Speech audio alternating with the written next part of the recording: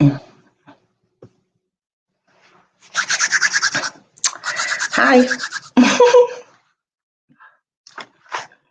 Hi, Isaac. How are you? Deborah. Is that African millennial? Who's that? Yes. That's you. I know you. Hi, guys. How are you guys doing? We have 14 people watching. If you guys can please hit the like button. And you guys are welcome to this live stream. It has been a while. Oh my God. I think it's been almost a month since I posted a video. Can you guys hear me? If you can hear me, let me know.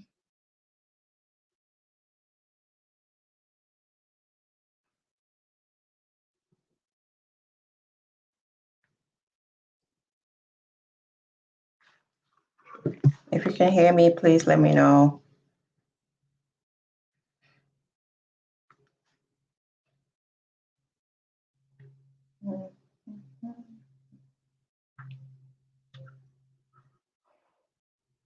Okay, Real Stella, hi, how are you?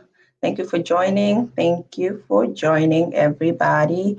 Tehuti Ra, I hope I'm pronouncing that right. Welcome to my channel, because I think this is the first time I'm seeing you. And so Jiba, okay, how does citizenship after 3 to 5 years affect a person born in that country? After 3 to 5 years affect a person born in that country? You mean, for instance, if you were born in the Gambia, you mean getting your citizenship after 3 to 5 years? We'll talk about all that. Okay, Motlamin, hi. How are you? So hit the like button as you come in. Let me see how many likes we have right now. We have 11, 11 people watching, and we have 9 likes. 13 people watching right now. So yeah. Whew, I miss you guys. It has been a while. This Ramadan has got to me. I mean, I'm not finding it hard to fast because I don't really eat until in the evening anyways, but it's like too many things that you have to do at the same time, and family. So I just had to take this break, and I think it's time to come back. I don't like the lighting. Whatever. I think it's time to come back with all the, fighting going on the media. Gambia diasporans, 20 people watching now. Hit the like button. Okay, Mamize, where have you been? Ask me about it and I will tell you exactly where I have been. I'm here though. I'm just taking a break because I've been really tired. I have a lot going on, so I wanted to take that break, but I'm good. I'm good now. We miss you, sister. I hope you're okay. Humble Gambian. Yes, I'm fine. How are you? I miss you too. Yahosef Ben Israel. Is that Israel or Israel? Hey, Queen. Thank you. Thank you. Thank you. Thank you. Like I said, hit the like button as you come in. We have 15 likes at the moment and we have 20 people watching. Yeah, so what's popping? What's going on, you guys? And how have you guys been feeling as well? I know I would say all of you that have clicked on this live already know what we're going to be talking about. And, you have an in-depth of the topic and what do you guys think, before we go forward about the automatic citizenship and the reactions that has been coming out because of it. Mommy's, thank you. Thank you. I look fresh, really? Okay, I'll take that. Mangichi kom tamate. I just corner. How are you? I miss you, Aju. Thank you guys for joining. Okay, so let's just get into it because we have 24, so that's good. There's been real drama on YouTube. Real Stella, I can see that. I can see that. Yeah, and yeah, I was on the live, and I was on I think 3 of the lives that happened, and it has really been drama. And it has been, some comments have been really hateful also, too much lack of understanding, attacks on each other. I don't know. You can say it however you want, Queen, but yes, you say it with me, the Y sound. Say it with the Y sound. Oh, oh, okay. Yeah, the surname. Okay. I don't know if it's a surname or a nickname, but okay. Thank you. So, yeah, like I said, there has been a lot of things going on because of the automatic citizenship, and it's all centered towards Gambia, which is my country. So, for that reason, I think I have the right to talk about it, right?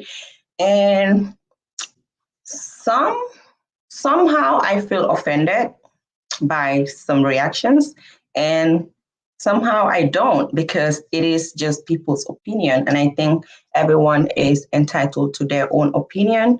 I'm the type of person that will listen. Sometimes I'm human, okay? I get angry at certain things if you say it, at least if it affects me. But at some point, I'm like, you know what? It is what it is. This is just the media. And I feel like because we are on YouTube, or we are on Facebook, basically the media, I see people tend to take things very, very seriously. They put just things over their shoulders like, listen, this life is too short. You can't be carrying things like that.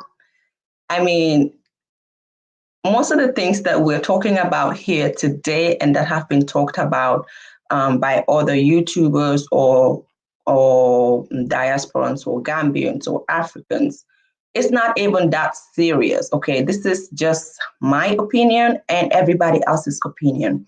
But we have to be careful not to create hate within ourselves as a people. I mean, we say we're moving to the motherland. Okay. So many people say, oh, I want to move to the motherland. I want to leave America. I want to do this. I want to do that. But yet, we have a lot of people who are also creating hate on the media the moment a simple topic comes up, a simple topic that we could have just sit and talk about like people, like normal human beings, okay? And sitting and talking or inviting people to your platform doesn't necessarily mean that you're going to agree with everything they're saying. Do you know how many people I watch and I don't even agree with what they're saying? But I have to watch you and listen to you. Listening is key, okay? Listening to people is very important, because when you listen to me, you can understand what I'm trying to say, my point of view, and hopefully, even if you don't agree, there may be some points you can pick out of it and learn. At the same time, that's vice versa. I can learn a lot from you. As you listen to me, I'm listening to you as well. But what I see lately is that people do not even want to listen to each other. I come to your platform.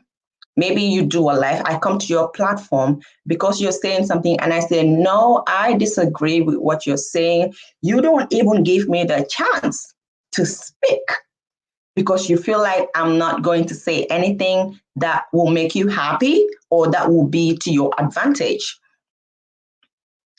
You want to kick me out or cut me off because what I'm saying is not interesting to you, right? But we forget that that is how we will be able to communicate with each other.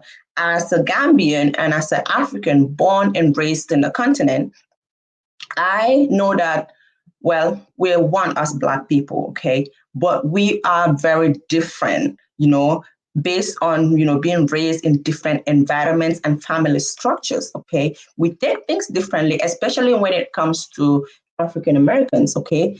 We have different habits. Some things may sound or seem offensive to Africans, whereas African Americans don't think that it's offensive. They think, oh, it's okay. I'm just saying the truth. While as Africans think, no, this is not the way you're supposed to talk to me.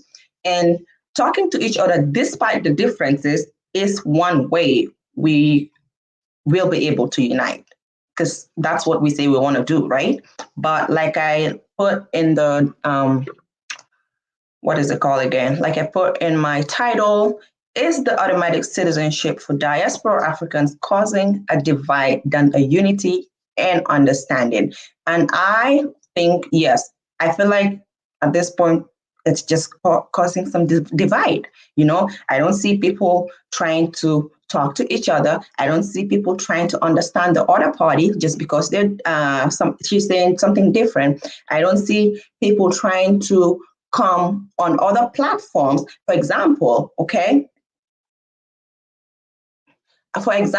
I was in Renee's live. I was watching the live, and then I spoke my mind on the live too, and I still stand by what I said, right?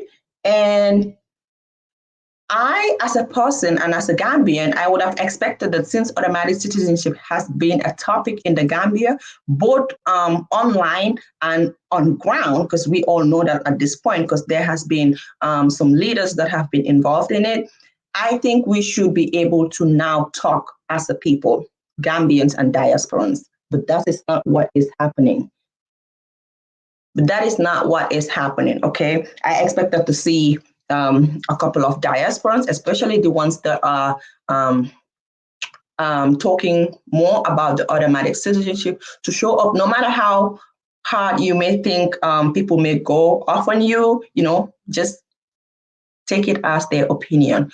Come, talk about your concerns, talk about your opinion, and we will all listen together in one piece. But that's not what is happening. I was also on Juliet's live, and I was listening to the live and watching. I made a couple of comments that got deleted, unfortunately, which I don't know what I did to get my comments deleted, but it's okay, because I don't know who deleted it. But yeah, it is what it is. Some of my comment did stay though. I'm just speaking my mind, and I'm not scared to speak my mind, and I still stand by everything that I said. And for automatic citizenship, like I said in the other two lives, is that when we say automatic, for me, it is clear, okay? Now, it could be that I do not understand it because English is not my first language, or it could be that I didn't have enough information, likewise other Gambians, okay? And I said to automatic citizenship, if automatic citizenship is giving people citizenship as they come to the Gambia, then I say no to that. And I have my reasons for saying no, okay? First of all, like I said yesterday or 2 days ago, Gambia, we are not well equipped to handle so many things that may be coming with the automatic citizenship. Now, don't get me wrong. I'm not saying that we shouldn't give Gambians shouldn't give citizenship. Obviously, they should, because I think that diaspora Africans deserve citizenship. For one, I prefer to have diaspora Africans, African Americans, Caribbeans in the Gambia investing, and the profit staying in the Gambia with us as a Black people than having the Chinese and other people come and take what belongs to us, because it is very obvious to us that the Chinese is only there to take and to do nothing for the Gambians. Even if at all a Chinese company or the Chinese government say, oh, we're going to build this for you, okay, just be rest assured that they are taking more than they're giving. That's just the truth, okay? So I prefer to have the diaspora brothers and sisters, but there has to be more work done on ground first, okay?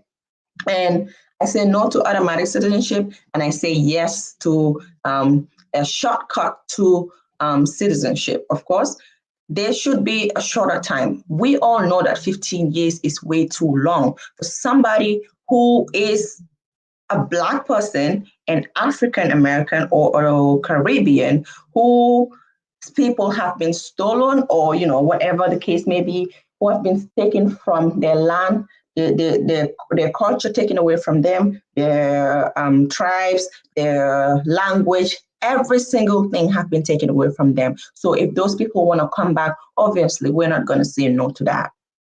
We are not going to say no to that. Okay, but should there be a vetting process? And I say yes, there should be a vetting process.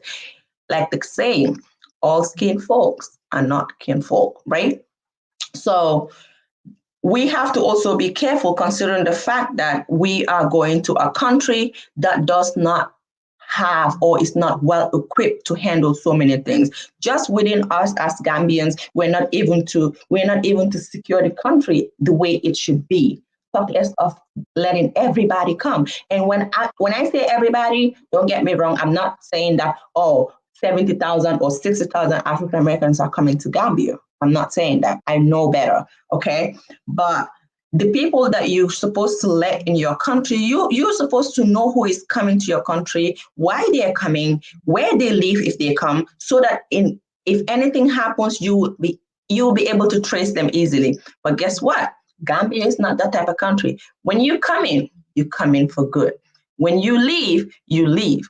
Okay, they know when you come, because obviously if it's at the airport, and they know when you go, because obviously if it's at the airport again, but nobody knows what you do after that. Nobody knows where you leave after that. So Gambia, to be honest, I would say it's a bit backwards, when it comes to,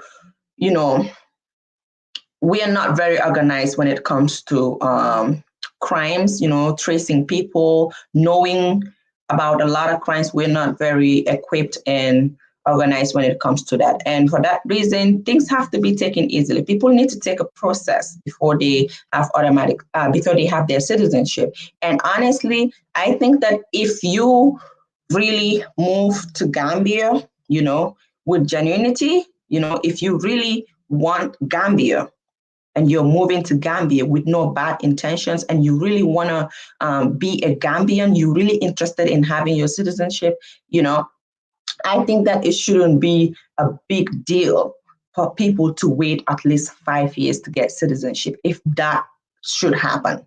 I don't think that should be a big deal. Yes, Deborah, Gambians are not saying no to citizenship, but no to instant citizenship. Okay, that's absolutely true. And I agree with that.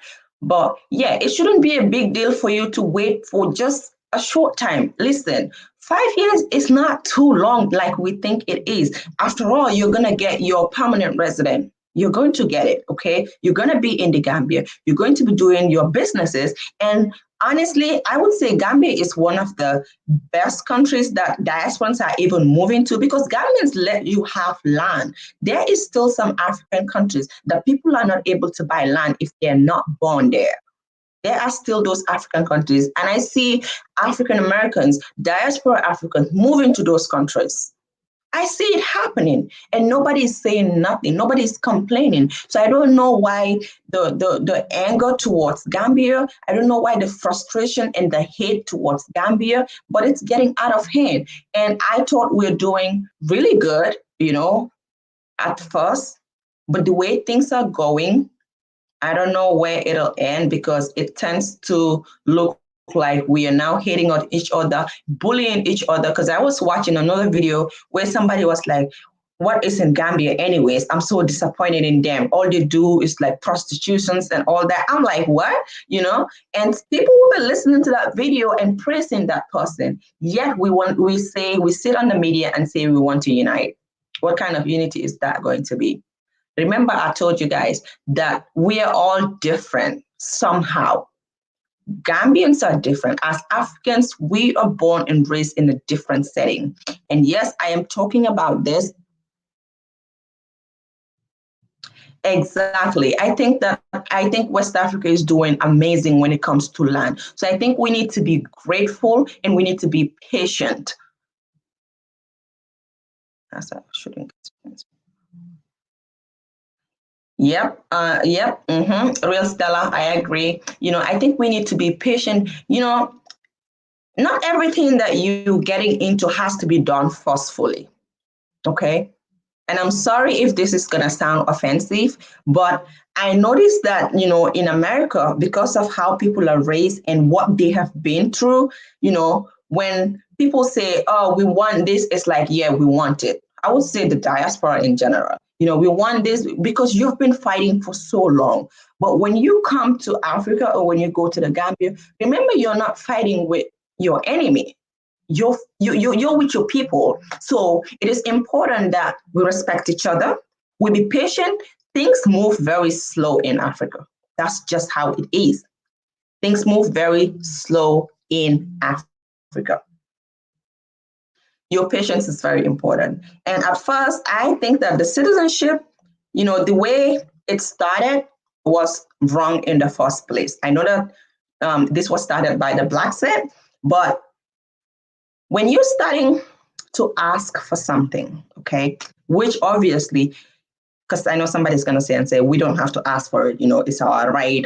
And I know, but unfortunately, that's not how things are going right now, okay? So you will have to ask.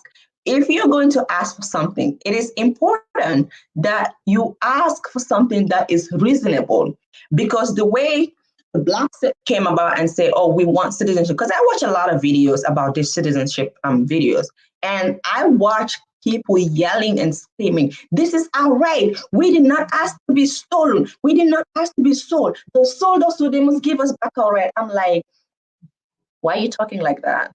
Because the people we are talking about, the people that we are saying or sold us are no longer here. So they can't defend them. Who's going to defend them? So you're talking to other people, making it seem like those people are the cause of the problem when they're really not. You have to think about that. We can't force things on people. We have to talk and dialogue as a people. But we're not doing any dialogues. We seem to be doing fuss, because I see people saying that, oh yeah, it's there. Right? Yesterday I watched a video and it was like, we were sold automatically, and we have to be giving our citizenship automatically. I'm like, no, you can't say that. This is the media. And I would have loved to be on the panel and say my mind, but unfortunately they were not. I don't think I would have even been allowed to say what I wanted to say, because I seen it happen on the live. So it's okay. It's okay. It is what it is.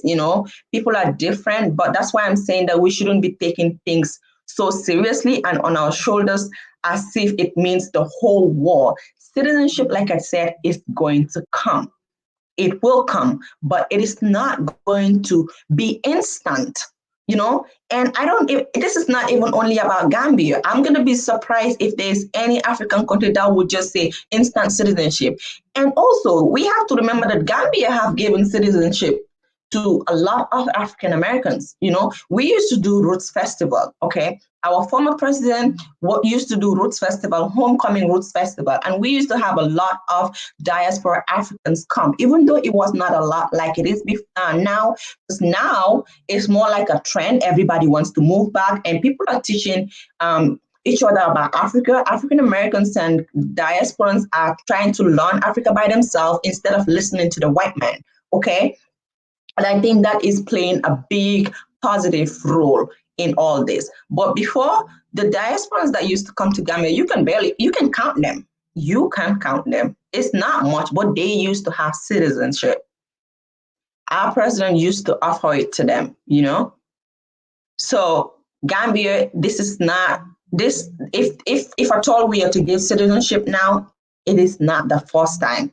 We have always been giving, because I see people comparing Gambia to Sierra Leone and Ghana, but we were the first people to do that.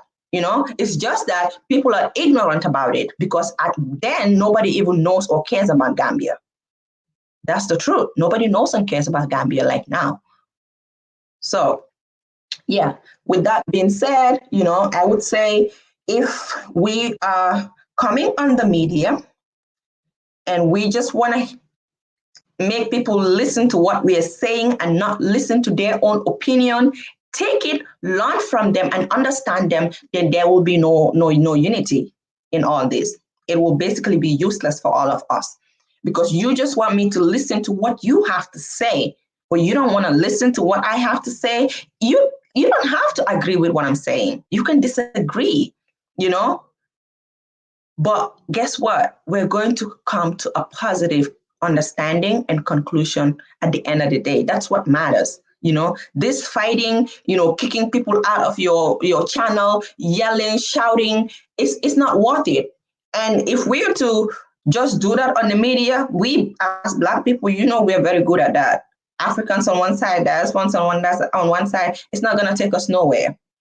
And I also talked about something which has to do with the land purchase in the Gambia. Okay, I'm not saying that people shouldn't purchase land, but because right now most of the people, I would say 90% of the people that purchase land are all in the diaspora. And this includes Gambians in the diaspora and African Americans or Black Americans in the diaspora. Most of the Gambians that are in Gambia cannot afford land. Trust me. They can't afford land. They would have to save for 10, 15 years or even more than that to be able to afford maybe some of the cheapest land in the Gambia.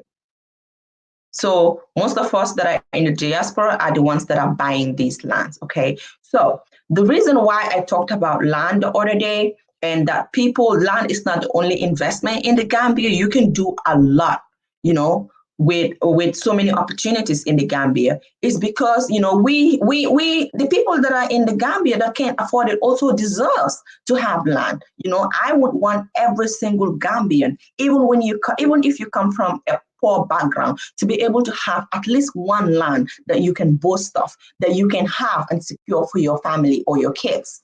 I would want that. Absolutely. But I have seen people buying 10 plots of land, 20 plots of land. I think if somebody is to buy 20 plots of land, then you must have good reason to let the government know what you're going to do with that land. But that all is the job of the government to do and not mine, But the land should be put into good use and not just because you're buying it so you can sell it back to diasporans, because Gambians cannot buy it. Only diasporans can buy it, not because you want to sell it back at a higher price, okay? You do not want to buy land and just leave it there sitting for nothing. You want to do something there, okay? And that's why I talked about the land buying, because I have seen people buying plots of land, plots and plots and plots of land that maybe they will not even use. They just want to resell it at a higher price. And knowing how the price of land is skyrocketing in the Gambia,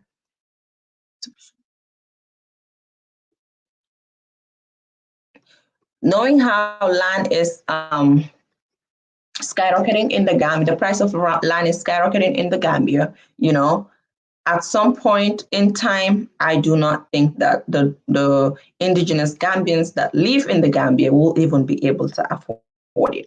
I don't think so.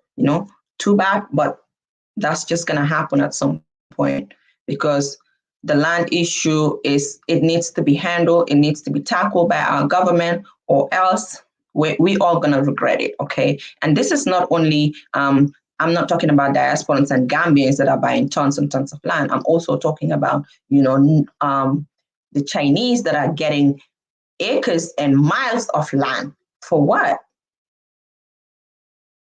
I don't understand. So if Gambians, should we not buy it and leave it to the Lebanese, Chinese, and Europeans? That's exactly what I just said. You probably didn't hear me. I said that, I would prefer to have African Americans or diaspora Africans than to have the Chinese, because they are not of any benefit to the Gambians, But we should not also be grabbers. That's what I'm saying. Just because we have the right to buy it doesn't mean that we should grab as much as we can just because we can afford it. Some people that cannot afford it also deserves it. When it comes to the Chinese and the Lebanese, that the government should handle, because I cannot do much about it. But I prefer Black people like me to have land, because I feel like if you are to sell it, you most likely sell it to me as a Black person. Because in as much as we talk about all these things and we fight on the media, I know that like 80% or 90% of Gambians really do not want what is going on in the Gambia with the Chinese people. I know that, I know some people will sit on the media and say, oh, you guys want the Chinese to get it. This is hate. But no, like, I don't hate diasporans going to the Gambia. I don't hate them for having land because they deserve it, And I see people that are buying land, diaspora Africans buying land to use it for something important, to use it for farming, employ Gambians, or build something on it and employ Gambians. It's not as if people are just buying land to to do whatever they want to do on it or for their own selfish interest. Some people are buying it to develop it, but not everybody is doing that. Some people are also grabbing. That is happening. So we have to talk about both sides. We can't just talk about it and just ignore the bad as if it's not happening. It's happening, and you can only vouch for yourself. Okay, you can only vouch for yourself, but you cannot vouch for another person. You may be genuine. You go to Gambia, and let's also be truthful here. A lot of people are moving to Gambia.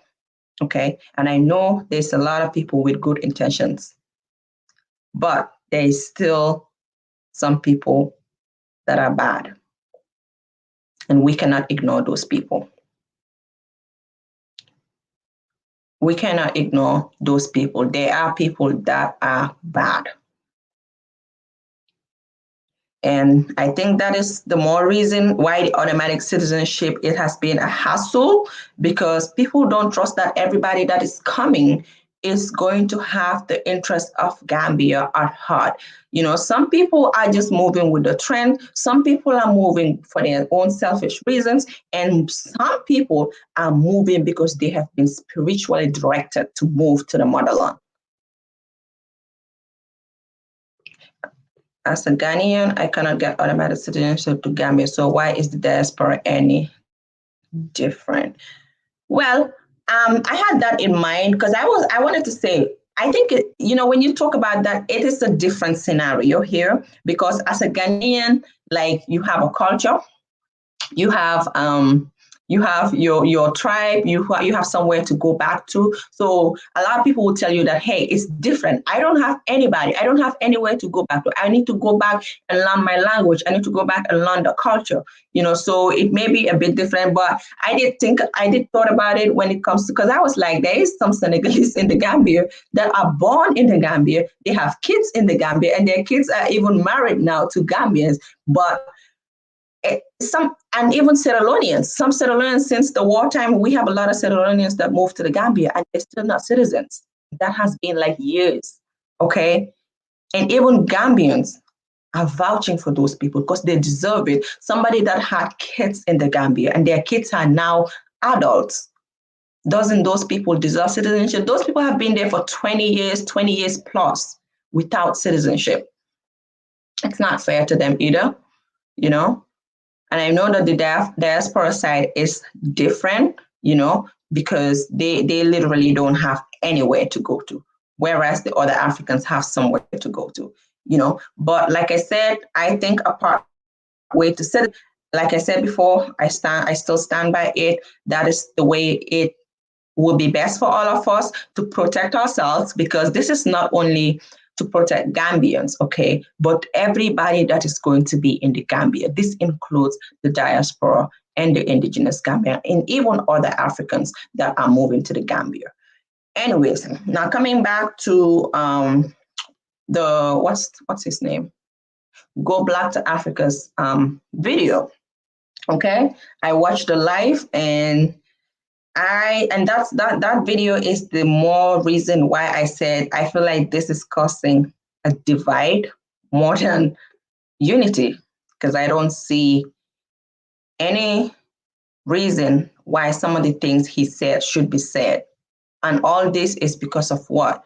The fight for citizenship between Gambians and diasporans. Let me see these comments.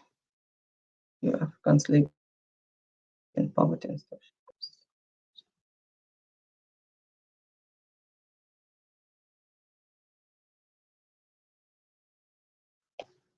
Listen, we love you too. We love you too, but I don't think you're understanding my point, so I'm just gonna ignore that.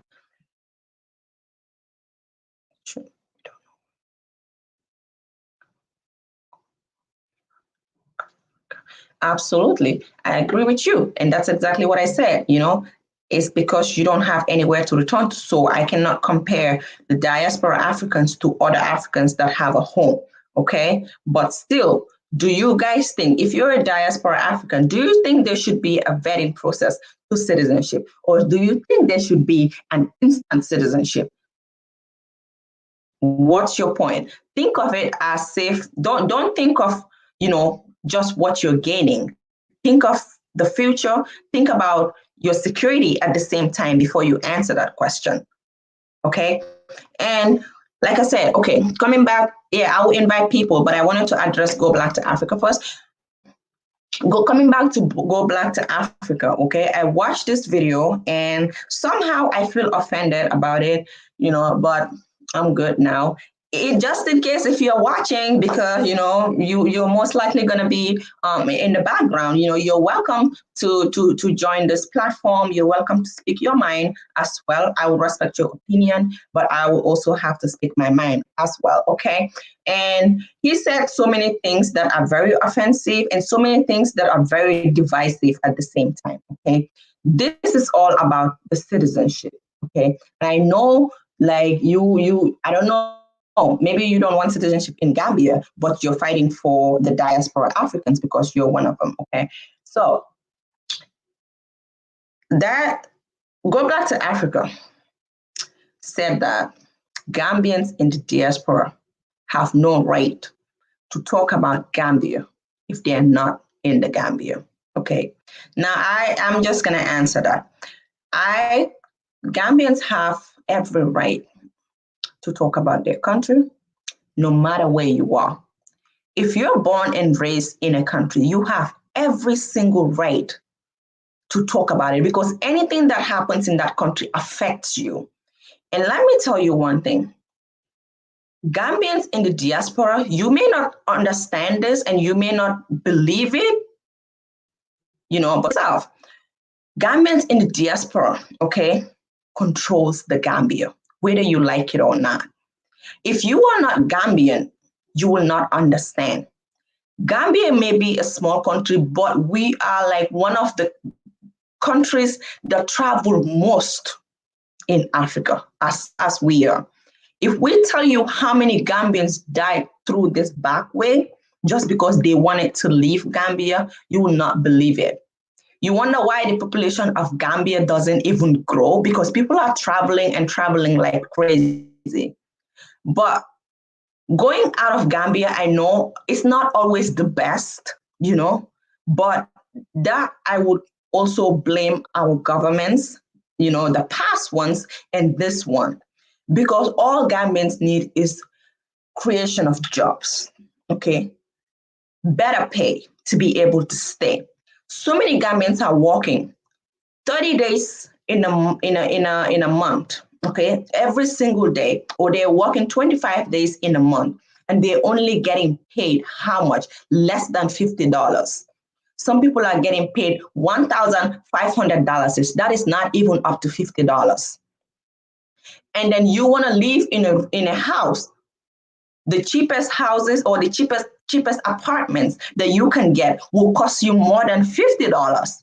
How are you going to pay an apartment costing more than $50 when you're getting $30 for a paycheck in a whole month? It's not even possible. And you wonder why corruption is rampant, and you wonder why Gambians do not want to be in the Gambia. They're running every day. But that running away from Gambia is not only because they just want to go. They're going, but their minds and their finances are all in the Gambia. You talked about how many millions that we said we have put in the Gambia, but we only did it for our families. Who exactly are we supposed to do it? If most Africans that are leaving their country, do you think they're just going there to do what? They're going so that they can create a better life for their people. And you do not even know what Africans go through. So you have no right to talk about Africans like that. You have no right to talk about Gambians because you don't know an inch of what we go through. You don't know an inch of what the Gambian diasporans do for Gambia. In the Gambia, I don't know if this happens in other African countries, but in the Gambia, mm, Gambia is the country that you will go to the mosque and go to the churches, and people will sit and say, today we want to pray for the diaspora Gambians to continue the good work they're doing for us, to continue the provisions they have been doing. Listen, anything that happens in Gambia, even if you see Gambians in the diaspora complaining about price skyrocketing, it's because it affects us and not the Gambians that are in Gambia. Because almost in every household you go to in Gambia, there is somebody in the diaspora taking care of that entire household.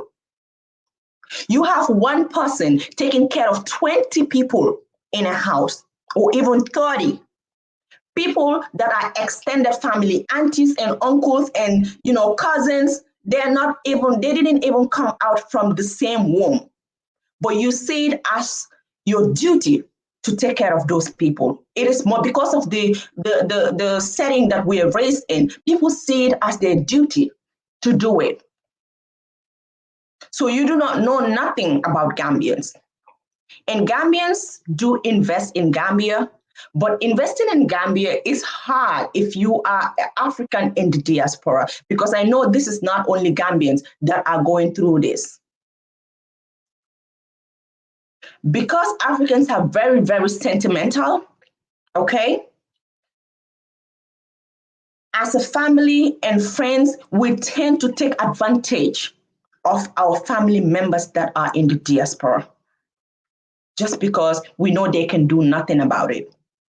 You see people losing millions of dollars to family members while they're supposed to build that person a home, or when that person wanted to invest and create a business so as to go back home to his or her country. But somebody, a brother, a sister, a cousin will mess you up without even thinking about it twice. And that makes it very, very hard for Gambians to invest. So many Gambians are in America, including me, who want to do so many things. But who do you trust? Because the person you trust most is the one that stabs you at the back.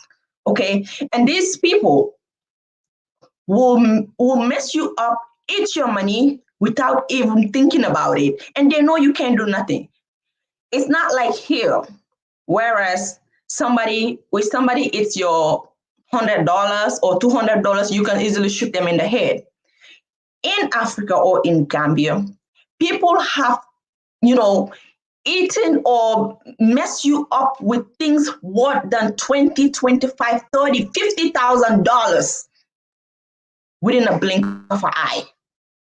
And these are people that you're related to. These are people that you're supposed to give money to set up a business for you. These are people that you're supposed to give money to help you build your home. You wonder why Gambians now, even if they're building their houses, it takes so many years to finish that building, because they don't have enough vacation in the US or other parts of Europe to go and stay for a year or 2 years just to build a home. So they have 1 month vacation this year, they go and do something. Wherever they stop in that building, they go back to the diaspora, get money again. The following year, they go again, and the house would take like 6, 7 years for you to finish it. You think Gambians don't want to invest? You think Africans in the diaspora don't want to invest in Africa? Investing in Africa at this point is good, and it's better for you, and it's beneficial if you are on ground. But how many people are able to leave what they're doing and go? Moving back to Africa is planning. You don't just wake up and go, at least for Africans. And I would understand if the diaspora Africans do not have to plan much as we do, because the responsibilities are different. The African diaspora does not have as much responsibility as the Africans that are born in the continent have. Some Africans are here and are not even able to save $100 a paycheck, because they have to send $500 a month to their family for allowance and feed. You do not know an inch of what the Africans are going through. Only Africans can sit here and talk about the things they go through, the pain they go through, and what their families and friends put them through, because the mindset is different. They think that money grows on trees here. I have talked to a couple, maybe two diasporans about some of the things that I went through, and I'm going to say it again. Just 2018, I lost $15,000 to a family member. Just last week, I have a brother that lost $25,000 to a family. And that is investment money. You do not know anything about Africans. So you need to be quiet. You do not go and sit on the media and insult Africans and tell Gambians how they hate the Gambians in the Gambia. And the thing is that Gambians in the Gambia are not even going to believe you, because who is that insane Gambian who is going to be in the Gambia and believe somebody on the media or a diaspora African tell them that, oh, your brother hates you, that's why they do not want you to do this, or they do not. Nobody's going to believe you, because those people know better. Those people know better. Like I said, I don't know about other countries, but Gambia is the country that our religious places, our mosques and churches will pray for the diaspora. Gambia is the country that if anything happens, it affects the diaspora first before even the Gambians in the diaspora, in the Gambia. Because all their hopes are on family members that are in the diaspora. You have no idea about Africa. You think because you're moving from one African country, and it's not only you, a lot of people do this, but they still do not know Africans. There's a lot of ignorance, within ourselves as Black people. Africans are ignorant about African Americans, and vice versa. African Americans are very ignorant about the struggles of the African people.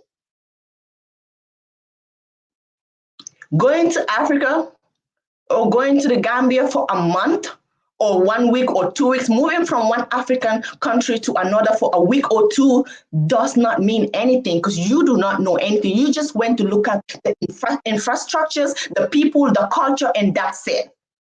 But you don't know what goes deep inside those family structures. You need to learn. You need to know before you come out and speak anyhow. Blabbing on the media is not going to help none of us. Kicking each other out on our panels is not going to help none of us. And in as much as I get angry at my African people or my Gambian people for being so mean and wicked, I am still a proud Gambian, because some of the things that do happen to Africans when it comes to their families abroad, some of the destructions they have caused for people, some of the hundreds of thousands of dollars Africans have destroyed, in the name of family, or it's my brother so I can get away with it, is mere wickedness, in my opinion. Sometimes your family member will treat you in a way that you even gonna ask, does this person even want the best for me? I have seen people in America here who have been here for 30 years and still cannot boast of a house, a simple house that if they go back, they can get in. You think that person is gonna wake up and go? No, you know why?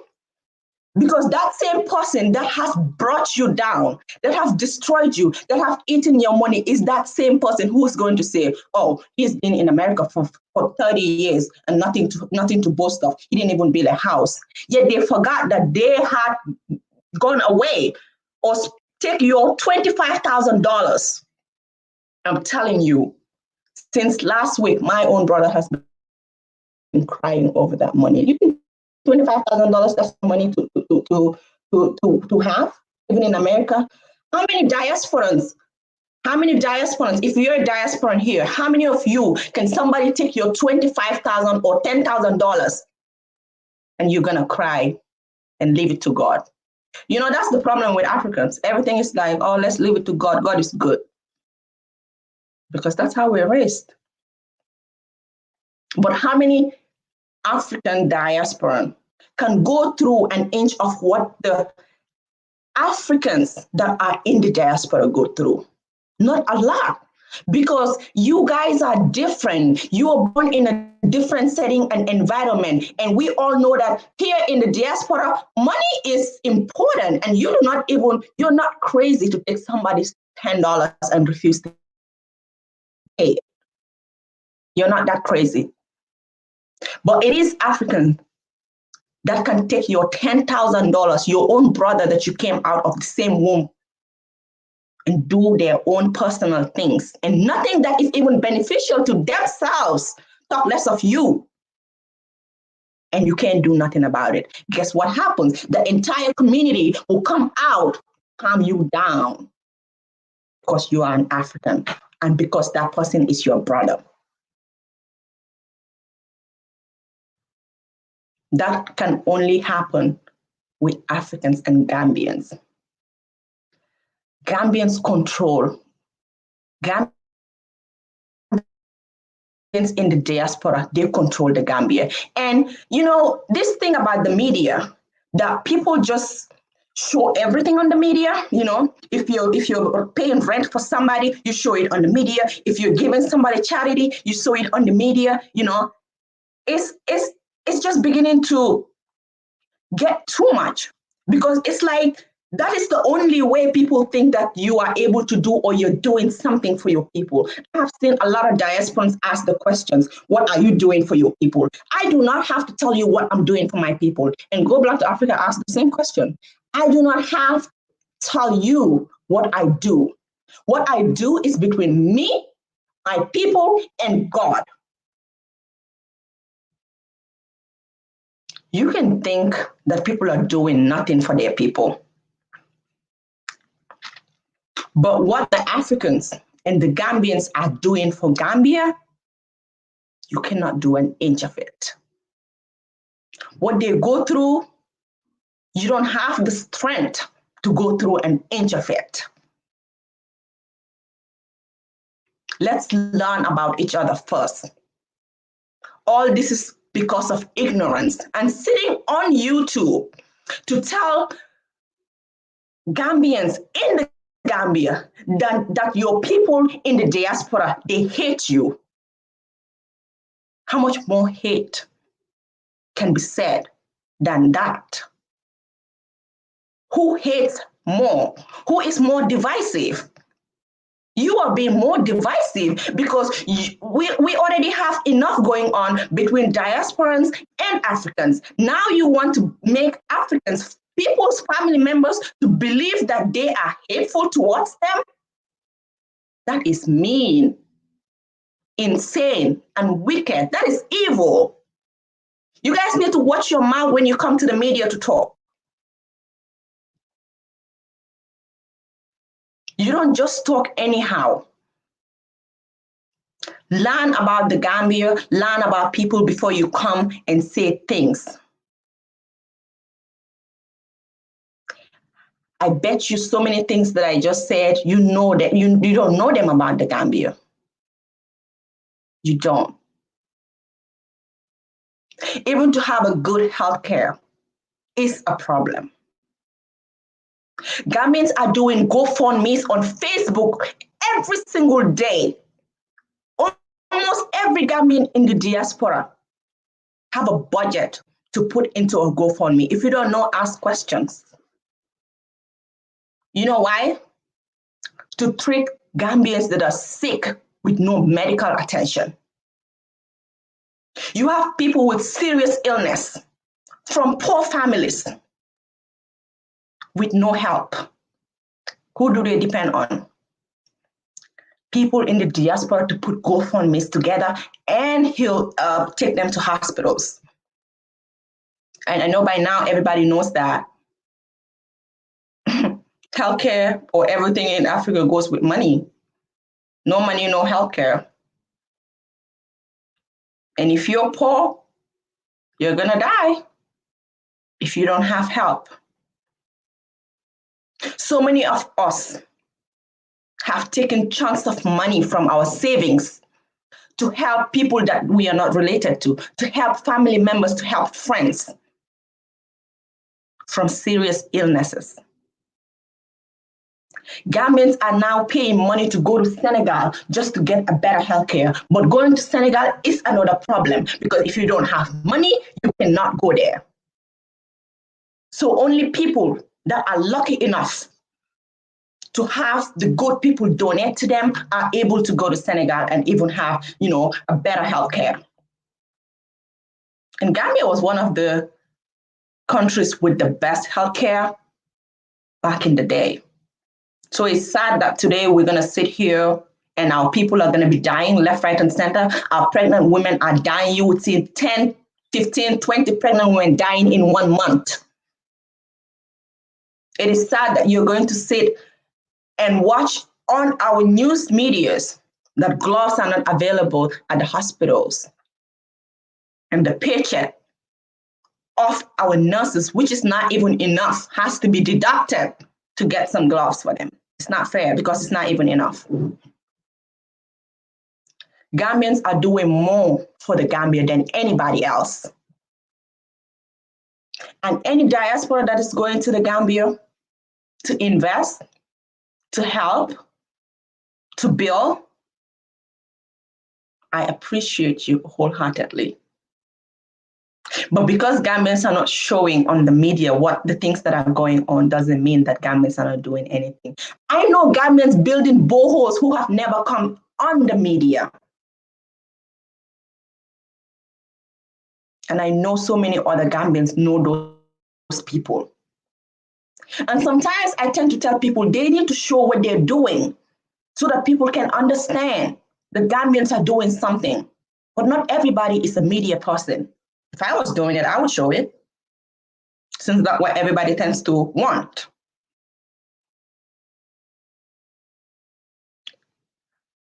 But they're not showing themselves. I cannot come here and start saying, oh, this is what I did for this Gambian, this is what I did for this neighbor. But in my heart, I know what I'm doing for my people, and I know what other Gambians are doing for their people. Sometimes we do to the extent that we even complain that it's getting too much. But it cannot stop us from doing. Because when we do, what are the people that are staying in the Gambia going to do? And family is very important. And I'm surprised that you took this family thing as something that is, oh, you're doing for your people, but what are you doing except, providing for your own family?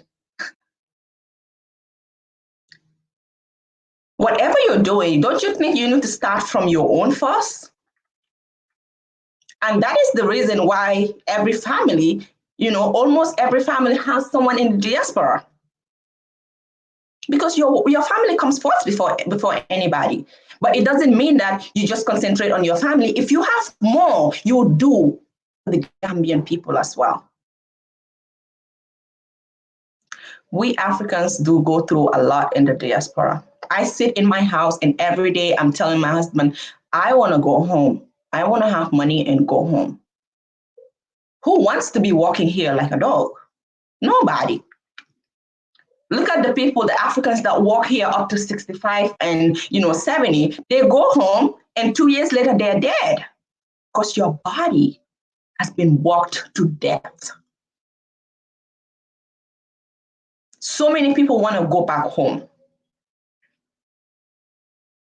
but do not have the finances to do so because the dependency on them is way more than even what they have to do. You think people are working 3 jobs? Africans are working 3 jobs here. I see people working even 4 jobs. Just because you want to work 4 jobs? And out of those 3 jobs that you're working, you can one job may be for your bills.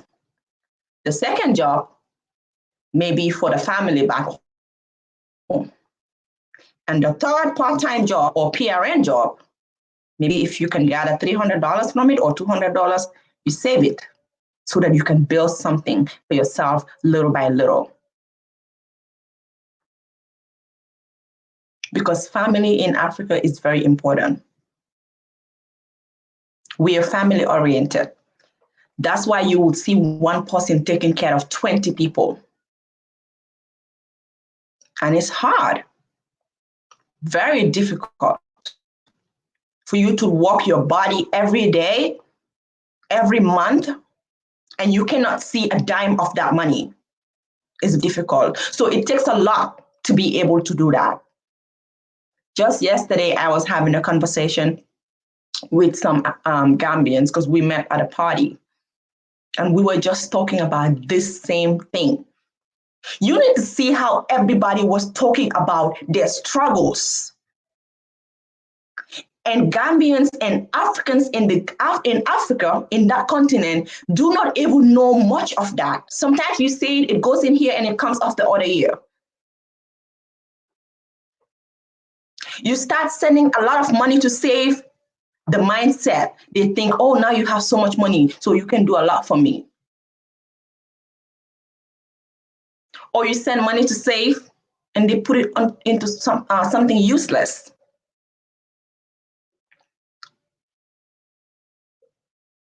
I watch African channels who talk about the struggles of Africans. And if you, for once, try to watch those type of channels where people talk about their struggles and the things that happen to them when it comes to finances, family, and friends, you will not believe it. People have lost $100,000 to families and friends. Go back to Africa. Can you lose that and be okay? You can't. Because you shoot on the head. You do not know Gambians, talk less of Africans. Enjoy your roam about in Africa and do not divide the people. Do not cause hate. And this is not only for Go Black to Africa, because so many people be saying this, and I hear it. And so many people hear it.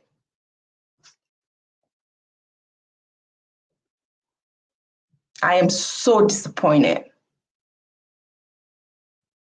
that you're gonna sit on your channel and tell Gambians in the Gambia, the Gambians in the diaspora hate you and they do not want your progress.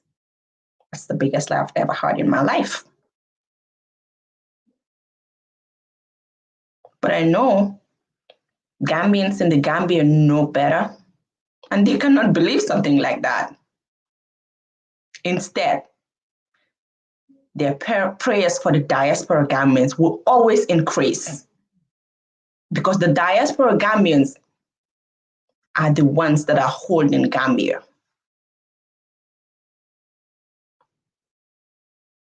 The diaspora Gambians are the ones that are suffering for Gambia and its people.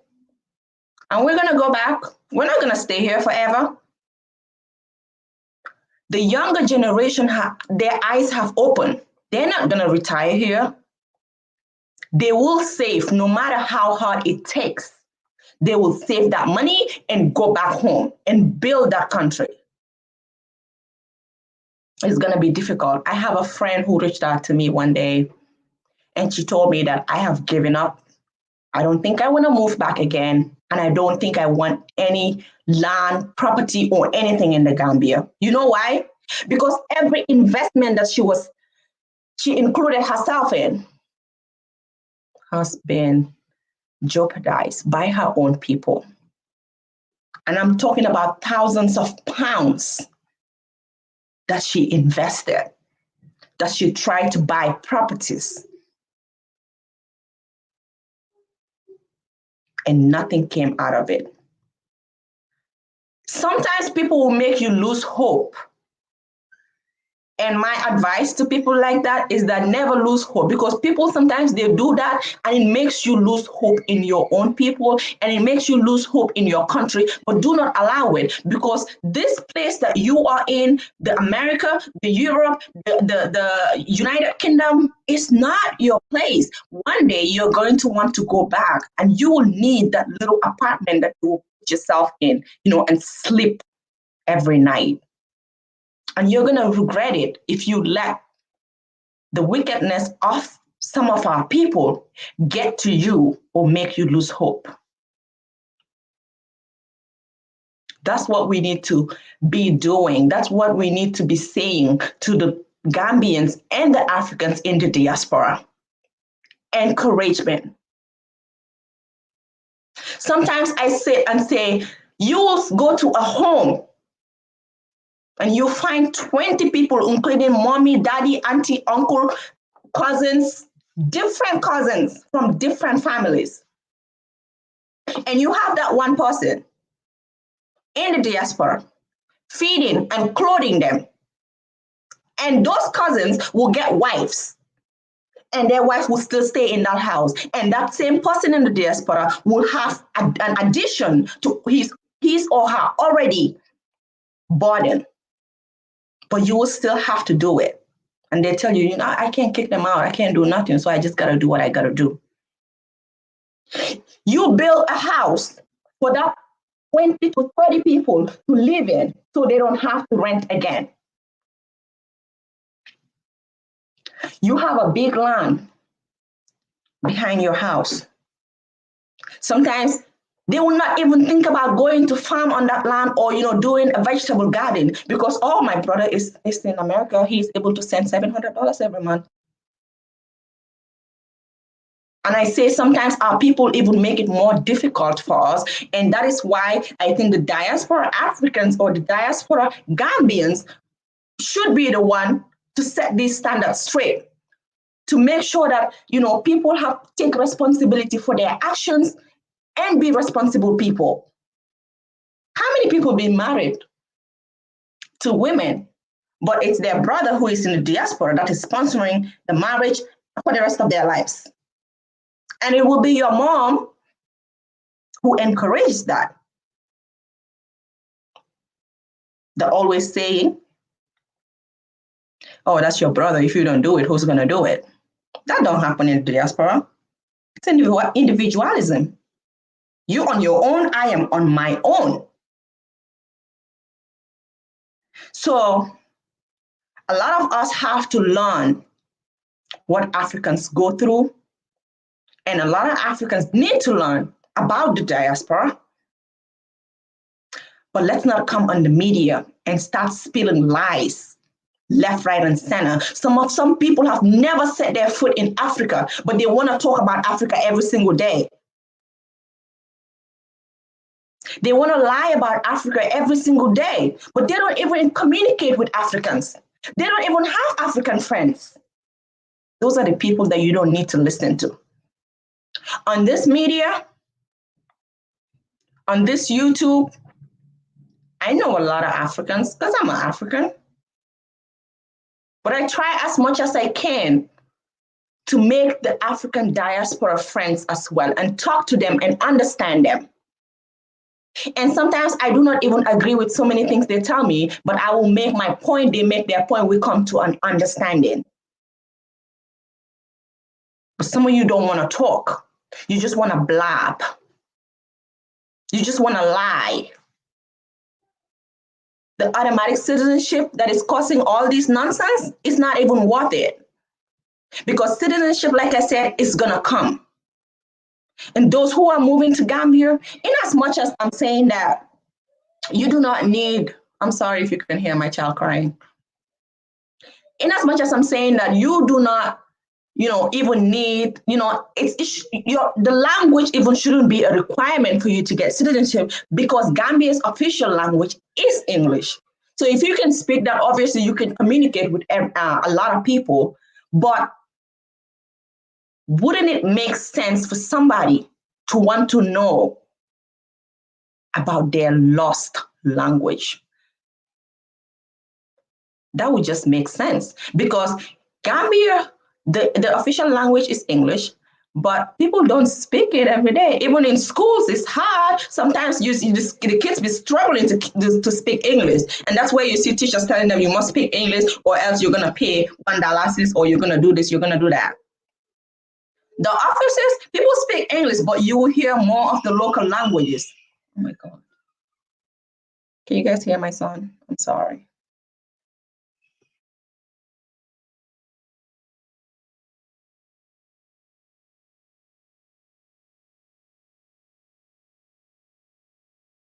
Can you guys hear him?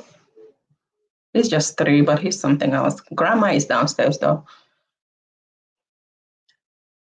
Wouldn't you want to be able to communicate with people? Why would you even want people to translate to others? And you know you're gonna stay in Gambia for years and years and years. You're probably gonna stay for good, or you're gonna stay for 2, 3 years. Of course, you would want to know the basic things to communicate by yourself. You don't need somebody to take you along for the past for 4 years or 5 years just because you can't speak a language. So it may not be a requirement, but it's important for you as the African to know at least one of your languages that is spoken in the country that you're going to or that you're going to live at. The Americans are coming, make room, please. Enough room has been made. A lot of room, believe me. If you go to the Gambia, sometimes don't listen to the media too much. You have to buy your ticket and go by yourself and see what is on ground. There's a lot of exaggeration on the media. There's a lot of hate on the media. There's a lot of misinformation on the media, even though people are waking up to the reality of things, but there's still misinformation on the media. So it's good for you to go and experience the continent by yourself.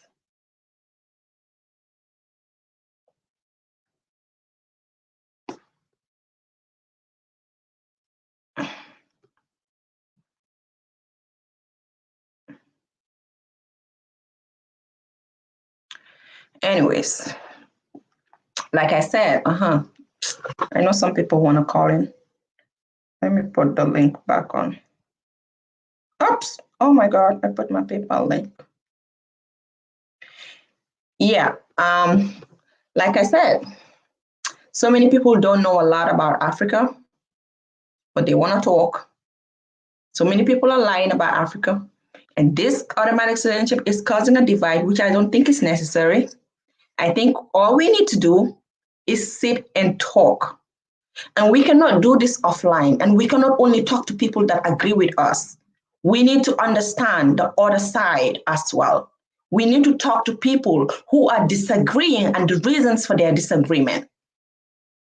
Because I don't think there is anybody who would just say, oh, I don't want him to get citizenship, and you have no genuine reason for that. I don't think so. I think everybody have a reason that we need to listen to. And we can only do that on the media since we are not able to sit together face to face and talk. We can do it here. We can do it, if you want, we can do it offline. We can do Zoom meetings. We can talk and be friends.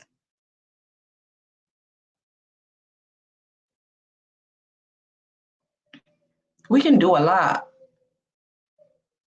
But this hate, this fight, these lies about each other, this, oh, get out of my channel because you're not agreeing that I need to get citizenship. You get out. It's not going to help. I appreciate everybody that comes to my channel, and I'm willing to listen to you. Listen to you with respect, and you listen to me with respect. I was at work the other day and I was talking to this African American guy, and I said, African American. He said, no, I'm not African American. I'm Black American. I said, it's the same. I said, but it's okay, because I know different people, prefer to be called differently. I know some people don't like the word African American, and I know some people also don't like the word Black American. They just say, call me African American. So I asked him, so why do you think that is so? And we went through a whole long argument, but at some point, we just came to an agreement, and he said, Africans hate us. I said, but I don't hate you. And he said, yeah, I know you don't hate me, but some of them. I said, but that's vice versa. Some Africans also said that Black Americans hate them. And he said, well, yeah, you're right. And we came to an agreement that this is an issue of what? Communication that we are lacking. And we Black people are very good at that. We're good at coming on the media and opening our mouths and talking anyhow. We're not very good at communication. And that's why our enemies can sit and laugh at us every day. I cannot love any other race more than I love my Black race. I can't. That would be self-hate for me. I can't. I would not want to see any other race in the Gambia more than I would want to see my own Black people. That would be self-hate for me, and that would be stupid of me. They always say, when two brothers are fighting, like Ayoko would say, the strangers will come and carry what you're fighting over. And I do not want that. I do not want that for you, and I do not want that for myself. I know this is going to be a hard, reconnecting because of the different environments we're all coming from, but we can do it with patience and respect. We can do it. Others are not better than us, Africans. They're not better than us. In fact, if we're not better, then they can never be better than us. But our attitude is why we cannot move forward. We just stagnant at one place. I'm proud to be African. And I know I am proud to be Gambian. And I know I have no hate for other Gambians. And I know the diaspora Gambians have no hate for the Gambians on ground. And Gambians that are in the diaspora are the ones holding up Gambia. If you don't know that, go ask questions, my brother. Hello, everybody. Thank you for joining the panel. And welcome to my channel, Mamize. If you guys can please show yourselves, I would appreciate that. If you can, that's fine, but I would appreciate you guys to show yourselves. And if you're gonna come on the panel, I will want everybody to be respectful because this is not a fight. I want everybody to be respectful. I want us to talk as people. I invite both the diaspora Africans and the Gambians and other Africans. Let's talk with respect. Let's understand each other. No F words, no insults, please. Thank you. Hi, Mamize. Hey, Sammy. Thank you for having me. Thank you a lot. I'm very honored to be on your channel. I know that you are frustrated. Can you guys hear her? Because I can't hear her. If you can hear her, please let me know. Hello? Is it better? Oh, maybe it's me. Okay, I'm going to have to fix my mic. You can just go ahead and talk. Oh, I wanted to speak to you specifically. To answer a lot of stuff that you said specifically. Can you hear me, Sammy? I don't know what's wrong with my mic. I cannot even see the comment. Can they hear me or not?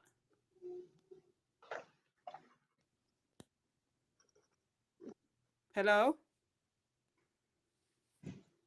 Hello?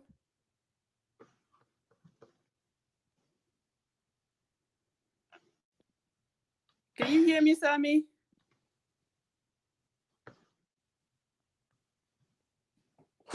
We can hear you. Okay, good. So, all right. Here. So, Sammy, I don't know if you heard my introduction, but I say thank you for having me. I'm very honored to be here. And I saw that you had a lot to say and that you were very frustrated. But I think most of your frustration is out of misunderstanding. So I wanted to respond about the thing that you said about go back to Africa. First of all, I was still waiting to see what he did. He said that was offensive to you. Because everything that you talked about is exactly what he said in a different manner. That's exactly what he said in a different manner. Maybe the thing that upset you was that when he said that, what is diaspora doing to for Gambia? He said diaspora are not building infrastructure. Diaspora is sending money to help the immediate family, which you have explained and got into detail. But the issue is this: we shouldn't be in the diaspora working to help our family. What Go Back to Africa is saying is that the country was supposed to be to have put things in place so that everyone can sustain themselves by working. I don't know if you hear me. Yeah, I can hear you now. That's all he's saying. He's not insulting the diaspora, the Gambian diaspora. And what he said was very thoughtful, though. He said that it doesn't even apply only to to Gambia. It's applied to all Africa, because that's what we do. Even in my country, we send billions of dollars every year back to the country. But really, Sammy, if you look objectively to think, it's really not helping. It's not helping. Those people will be well off if they could take care of themselves without us having to kill ourselves in the West to help them. It's really not serving any dignifying purpose to me. Because when you're giving, it perpetuates that mentality, African mentality of always thinking about receiving. That's why our family abuse us. That's why we over here working like I'm like working crazy just to send money over there, and they take advantage of you, and they will never understand what you go through in the diaspora to make that money to send it back home to them. So I don't know why you took it in an offensive manner. It's not offensive what he said. That's fact. If you dissect it, you're gonna understand what he's saying. It's never going to build the infrastructure. We have to pressure our government to do so. That's their role. That's what they're supposed to do. We're going to keep doing that. We're going to send money to them for them to meet their daily needs. And so what? What? We still don't have hospital. We still don't have roads. We still don't have anything. Okay, I understand what you're trying to say, but I listened to Go Black to Africa very well. Okay, maybe you didn't listen to him very well. I'm a fan of him. I did. Yeah, I listened to him very well too. I was on the live throughout. I came late, but I went and played back when he was done so I can listen to the beginning as well. Yes. And I don't know if you heard where he said that the diaspora Gambians hate or does not want the progress of the ones in the continent. Did you hear that, Pat? Yes, ma'am. And I will tell you why he said that. Let me explain it. And secondly, diaspora Gambians are doing good in the Gambia. I don't know which country you come from, but when we talk about when you talk about infrastructure, what are you talking about? Are you talking about road, hospitals? Okay. That's what people need to survive on the daily basis. You don't need to be there. Not everybody's going to be fly out of country to go get good medical care. You have to be just listen. Okay. That is exactly Gambians, in as much as they have a lot of responsibilities, they still putting money into that country. Despite, forget the family part of it. We have Gambians starting businesses. It's just that all these things cannot come up together at once. You get what I'm saying? And that's the issue. The diaspora Africans can easily go to Africa or the Gambia and invest and not have to worry about those 20 people. But when Gambians are doing it, you have to balance it. So I don't know what country you come from. It doesn't matter the country. I live in 6 countries in Africa. It is being balanced. It is being balanced in the Gambia. Those who have it are still trying to do it outside family, and they're still trying to do it for family. They shouldn't have to, though. You're missing the point. They shouldn't have to, though. That's the point. We should be able to, like people there on the ground, should be able to sustain themselves without relying on the diaspora. what the diaspora would do will never meet the needs of the people on the ground, because the government is not doing its part. And go back to farming, Africa and other African American, not only African American, or let's say other diaspora and that not continental. What they're saying is basically, to get to the bottom of it, is that we have to pressure off government. Our problem has to be solved from the roots up out. I think governments are doing that pressure every day. Like, the governments are not much on the YouTube platform, but I'm gonna let another person speak now, and then we'll come back to you so Okay, that we no can give problem. other people a chance to speak. Yep, no problem. Okay, so the Can next I person is St. James. Mimi, let St. James speak first. Hi, St. James. Hello, Sammy. Thank you for bringing me tonight here on your show. You really made me proud tonight. You made me Thank proud you. tonight. You made us proud. You know, you listened to the issue and you provided a solution. They wanted a solution and you provided a solution, which is a pathway to citizenship. And we did not put a time frame on it. It can be 2 years, 3 years, 4 years, 5 years. It depends. And anybody can get it. It's not going to be a requirement as to where we will be kicking people out back to the state. You know what I'm saying? Unless they commit a crime. So I don't see any hate. I don't see any jealousy. You see what I'm That's saying? right. You just spoke your mind. My battery is dying. I'm gonna leave the show in a minute. But what I have to say is this: to go back to Africa, I think it has a problem with African diaspora and living in the West. So I want to compare our $400 million that we send back home to their $400 million they have in the States. At least we're not selfish. We send this money back to Africa, to our people, so they can care for themselves. We can't do it all. I understand. Like what this lady said, we have problems in Africa. We did not disagree with that. You see what I'm saying? But we put a situation where we can help our family and friends first. If we make a lot of money, we don't make a lot of money in the West. You see what I'm saying? We have to struggle. And oftentimes we don't even tell our family members, are we struggling over there? But we still go to Western Union, MoneyGram, and send money. So they have to respect that. That said, the West, if the white man is doing that, therefore, we have to, how are we surviving over there, trying to make that money and send it back home? So that means we have the same struggle they're having over there. Let's respect one another. We're not going to sit here and disrespect people going back to Africa, so they don't have to sit over there and disrespect Africans going back to the West. This is a choice we made. Let us live with that choice. If you want to help us, we can have a conversation. And last but not least, I know on your show, you don't mute people, you don't kick people out, you don't disrespect people.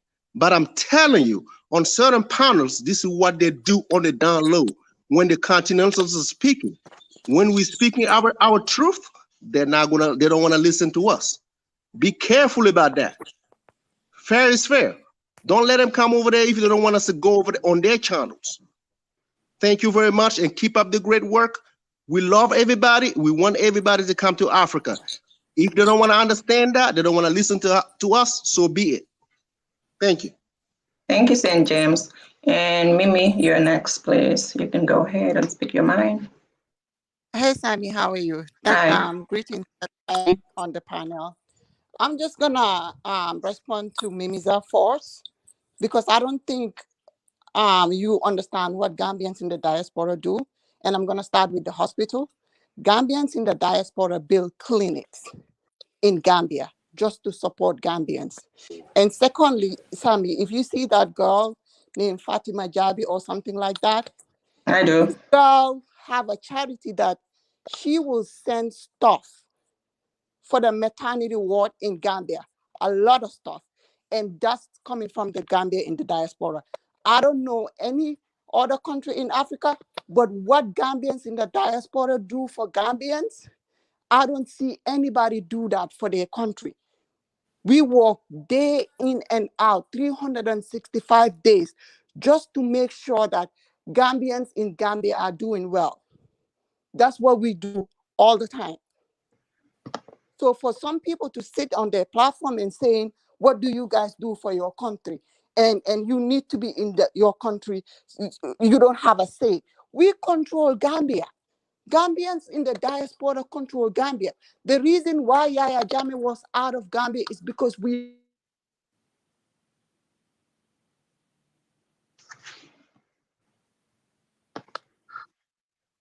don't have a say. Mimi, we can't hear you no more. Oh, I muted you. Sorry. You're muted. You mute yourself. Can you hear me? Yeah. So, okay, I'm just going to give Yaya Jammeh example. When Gambians in the diaspora was ready for Yaya Jammeh to go because he was like doing injustice in Gambia, what do?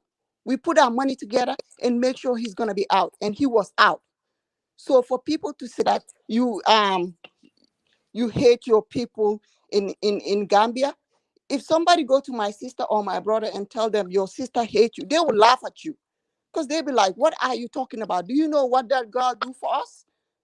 Am I going to be sitting on YouTube and saying, this is what I do for my friend, this is what I do for my sister? No, I'm not going to do that because that's nobody's business. Sammy, you see what my friend does all the time in Gambia, in the rural area. I show you all those links. He built borehole in all those villages. Is he going to be sitting on YouTube saying, okay, this is what I do, this is what I do? No, it's not necessary because this is what we need to do for our people. So, Mimi Zamni, if you don't know what we do, I know sometimes it's not our responsibility. Our government needs to do it, but we don't wait for our government. We know how African government are. They are only there for themselves. So we take the initiative to make sure our people are good. So, and no Gambian in Gambia would believe that we hate them. Some you don't even have to go further with that because you know why? They will laugh at you. Those people will go to churches and mosques and pray for us how we support them because we hold them down.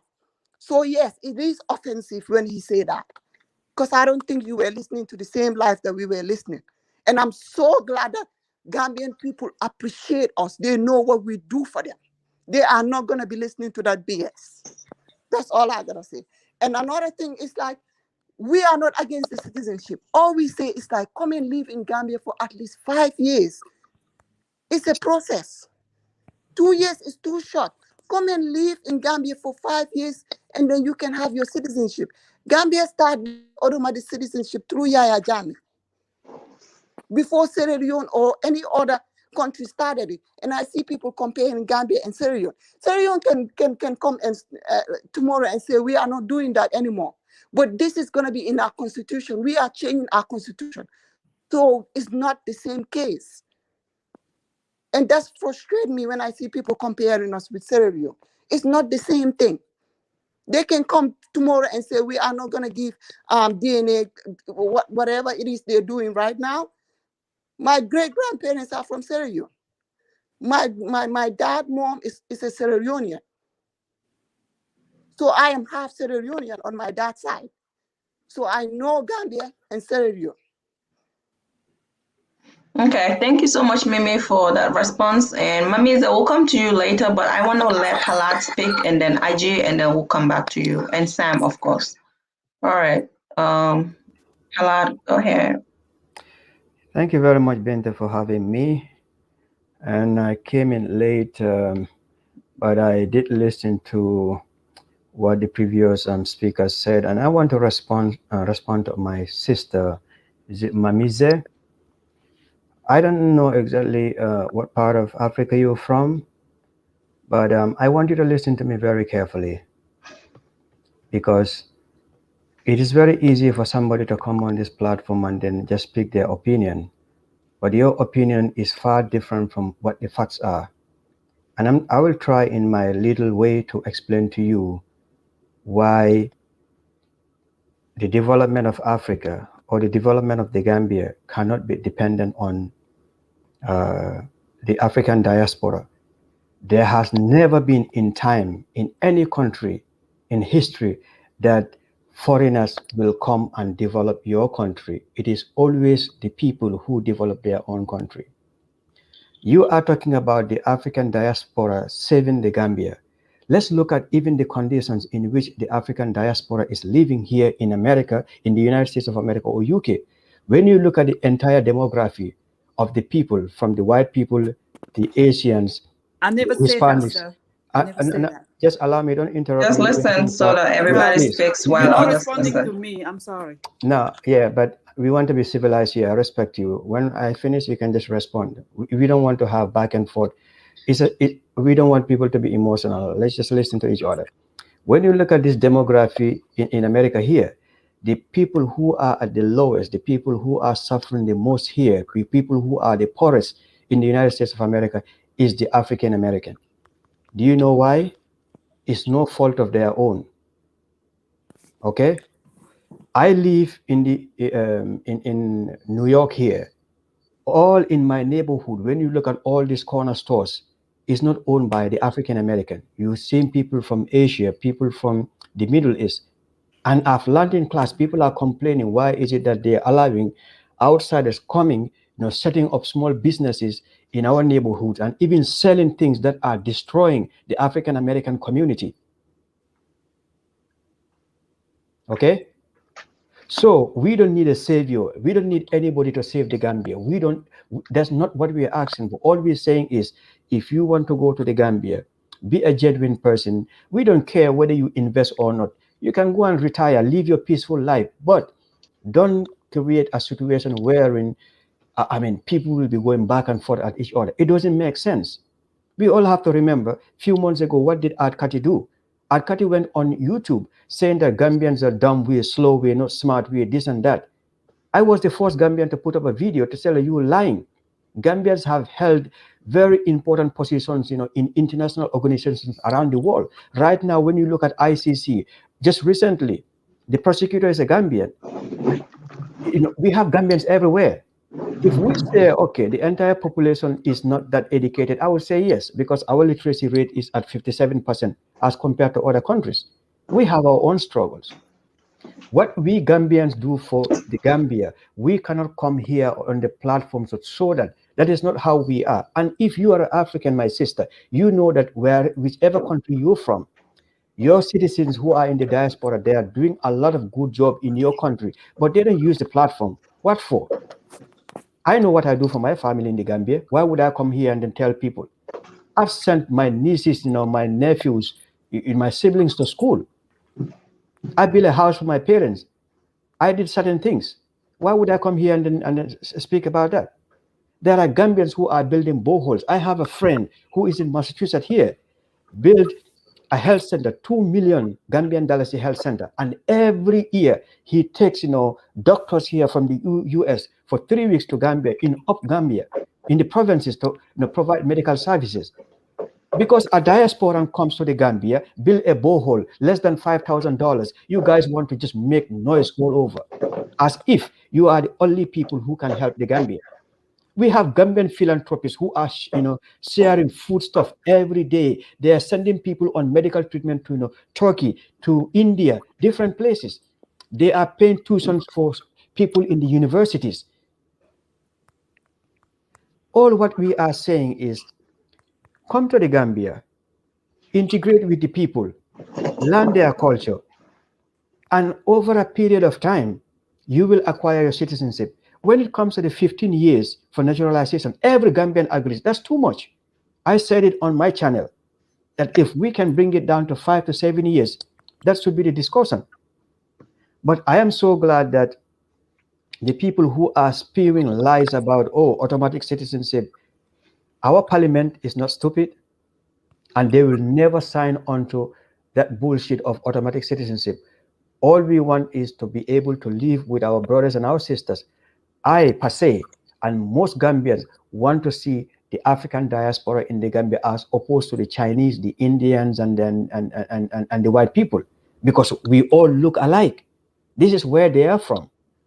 But we have to also understand that every country has limitations when it comes to resources, when it comes to certain things. Gambia is the smallest country on mainland Africa. We have our own struggles. When you come to Gambia, embrace the Gambian people, work with them because you want to make Gambia your home. Try to alleviate some of those, problems that we have. Because for me, living in the United States of America, I will never do anything that's going to harm this country. I will never say anything that's going to harm this country, because you know what? Whether I like it or not, this country has done a lot for me. And every diasporan in the Gambia, Gambia has done a lot for you, because Gambia is one of the most peaceful countries in the world. For the fact that you never dreamt in your life you will have a home, Gambia, accorded you that response, that opportunity. You can go out 3 a.m. in the night. You will never, look your back. Nobody is harassing you. You will never have an encounter with law enforcement you fear for your life. We gave you the opportunity. You can land in the Gambia today. You own property. You own land, a piece of land. You go to Kenya, you cannot own land. You go to Tanzania, you cannot own land. There are so many places unless you become a citizen. Today, you can go to Gambia. You open a business. What is it that now you want from us? I'm going to give you this proverb. If you have a stranger in your home, the stranger tells you, I want to marry your daughter, or I want to marry your son. You said, okay. It tells you, I want to occupy one of your houses. You said, okay. If the stranger tells you now, I have to marry your wife, or I have to marry your husband, you as the married husband or the married wife, you're going to say, what? What are you talking about? I welcome you. I did all of this. You're still not content, but you are asking for the impossible, because you wanting to marry my wife is impossible, because my wife is just for me. But in this context, that's not what we're saying. We're saying that let's follow the processes. Every country has a procedure when it comes to their immigration laws. This is what we have in the Gambia right now. Is it too much? 15 years? Yes, we agree on that. Can we have a discussion, a dialogue among ourselves to say, hey, how many years do you think it should take for the African diaspora to become citizens in the Gambia? Then we discuss as a community, both sides, we agree on something, and then that's it. But now we making a lot of noise out there that doesn't make sense at all. And then people are coming telling the Gambians in Gambia that your brothers and your sisters in the diaspora hate you. How dare you, my brother? I think you misspoke. That is an insult to us. Because like Mimi said, when we were going through our dictatorship, where were you? Because you knew that the president that we had in the Gambia was killing people, doing so many things. It was we, the diasporans, who invested our resources, our money, to tell the people on the ground, we are living far away, but we will make sure that you get the finances to make sure this man is out.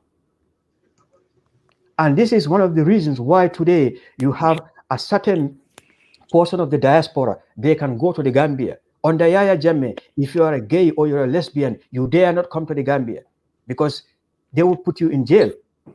If you speak against him about certain things, you could land in jail. But today, you as a diaspora, no matter what your orientation is, you can live in the Gambia, nobody's going to bother you, because we Gambians together, those in the diaspora and those back home, we fought a system that was out so that we can have democracy, freedom, and freedom of speech, rule of law. So what we need to do online is, if somebody speaks out and they say something which is not true, is a lie, as an honest person, as a religious person, as a person of spirituality, you should come out and condemn it. Our brother, go black to Africa. We love you, man, but you misspoke. You should come out and apologize to the people. Said, look, what I said was wrong. You are not the only person online. I have a channel. Sammy has a channel. Rene has a channel. But I've never come out to speak ill about anybody, even if I have a disagreement with you. When you watch my videos about my thoughts on citizenship, that's why many people who watch it, they say, yeah, this brother, he speaks in sense, because I'm not here to attack Juliet. I'm not, because what I'm doing is bigger than me and Juliet. This is for posterity, guys. We Gambians are telling you, this is our problem. If you do this, if we allow this thing to happen, it's going to create chaos 20, 30 years from now. Why can't you listen to us? Because if you want to live in the Gambia, you don't want that country to go downhill in 20 years from now. We have seen what happened in Liberia. We've seen what happened in Sierra Leone.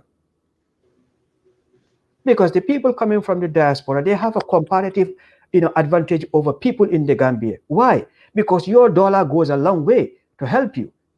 Even me here, what I can do in the Gambia, an average Gambian cannot do it because I live in the US, I work in the US, I'm earning, a hard currency which is called the dollar. $1, if I take it to Gambia, I can, buy something. But how many people get paid, more than $2 in a day? In New York State here, the minimum wage is $15 an hour. A Gambian will work in the Gambia for a whole month. They don't even make $100 salary. So if we allow people to come to Gambia, open the floodgates, and we have resources that is meant for the Gambian people who are born in the Gambia, things like land. An average Gambian cannot buy land. We are saying the way land is being sold in the Gambia right now, if the trend continues like that, it is going to be a problem in the future. Why can't we talk about it as Gambians? I don't care whether it is the Gambian diaspora, myself, if I want to go Gambia and start grabbing land, I want every Gambian to speak against me, because how many places can I live in at one time? Hey, our capitalist mentality that we have in the West cannot work in Africa. Africa is a collective. The little you have, you share with people. If you are going to Africa with a Western mentality, then you are in the wrong place. This advice is to myself and anybody who is living here, whether you are a Gambian or you're a non-Gambian. If you want to go back to the Gambia, your Western ways, leave it behind, because it has no place in Africa. This is what we should be talking about. Let's stop spreading the hate and trying to, misinterpret people's, opinions when you don't exactly know what they're talking about. There is no Gambian who has a platform so far who came and then said, we don't want the African diaspora in Africa. No one has ever said that. We said we want them back there. We welcome them. All we want to see is, let us have a process. Follow the process. Right now, our immigration system is so weak that we don't even have a control, as there is no vetting process in the Gambia. I bet my sister, when you were coming to the West, they took your fingerprints wherever country you go to. If you don't go through a visa process, maybe if you have a parent who is a citizen, they will give you a residency, but you have to go through processes, filing papers here. They're doing all kinds of, background checks on you. Why do you think the Western governments are doing that? It's because they want to protect their own populations. Absolutely. So why is it that, people don't want to allow the Gambia government, the Gambian people, to do the same thing for people who are coming in? The hard fact is people don't want to hear this. But if you are a descendant of Africa, you are not born in the Gambia, you are not a Gambian. That is the fact. If I should have kids here, my great-grandchildren, they will not be considered Gambians. But my child who is born in the US here, when they go to Gambia, our law recognizes them as Gambians. It's just first generation. Let's understand that that's the fact. Whether we like it or not, that is what the law is as at now, unless otherwise. So when we're having discussions, let's just limit it at that. Thank you, Bintam. I'm very sorry for taking so much time. Yeah. It's okay. I wanted to listen to. Thank you so much, Lama. And I just want to say something real quick before I move to the next person. I just gonna. And if you are a diaspora, you're listening, because I know there are diasporans listening to this live. Don't be hesitant to call in this live. We would like to hear from you too. This is a dialogue. This is communication. Okay, and you do not have to agree with everything that I just said. You can tell me, why you disagreeing to me, or you can, spit out your points, and your facts as well, because we all have our facts. So I would appreciate you guys to come on board. Let's talk about it. Okay, and we move to Aji. Hi, Aji. Thank you. Hi, Sami. Hi, everyone. Assalamu alaikum. I greet all of you, everyone watching, and those that are on the comment section. Well, Sami, first of all, I will say thank you very much for doing this live. I was not at the live. I was at the live show the other day, but I was not in the live show, literally to be there with you and Halad and Renee, but I was at the comment section. So basically, I was when someone wrote on my latest video, have you seen go back to Africa's video? And I responded, but I didn't have the time to go and watch it. But when it was said, I knew it has something to do with us Gambians. That's why the person wrote that on my channel. Well, first of all, here is my question for Go Black Africa or Go Back Africa, which either way. When you guys were doing the live show, it was streamed at Rena's channel. So this guy was there at the live show because I saw him writing comments too at the comment section. My question here is, why does he have to wait until your Rene's live show finished? The next day he goes to his channel and do a reaction of whatever he had to say. It was an open platform whereby he could have come in and say whatever he had to say. So for me, it's hypocrisy, like pure hypocrisy. It's like creating drama or bringing issues where there is nothing. If the guy had something to say, something that he really meant or he wanted to talk to us about Gambians, he could have simply joined the live stream and talk, and then we exchange ideas like all of you are saying, then have a dialogue. At some point, I'm asking myself, is it for the views for him? Because he travels in Africa. He went to Gambia 2-3 days. So why is he coming here telling us Gambians that we should give people citizenships? Hey, they can be more like literally, like my brother said here, it does not come that easy. You can't just go to Gambia 2 days and asking for citizenship. We don't come to Europe and just ask for citizenship. Even if our parents are here for ages, we have to go through that process to come here. And he himself said, I didn't listen to the video. I was told by Sammy, I had to ask Sammy to break it down because I felt like I wouldn't waste a minute to go back and watch the video when he had the chance to say whatever he had to say at Rene's channel.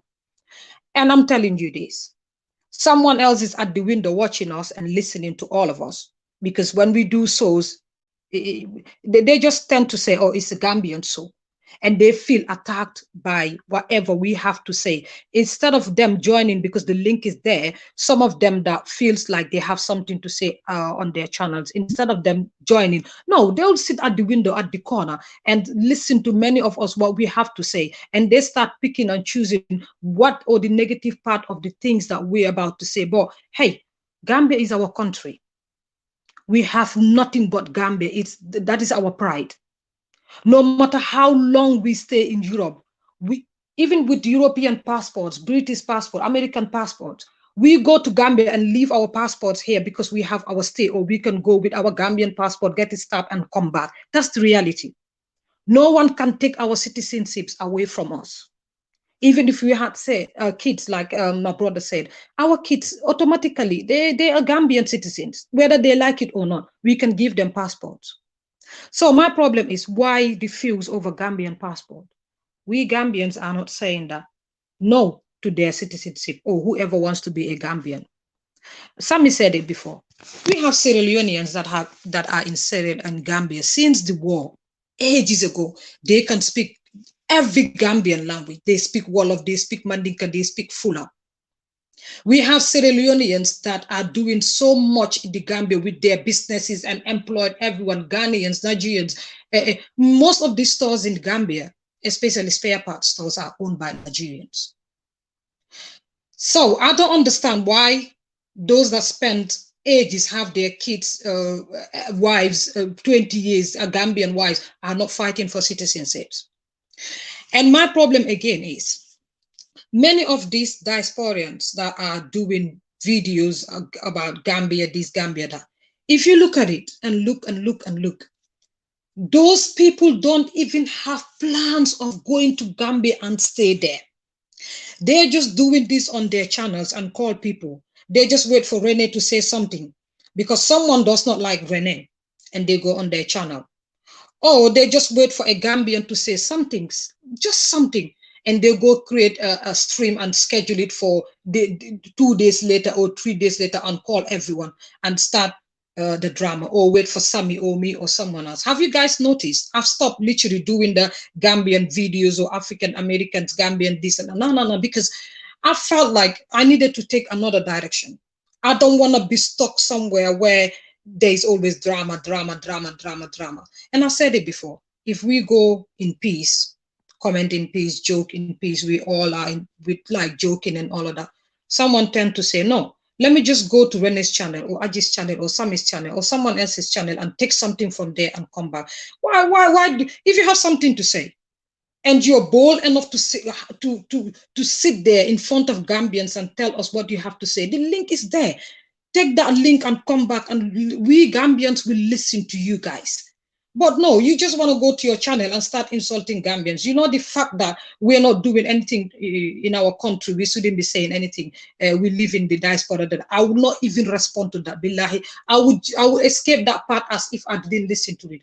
Do I have to buy a land and come and take a picture of the land and put it on my YouTube channel and say, oh, I bought this land to build a shop. I've employed 56,000 Gambians to come and work for me. What for? If that is what some people do, we don't do that. And we don't do stuff for our families and come back and say, because if you do something for someone, they'll be like, wow, you know what? Links to don't. And the other thing is, they've tried as much as possible to divide us Gambians. I don't know if you guys know that. And I always tell people, I don't fight my people. I fight with my people. And I said this on a few videos that I did, things you need to know about Gambians. When it comes to fight, we fight. You see, like, sometimes I feel like some of them don't like us Gambians, but they want to take the little things that we have and share it with us equally. Why? You want to share our Gambian passport. Why is the passport so important to you?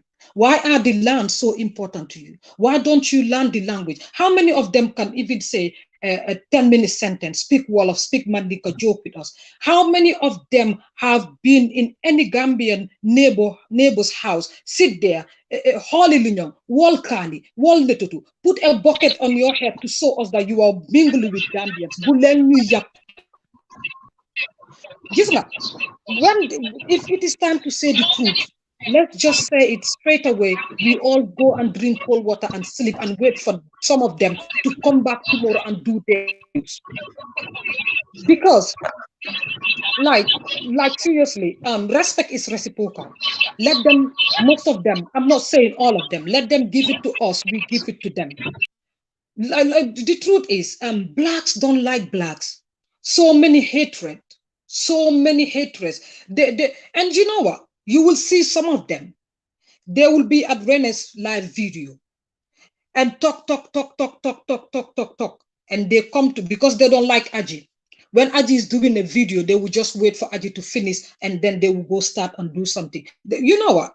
They have done many videos for me. They have done many videos for Rene. They have done many videos for Sammy. And no one came. This is why I always say, when they do things like that, no one comes out to condemn it. But then you want to tell us that you love Gambians. But then you want to have many. Gambia, the Fandao. Gambia is very small. And literally, why is our country so important? We have Senegal. I'll let somebody else speak so that we can get to other people. Thank you so much for that response. And Renee, you're welcome. And Fams, you're welcome. But let's start with Renee. Hello, family. Hi. Thank you so much for letting me to speak today. And I truly appreciate the fact that you decided to do this live, because I think Gambians too needs to come out and say what they have to say, because I believe all of us have the entitlement to bring out our own opinion in whatever the case may be. And in, let's say, especially when it has to do with our country, the Gambia. You know, no other person has more right than Gambian citizens to sit and talk about their issues in their country. And I have read the Constitution, the 1997 and the draft Constitution as well. And the 1997, which I'm actually going to be focusing on, it actually shows that every single Gambian citizen has the right, I'm not saying may have the right, but has the right to fight and defend their constitution. And that's what Gambians are doing. We have our right. We have the right to fight for our constitution, whether people like it or not. It's our right, and we will do what we have to do. I have sat on my channel and talked about the constitution and said 15 years is too long for anyone to wait just to get a citizenship. I do not agree with automatic citizenship. If I do not understand what you mean by automatic, you have to come out and tell me straight, Renee, you do not understand what I mean by automatic. Let me break it down for you so that you understand. I have offered everyone to come onto my platform and share their own opinion. Let's have a dialogue. Let's discourse. Let's not argue. Let's not insult one another, but let's respect each other and have a matured dialogue. What did people decide to do? Sit and listen, but decided to comment or not to comment on the comment section, but the next day wanted to do their own videos to bring division. And when it rains, it's because of Renee. When your car breaks down, it's because of Renee. If anything bad or good happens, it's because of Renee. You just want to see the bad in what Renee is saying, but not the good. If you have an issue with what I'm saying on my platform and I give you the opportunity to come and speak to me directly in public where everything is happening, why don't you take that link and click on it and join me on live and ask me the questions you want to ask me? Why? But you can sit on your channel and say whatever you want to say. A lot of people are saying, why are Gambians actually going to... Sorry, just 1 minute.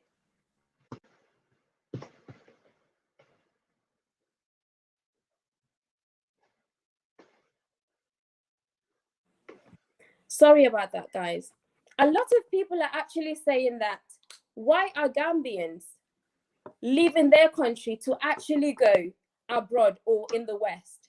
I will answer that question for you. From my own experience, I was born and raised in the Gambia. But as a young child, I decided to speak to my dad and said, Dad, I want to experience that British life that everyone is experiencing abroad. I want to go abroad and make money and move back home to build my country. That's what I wanted, and I'm still on that. That was the reason why I traveled. My dad paid for me. No African American, no other British or any other person paid for me, but my father worked so hard to bring me into this country, to work, to make me to go to school and educate myself in order to return back to Africa, to help my people. And I'm still doing that as a 26-year-old. How many of us have returned back home after they've retired? How many of us have packed their bags at the age of 20 and said, I'm moving back home? How many? Can they raise their hands up? Can they join this live and say, I moved to Africa at the age of 15 or 16 or at the age of 26? You sit there and ask Renee, why are you still in the UK? I'm in the UK because I made a commitment that I'm coming into this country to work hard in order to save money and go back to my country and do what's right. Just today, I was watching the news. Gambians are crying that Ramadan, transportation, just to go to the market can cost them $200. That's around about £3. Do you think someone from the diaspora will cry about £3 in the Gambia for transportation? Hell no, because they have enough. Gambians, we have culture. All of the Gambians in this platform know that when you work and you're in the diaspora, you must send money back home to your people. Would you deny that? No, because that's what we know. That's our culture. That's our tradition. And we are proud of it. You are not Gambian, so you will never understand why we Gambians send money to our people. Sammy will not sit here and start telling you people how many people in Gambia she is sponsoring. Lama wouldn't do the same, and I will not do the same. But I know what I'm doing in my country. My platform is to help my brothers and sisters that want to repatriate back to the motherland. But my platform is not for me to sit down and tell you people how many people I'm helping in my country. Do you understand me, or do you still want me to go ahead? So this division you guys are talking about, I don't know where this is coming from, but it's definitely not coming from the Gambians' platforms. We are here to speak the fact. 15 years is too long, but I agree for 5 years or 7 years. So what's the problem? You want automatic citizenship? What's automatic? Define automatic. Automatic means something that you will have straight away. Let's go with automatic cars. It's easy to drive. Let's go for manual. You have to learn. You have to go through the process to drive that car. So you sit there and tell me automatic still means a pathway process. Who is stupid right now? You need to think before you talk. Now people are twisting it, saying, oh, we didn't mean automatic. When you get to the airport, you get stamped, and then next minute you hold your Gambian passport. We don't mean that. It's still a process. Then that's not automatic. You're changing it. 15 years is too long. I've already said that. Lama has said that. Sammy has said that. Other people, other Gambian YouTubers have said that. So what's the problem? Tell me the issue. Come to our platforms. We've invited you to come and tell us what the issue is. What your issue is with us, the Gambians, and we will answer your questions. But don't be childish to sit on your channel and narrate wrong stories, fake stories about us, the individual YouTubers that have done nothing but to help our brothers and sisters. Your comments don't hurt us because you don't know us. So you need to sit and think about what you say before you spit those lies. To type on my laptop, to comment is easy. I can create a fake profile and say whatever I want to say. I can do that. Those people being behind me to basically poke me to start problems, maybe those people will never step their feet in the continent. Those are the ones commenting are the ones creating the division, but not the ones sitting on their platforms, showing their face, risking their lives. No. I've sat on my platform. Sammy has sat on her platform. Lama has sat on his platform to against our government. Why didn't the diasporans come out, or the African descent, and against that? But when we touch you, you have the guts to come and say, oh, we don't like you people. But we against our government. Does that mean we don't like our government? No. We have to say it. When your child does something wrong, I don't have a child, but Sammy does. She loves her son so much. But when that child does something wrong, she will sit that child and and basically tell the child, you've done this wrong. And I want you not for that thing to repeat itself again. That's what a loved one would do. But if you're doing something wrong and you expect everyone is going to sit and fold their hands, hell no. I'm on social media to help my people. I'm not on social media to be friends with any of you.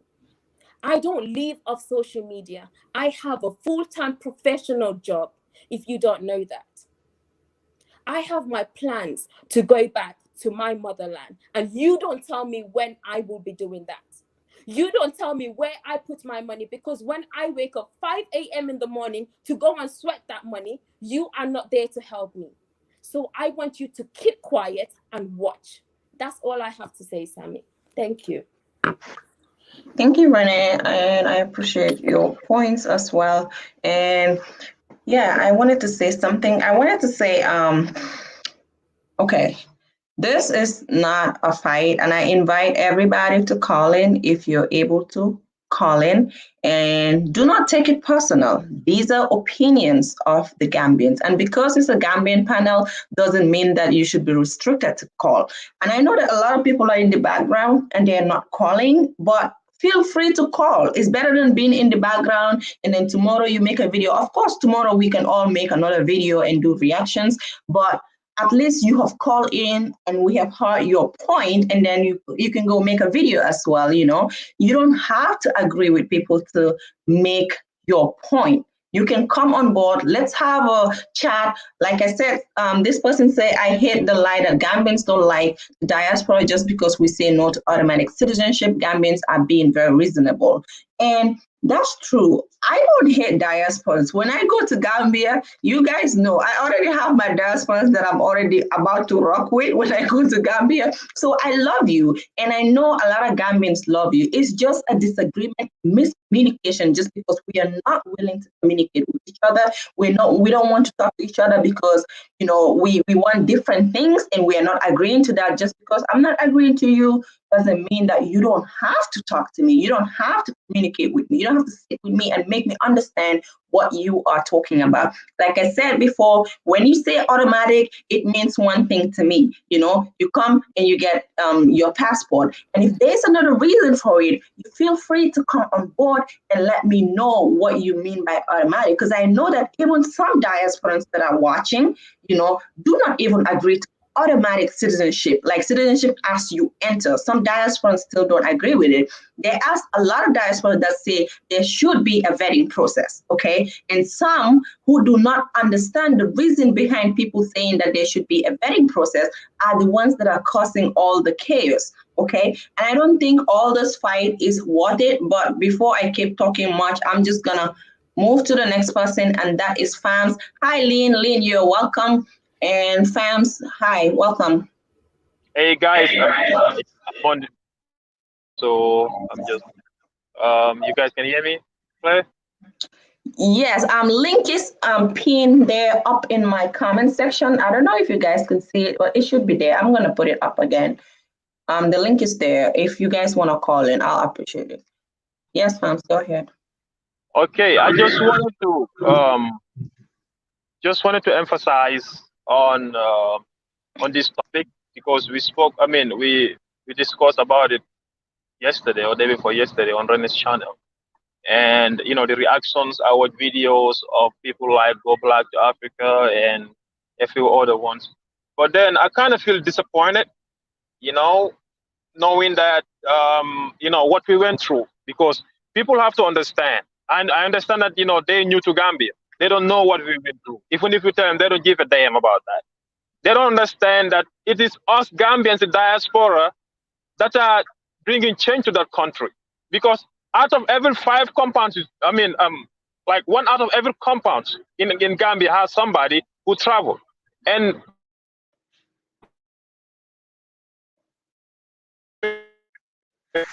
49%, Lama said it last time. If we are not really investing back home, if we are not helping, that country is going to turn to chaos. We bring change in the Gambia. It is us who took dictator Jammeh out. The locals didn't do it alone. They couldn't do it for 22 years. We came together. We put our money in, blood, sweat, whatever you call it. We put all that in and we sponsored the people to take Jammeh out. You couldn't do it if it was in Gambia. We know how dangerous Gambia was. So quit telling us to shut up. We are not going to shut up. We run that country and then it belongs to us. It's our right to say something about Gambia. We are not just going to keep quiet because you feel that we should say something. The locals in the ground don't know what's going on. But I bet you if they have internet like we do, they won't take this nonsense from nobody. The other thing is like the likes of Juliet and her cohorts are the ones bringing this division. We don't do that. We don't know that. Gambians are very nice people, but it seems like they're coming there, taking us for a ride. We are not fools. All right. If we see something wrong, we are going to speak up. Don't tell us to go back to Gambia and talk. No, we can be in China and still talk. We travel because we have the freedom to travel. You cannot tell us what to do. What are you talking about, man? If something is wrong, we are going to call it. You like it or not, we are still going to call it. We live amongst Americans. We live amongst people in the Europe. We know what's up. We know how the game is played. We are not going to let you. We can see your beers from a mile away, man. We are not gonna let you come over there and then want to take our niceness for granted just to step on our feet. It's not gonna work. You're gonna play by the book. If you don't want it, just find a plan B. But quit telling us to shut up. We are not gonna shut up. We're gonna speak up. You like it or not. Talking about. You are welcome to the Gambia. Yes, you are welcome, but respect the laws of the land. Don't think that okay, that well, we were forcefully taken like you sold. Who sold you? I've never read that story in that history in Gambia that we sold our people. I've never read that, man. Stop believing whatever the white man is telling you.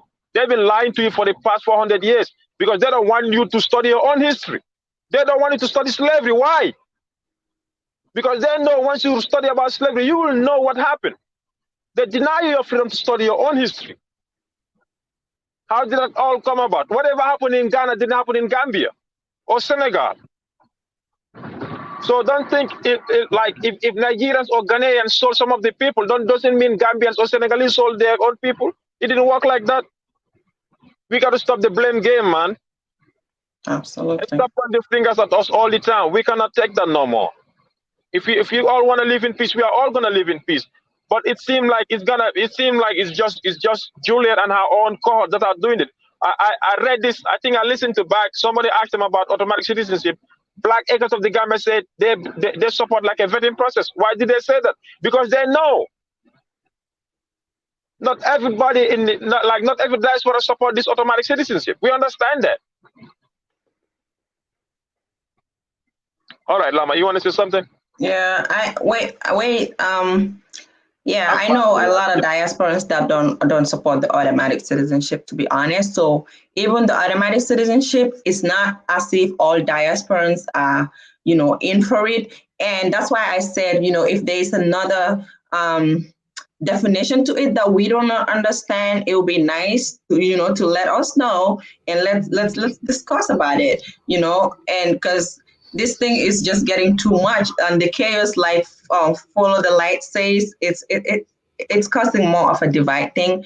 And yeah, Lama, what do you have to say? African millennial, sorry, I'm coming to you. Okay. Yeah, I want to go do something, but before I leave, I just want to touch on this automatic citizenship. We have to be very honest here if we don't want to be hypocrites.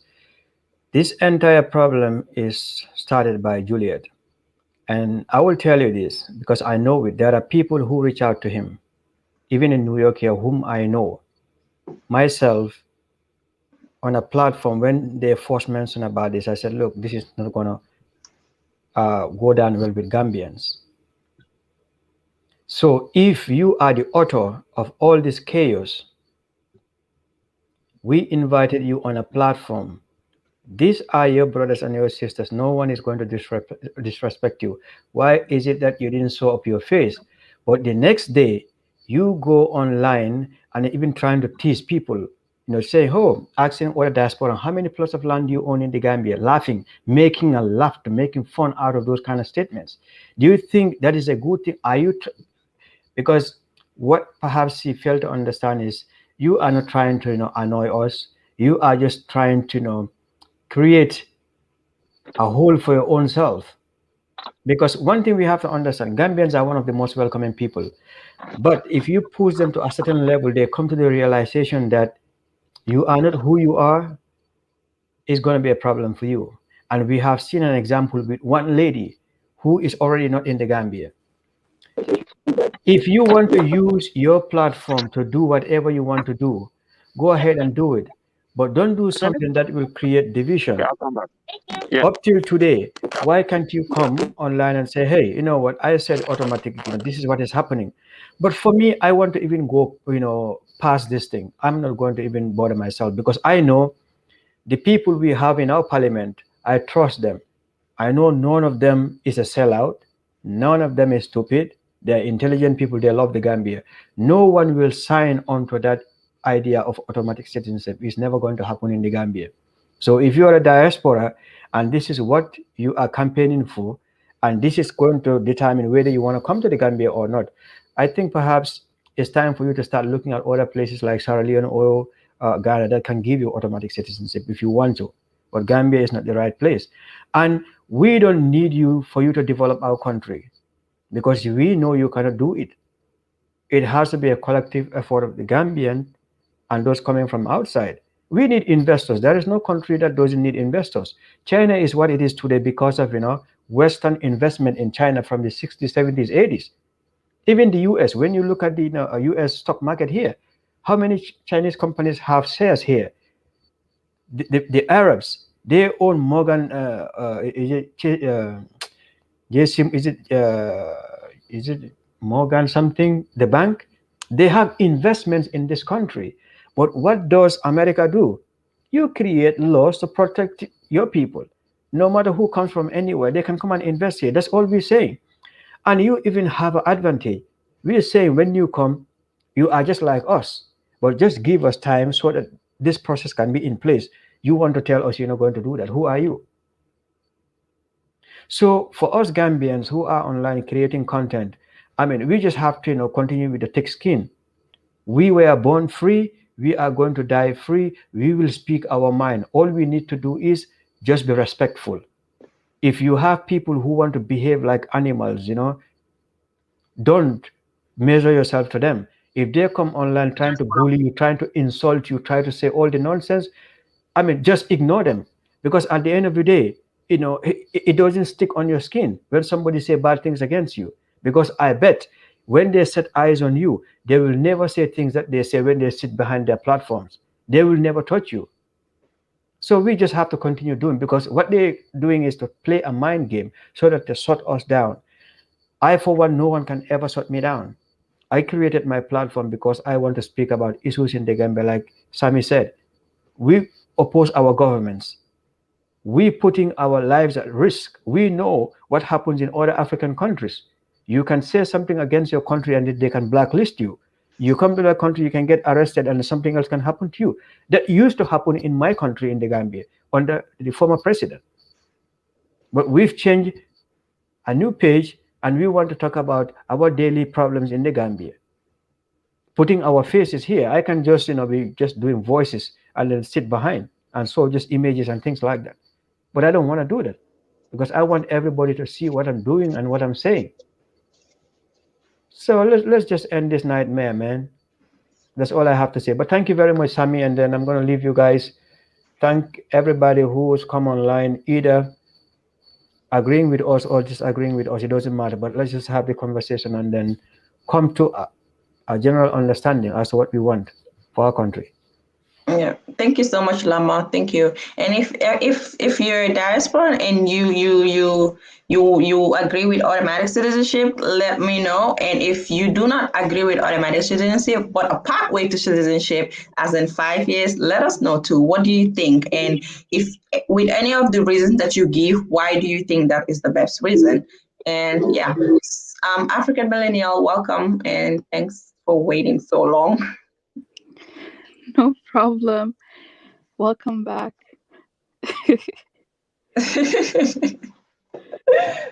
But yeah, very interesting conversation, and I really love And a this. sensitive one. Yeah, I really love this. What I wanted to say is that automatic citizenship, I don't want to be mean, but I don't agree with just instant citizenship. Like, okay, as soon as you get to Gambia, you should get citizenship. I don't agree with that. And one of the reasons why I don't agree with that is because no country does that. So why would Gambia do that? If no other country does that, why should Gambia do that? It doesn't make any sense. And also, speaking to some diaspora, they'll say things like, their life, and I don't want to be rude, I'm just saying that this is what they say. They say that their life is in danger, they're running away from danger, and they're running away from so many things. So I'm like, if your life is in danger, the first thing you're not thinking about is citizenship. The first thing you're thinking about is safety, healing, connecting with your family, being free, Mm-hmm. experiencing something. That's the first thing you should be thinking about. Not, will I get Absolutely. citizenship? You're telling me your life is in danger? Has anyone been a refugee before? If you've been a refugee before, you don't even think about citizenship. So it's like when people talk about, okay, well, we need it, what's wrong with it taking a bit of time then? Like, what's wrong with 2 years, right? What's wrong with 3 years? Why does it have to be as soon as you get there, you get it? No country does that. And we're not trying to diminish the trouble that the diaspora went through, but at the same time, it's like when some people speak like we're supposed to fix everything tomorrow, I don't think people actually understand the history of a lot of African countries. And because we're speaking about Gambia, you also have to understand Gambians are now only, some of them are only now starting to enjoy Gambia again. Like, do people not understand what a dictatorship is? There's so many rules and laws that Gambia is trying to change right now. Like, you guys don't understand because you guys don't live there, some of you. And some of you guys are not in political office. So you guys don't know what running a country means. Like, if the citizenship is happening, let's be honest, is that going to be a main priority right now for the government? It's not.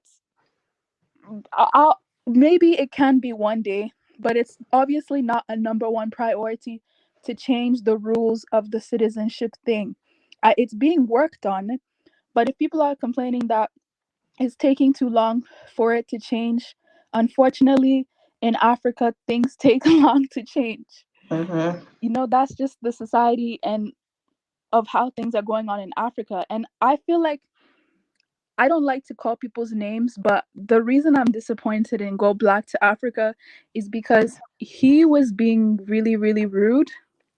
And to say things like African abroads don't have any say on what goes on in Africa is one of the most arrogant things I've ever heard, because African abroad are sometimes the reason why things change back home. It's the Africans abroad that have the freedom to talk about certain things that Africans abroad, so Africans back home can't even speak about. A lot of things that are changing in Africa are because the Africans abroad are seeing how things are being done outside, and they're telling Africans back home that they have to change it. So the same Go Blacks Africa that's saying that, oh, these people shouldn't be talking, are the same people that are related to ministers and important people back home. So when he said that, honestly, I don't even understand why he said that. Like, people sometimes just speak with their emotions. Tanzania, I don't even think, some countries in Africa, you can't even have citizenship if you don't renounce your other citizenship. You can't even have land, African millennial. Even land is a problem. Yeah, like Tanzania, I don't even think they allow you to do things without Tanzanian citizenship. And you can't have a US citizenship and that citizenship. So it's like, if you're even trying to make fun of Gambia, Gambia is not even bad. There's some countries, you go to Africa, if you have a US citizenship, if you have money coming from the US, you're not allowed to go there. So why is nobody talking about those countries? You know? So yeah, I'm in support of whatever you guys say. And if you're not in support of what these people say, you can still be nice about it. You don't have to be rude, insult them, call them names, say that Africans are jealous, Africans don't want you guys there. I'm not even trying to be rude, but Yeah. there's 40 million African Americans. Why would 1 billion people be jealous of 40 million people? Like, it's not even a factor, to be quite honest. So if people are going to be rude, then this thing is not going to happen. Exactly. So we have to like think about how to get along and how to just come to a good, maybe we can go halfway. If some people say that they want it to be instant and some people say, oh, 10 years, then why don't we come up with a number in the middle that makes everybody happy? And meet somewhere. That's what people do, right? You, you Yeah. you talk about it and you meet somewhere which is at least beneficial or at least agreeable to all of you. But we need to talk. Like, we cannot just be angry at each other and refuse to talk. It's not gonna make any difference. It's just gonna create more of a divide, and anger and insults towards each other, which is very, very unnecessary. And I'm not here for it. Thank you so much, African Millennial. And I would let Suleiman speak. Hi, Suleiman. Mamize, I'm Hi, going to let you speak right after Suleiman speaks, okay? And I'll let you hi, respond. hi, Sammy. Hi, Suleiman. How are you? I'm all right, man. I just woke up from sleep. I saw the notification. I'm like, let me listen to it. Mm-hmm. It's a good program, and so it's good. All of you guys doing a good job. I mean, it's good to come out and share your opinion. Right. Yeah, I'm also an African in the diaspora, but like they said, everybody talking about automatic citizenship. Some people are agreeing and some are not. Everybody is entitled to their opinion. My opinion is like the diasporas when they go to Africa or if they choose any country, I feel like they deserve the citizenship. It's supposed not to be automatic. They have to go due process because some people are criminals, some are not. So, but like if they go, they have to go due process and check the background, and go like maybe like 10 years or 5 years, and then they can become a citizenship, because like these people are our own people, because like right now the world is there's a trend going on like BLM Black Lives Matters. So Mm-hmm. if we have to say Black Lives Matter, I think we have to be an example. Like Africans have to be the number one example. Like we have to show love to the black people all over the world. So if they come home, if they choose Nigeria, Gambia, Senegal, or wherever they choose, if they come, they deserve it. It's not gonna be automatic. Like you don't have to have it right away. You have to go through due process, check the background, and then you go like maybe 5 years or 10 years, then you have the citizenship because these people are from Africa. They are blacks, you know. Mm-hmm. So we don't have to be like, oh, they don't have to have it because if you travel to America or Europe, you have to go to. No, we are not white. We are black. You know. So that place is not our land, but like Africa is our land. This is how I see it. This is my own opinion. So I feel like if you're from France and you are black, you come to Gambia, yeah, you could go due process and get the automatic. Even if you have the citizenship, what do you have in Gambia? You are still equal with the people of the Gambia. It's not like okay, if you have citizenship, you're gonna take over, everything. There is law in every country. Gambia has the law too. So having a citizenship doesn't mean like because there are some white people in Gambia who have citizenship, who are white Gambians. So if they can have the citizenship, blacks in other countries deserve it. Especially and these people they are our own people. If you check the roots, they are Mm-hmm. Africans. Yeah, so if they come home, I think we should give them the citizenship. It's not automatic. No, it cannot be like if you go to the airport and right away, they give to you. No, some people are criminals. We have seen some videos that some people go to Gambia and they start insulting Gambian. We don't want to be disrespected. So they have to do the due process and check the backgrounds, those who qualify. Like when you come to America or Africa, they don't just give you the green card right away. You just go through process. So the same procedures need to be done to the blacks in diaspora who want to return home. They have to go due process, but at the end of the process, they have to see who is qualified or not. But like rejecting them is like we are rejecting our own people, and then for that matter, and then black life never matter to me. That's how I see it. Absolutely. I agree Yeah, with you, Suleiman, and thank you for those great words that you just yeah, said. And no yeah, doubt they are our people. And I think everybody on this panel almost agree with everything that you said, that, okay, they deserve citizenship, there just has to be a vetting process, and, some type of background checks and all that. And that yeah, is fair enough. It is fair enough. For me, even if exactly, the government says that, oh, 3 years or 4 years, we give it to them. Fine, I'm fine, happy. I'm happy exactly, because you know what? A united Africa and yeah, Africans in the diaspora all wanting to move back and someday move back to Africa, develop yeah, Africa is yeah, going to be very powerful. It's going to be very absolutely, powerful. But with these absolutely, arguments and divide and yeah. in each other, it's not gonna work. It's not gonna It's not work gonna because work. It's everybody not gonna work. is built with different emotions. They're all built differently.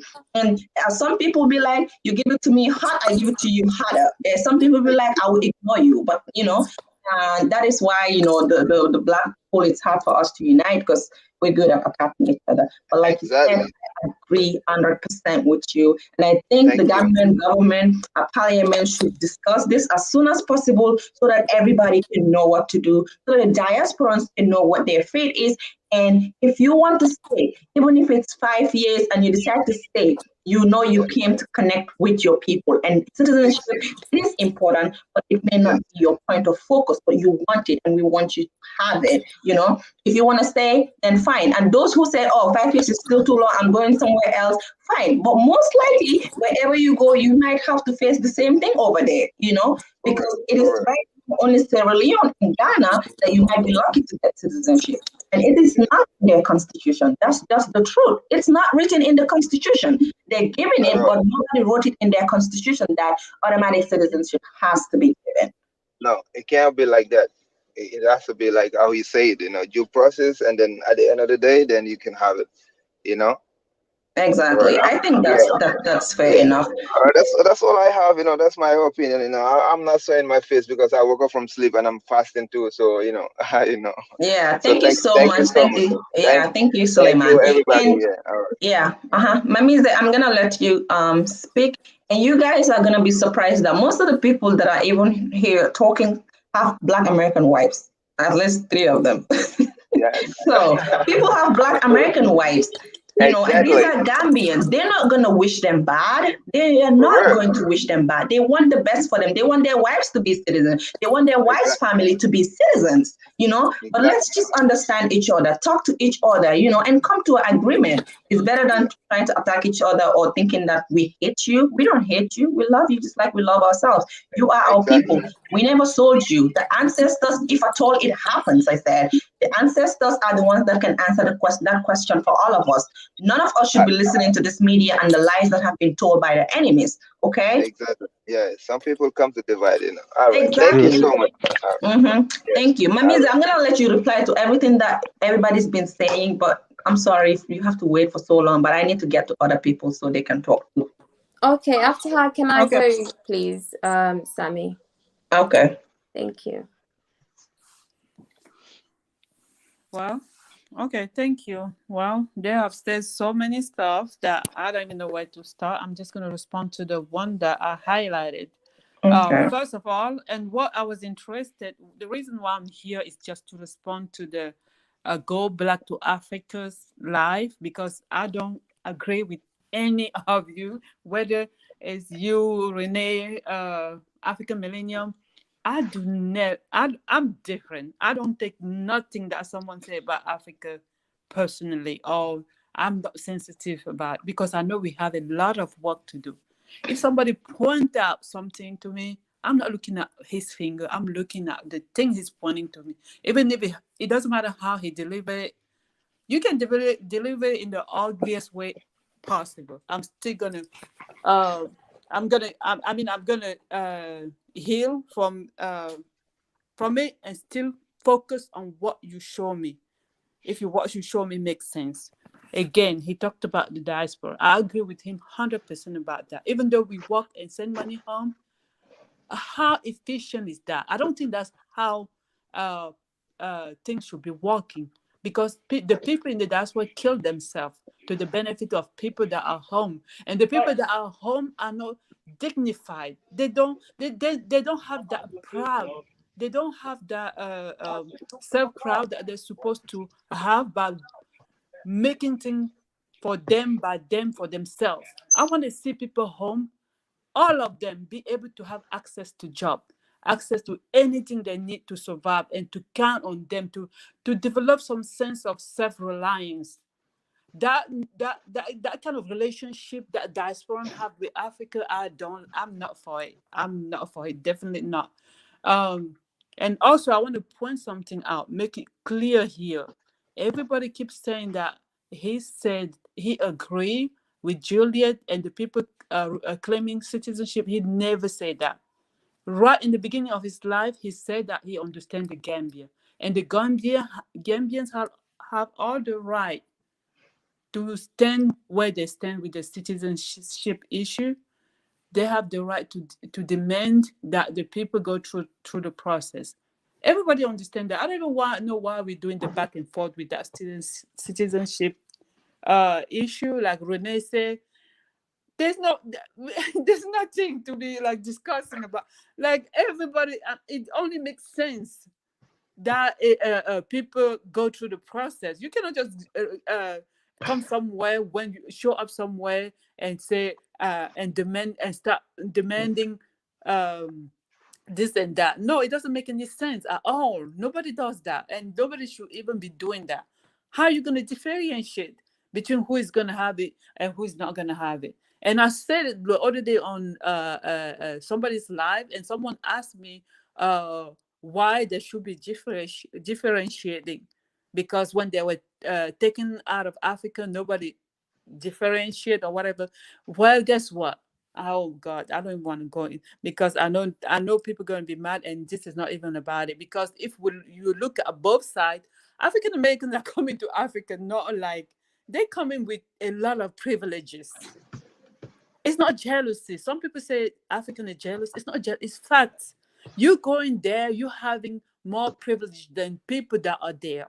So how fair is it going to be that all your demands are met, and the demand of the people over there is not even regarded? It doesn't make any sense. So it only makes sense that people go through the process. I agree with that 100%. We should not even be arguing over this. My issue was about the interpretation of Go Black Africans' life. Us Africans, I said it. I say this all the time, and I say it now, and I will say it again. We are hypersensitive. We worry so much about what people say or what people think about us than the real issue. And that's why we are behind. When I hear people on this live saying that, oh, we in Africa, we are at peace, we've been living good before the diaspora came here. Are you guys freaking kidding me? I don't know if we guys look at the same thing. I'm not talking about Gambia, though. I'm not. I try not to be short-sighted when I talk about Africa, because I live in 6 countries in Africa. I would tell you, they are run the same. People behave. People have common way of life. Like the culture is almost like the same thing. The thinking is the same. African people have been so damaged mentally that they think that people always have to show them love. There's nothing better than being criticized. If you know how to take criticism, you grow, you build, you learn, you move forward. But if we're gonna be all the time whining about what somebody says about us, about our way of being, a way of life, we're never gonna go anywhere, because we're gonna end up hating on everybody. Like I see the situation in Gambia. It, Tomorrow they're gonna call Go Black to Africa an agent. They have called other people that have spoken up agents. What does that create? An atmosphere where people cannot express themselves. Thank you so much, Mamize, and your points are well noted and appreciated, of course. And How are people gonna come in your life and tell you the truth when you guys gonna be so sensitive about the truth? Their truth. Let's say their truth. Nobody's gonna come. It's gonna be like they're gonna feel pushed away and pushed out. Because I'm not gonna come here and be talking and you guys attack me, and just because we have different opinion, people gonna be mad at me, people gonna be coming at me and say, no, I'm not gonna come. I'm just gonna. So it's gonna be hard for African American to come to the life when it's all hostile. They're not well, gonna yeah, come. but I understand what you're saying. And in the beginning of the life, I don't know if you were listening, that's exactly what I'm saying. I said the same thing, right? People shouldn't be getting kicked out or getting attacked on lives, just because you're disagreeing with them on the life. I tend to listen to everybody. I don't Yes, know if you heard that part of yes, it, and that's why I came to your life. I say your want to point, let's listen, let's just respect each other. Because if we don't listen, we can't learn. If we don't listen, we can't come to an agreement. So it's important that I listen to you in as much as you would want me to listen to you on your life. Everybody, sometimes people get scared to come on lives when people are disagreeing with their points. So sometimes that happens too. But it's okay. And thank you so much for coming on board. I really Thank you, appreciate you. Sammy. Yeah, Yeah. sure. Your points are well Thank appreciated and you. noted Bye as bye. well. And I'm going to go to Hamini. Hi, Hamini. Welcome and thank you for waiting so long. You for having this live tonight. I really appreciate it because it's starting the conversation that many African Americans actually have not been invited to. And so it is good that that you're having this conversation, period. Let me first say that. Thank you. Secondly, I think that provocative messages actually start as a catalyst for conversations like this. So if someone just agrees, then there's no discussion beyond that. But when there's a provocative statement made and someone disagrees with an opinion, then we get to have these conversations where we're talking things out and walking through each step by step.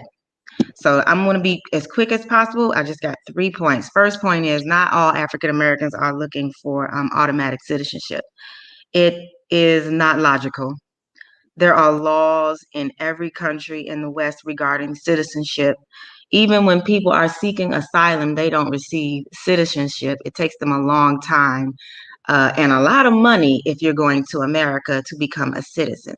So, yeah, that's not something we're really looking for. We actually did come to repatriate, immerse ourselves in the culture, raise our kids, learn from each other, just be free and happy and honor our ancestors all in the same time. So that's the first thing. Secondly, we have to be strategic about who we invite into the conversations surrounding returnees to Africa. In no way, form, or shape should anybody that benefits from systematic racism, should they be allowed into the conversation concerning diasporians. And that is where a lot of division gets into it. There are a lot of seeds sown, and we go off track, and we start calling out certain sects. We start calling sex, SECTS, like African Americans, singling us out in the chat and so forth and so on, when most of us are not even invited to these conversations when they're being had, and we only learn about them right before they happen. So that's that part. And then my last point is actually a question. I don't think many people are asking, why is automatic citizenship being pushed for? And I think the answer is right there in the Constitution. What surrounds citizenship in the Constitution that we aren't talking about? I mean, you don't just go into somebody's house and say, yeah, I own this house. It doesn't work like that. You know, you have to buy into it. You have to become a part of that household. You don't just do that. So what is it that this push is even coming from? I think that's the question that needs to be answered. Thank you so much, Harmony. I agree with you. I do. And like I said before, you are an African American, right? Based on the way you speak. And I invited everybody to come on board. Yeah, everybody's welcome to on board, because I just wanted to listen. I wanted all of us to listen to each other, because these conversations can only make sense if we're all included and ready to listen, But if only one party is talking and the rest is in the background listening, it wouldn't make sense. Then the following day, the other side is also going to go and make a life and the other part is going to be in the background. It wouldn't make sense. The unity will never happen. I mean, it's already hard for Africans themselves to unite as a people. So, and the African Americans or the African diaspora are supposed to be that intermediator between us as a people, because they don't have a tribe. They don't have, they lost their culture. They lost everything. So if they come, how are you going to ask somebody which tribe you come from? How are you going to ask somebody, what's your African culture? Because they have their own culture, which is the American culture. They have their own African American culture, and that's it. So if they're getting accepted wholeheartedly, that means the African unity is coming, right? But Correct. if we are not willing to talk to each other, how will that happen? Because African Americans, especially with Africans, are already, having a lot of backlash on the internet. But hopefully, like someone said on the media, more of the backlash could be on the internet. But I think it's also important, since most of the people that are on the internet are the content creators and are the people that have a bit of voice to speak. So it's important that we come together and, speak and understand each other as a people. That way, the people that are listening who don't have a voice can also, join us in what we're doing. Anyways, and I appreciate what you just said, and I agree with you as well. And I understand that you agree that citizenship is important, you want it, but you're not pushing for it as it seems like it, and all African Americans don't push for it. They want it, but it's not like they care about it a lot. And I talk to some African Americans, and I know the people that I talk to, and this is their point as well. Anyways, thank you. And I have Afrinola, thank you for joining, and go ahead and speak. Peace, Queen. You hear me? Yes. Yeah. Peace to you. Peace to Sister Renee. I want to say first we got to define automatic because that's the part that everybody getting hung up on, right? So when you say automatic, I understand what that invoke you to think, but Mm-hmm. she explained it. So everybody coming on and arguing a premise that she already explained. You feel what I'm saying? So if you take automatic and you compare it to like Europeans who come into Gambia, it'll be like automatic for us, not as far as time, but meaning we'll get it if we go through the process and if we can get through that process. Because a lot of the things people were coming on and saying, as far as like you say, we do have differences. We need to know how to get into the culture. We need to understand the problems that you brought up, like Gambians, the land issue, Gambians, a few of the other issues y'all spoke about. We would get to know about those problems through the process. So Mm-hmm. many people came on today, and I don't know if you can compare how many people said they don't agree with instant citizenship, and how many people say they did. To me, it seemed like I didn't see anybody who said they. You might have saw somebody who did, but I didn't see anybody who said they agree with instant citizenship. Mm-hmm. Yeah. So I didn't, but so it's more likely that Sister Juliet from Blackset doesn't mean that. But what we got to understand is on both sides, on the American African, I don't use the term African American because of what it means. But people have to look that up. But as American Africans and continental Africans, we got people on both sides that are coming to the conversation with bad faith, meaning they're not trying to find a resolution. They just maybe they had bad experiences where they just want to go against, or they just want to. Black people in general, we like drama, negativity. We like negativity and drama.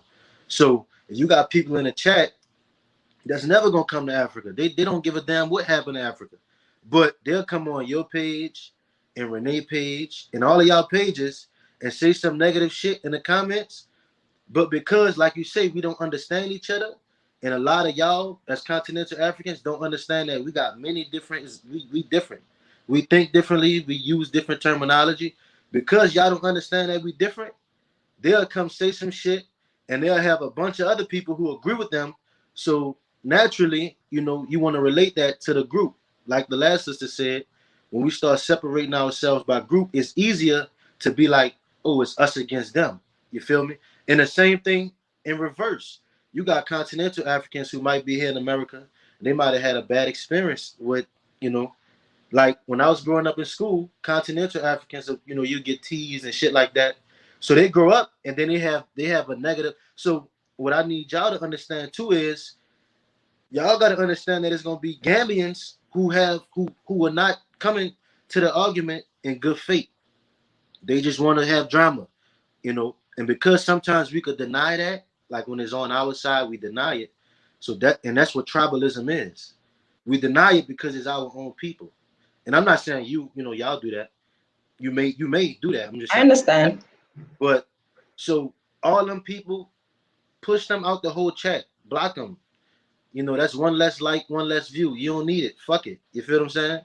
If that come across, just block them because you know. And I want to say something else. You know, we have a narrative going on about like black people in America and the police and all of this, and they running away. That's the narrative. Don't think that's the whole narrative. You know what I'm saying? Like the last sister said, it's many reasons. You might have one person that come to the continent and they come in because they feel like police genocide and all of this, Black Lives Matter and all that. But for many of us who call ourselves Pan Africanists, the reason we come in have nothing to do with what we running from. Nothing. 0%. We running towards something. We running towards building and coming to get the same plot of land that was gonna go into Chinese hands and maybe poison something, or maybe they make money and send it back to China or wherever. We buy that same plot of land and generate jobs and have value addition, which is what the continent needs. You know, because the continent is the base for Black people globally. So that's how we think. I'm saying my group as Pan Africanists. I'm not talking about these foundational Black Americans and ADO, all these other silly shit. I don't agree with none of that shit. You know what I'm saying? But I'm talking about my group. We want to come for a reason, not because we're running from something, but because we know what needs to be done, and we know it's a limited amount of time. And I think that's the part for me. I'm gonna speak for myself. That's why I would say that, you know, uh, 10 years, 15 years. I believe we only have 10 years before African people globally will just always be workers and consumers forever to the end of time, because there's only so much land on the planet. It's going to run out one day. And so I believe we don't have a lot of time. We don't have time to wait. And there was a brother that came on and said, like, he made a comment like, Africa don't need African Americans. And I think it was a little bit of, he probably was like, you know, sometimes we get triggered by some shit somebody say. I'm sorry for cursing. Sometimes we get triggered by something somebody say, and we just want to, hit back. Mm-hmm. He was saying, they don't we don't need African Americans come over and develop. We can do it. He did say that we could do it together, and I agree with that. Like just like the Gambia, let's say the Gambia is better off because of y'all in the diaspora remitting, sending money back. That money, like just like y'all say, the development, the little development that does happens because of that, right? So imagine what we could do if we come, and I'm gonna get to the topic, the automatic back to that.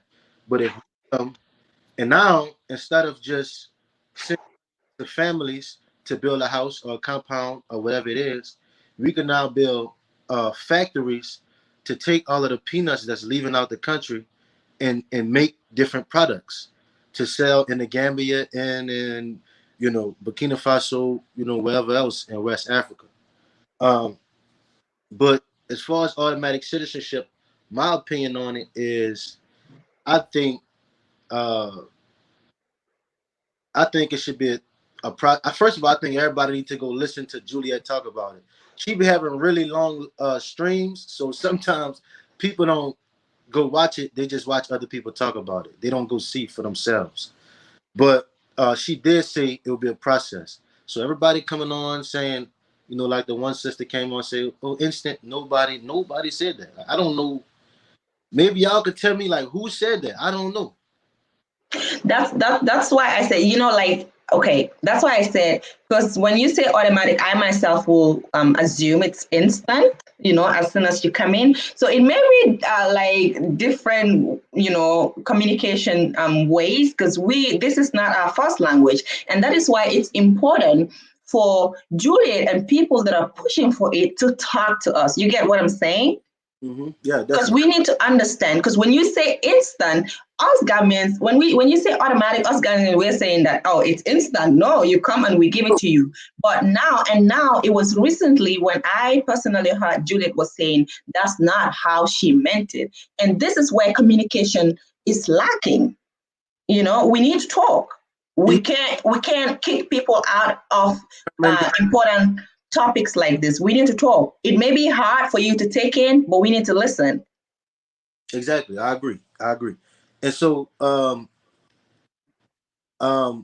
so think of it, and maybe me or you would have chose different words, but if for everybody who still don't understand it, think of it like automatic, meaning if we come, we will get it if we qualify. Like it's automatic, you will get it if you qualify and go through the process. So Yeah. a European coming to Gambia is not automatic. It's not definite that I'm just using European, but anybody. But saying it's automatic, you get it if you meet the standard. You know what I mean? If you meet the standards, it's automatic, you will get it. It's not like they got some people I've heard, and I don't know personally, who have been in the Gambia for more than 15 years, have never got it. So that's not automatic. That's the difference between automatic and non-automatic. You will get it if you can go through this process, meet these standards, get adopted by a local family, learn these certain ways, mores, and traditions, learn and know enough of the language, enough of the political history. And I'm gonna say something else. Um, we gotta keep. A lot of people. I don't know who gonna admit it, but a lot of people arrived at the position they arrived at, their opinion, simply 100% based off R. Kathy. Nobody want to admit it though. Uh, uh, I'm not. I don't know.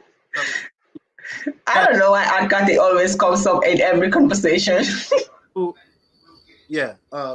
People in the chat, whatever. There's some people who they saw that and they thinking, oh, you know what? We got to stop this. Some people still mad because of that, and you can hear it in their voice when they talk. You can hear it in their voice when they talk. And me personally, anything that's not, and I'm gonna stop talking. I've been talking a long time. Okay.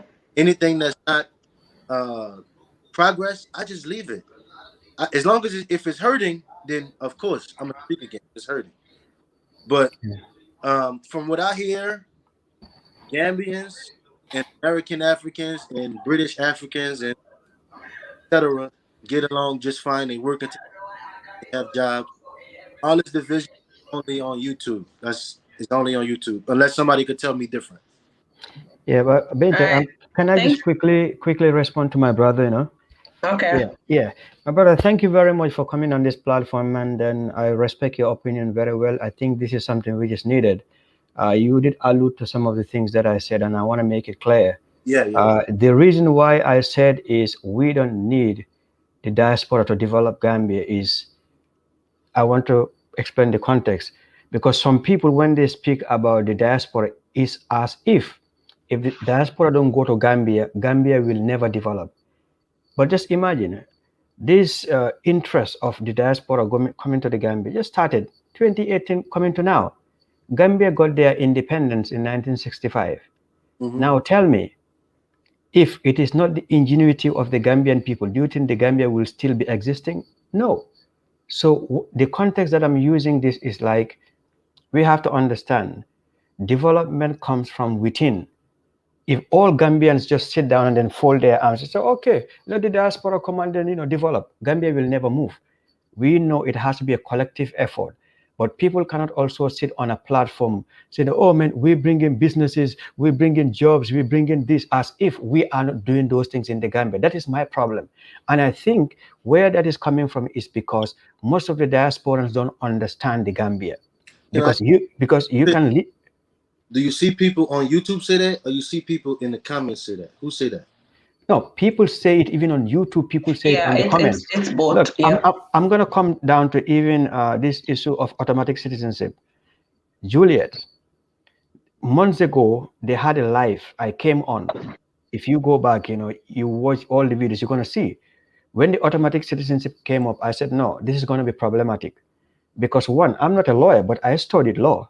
I worked with lawyers. So when it comes to formulating constitutions or laws, language is very important. You have to understand the words that you use. This is why when you look at law books, you see the word shall or will. You have to. And when that statement come up, I said, no, that's going to be a problem. That cannot happen. But we can talk about a pathway to citizenship. And even when I did my video recently, people, Gambians here that she talked to, they told her, drop this word automatic. But she still insists. You've been stubborn. People are telling you are in people's land. They are telling you this word that you're talking about is going to create more problem. Don't do that. Let's go about this. I'm going to tell you this. Even today, I'm not going to mention, but I was talking to a parliamentarian who make laws. They told me that is never going to happen because they are opposed to that idea. Automatic citizenship doesn't exist anywhere, and they are going to advise her to drop that word. The word automatic is the problem.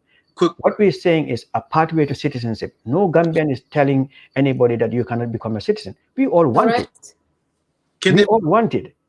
people in the parliament, can they suggest an amendment or something? Yes, they can. Yes, Absolutely, and that's what absolutely. and that's what they are working on right now. Going And against I believe they're willing to because they Yes, themselves know that the 15 years is too long yes. because they want diasporans to come. So they're in agreement with, a pathway, a shorter time for citizenship. But like the automatic is the word. That's why I said there is a lot of, I don't think it's misunderstanding. I just think it It's happens. deliberate. I think now it is Sam, being changed, but it is not a misunderstanding. It is a just bear. word that came out but shouldn't have come out like that, if that You, makes sense. Sammy, And you're right. Sorry, yeah, guys, just bear okay. with me. The brother just explained in regards to the automatic process that maybe some of us didn't actually understand it.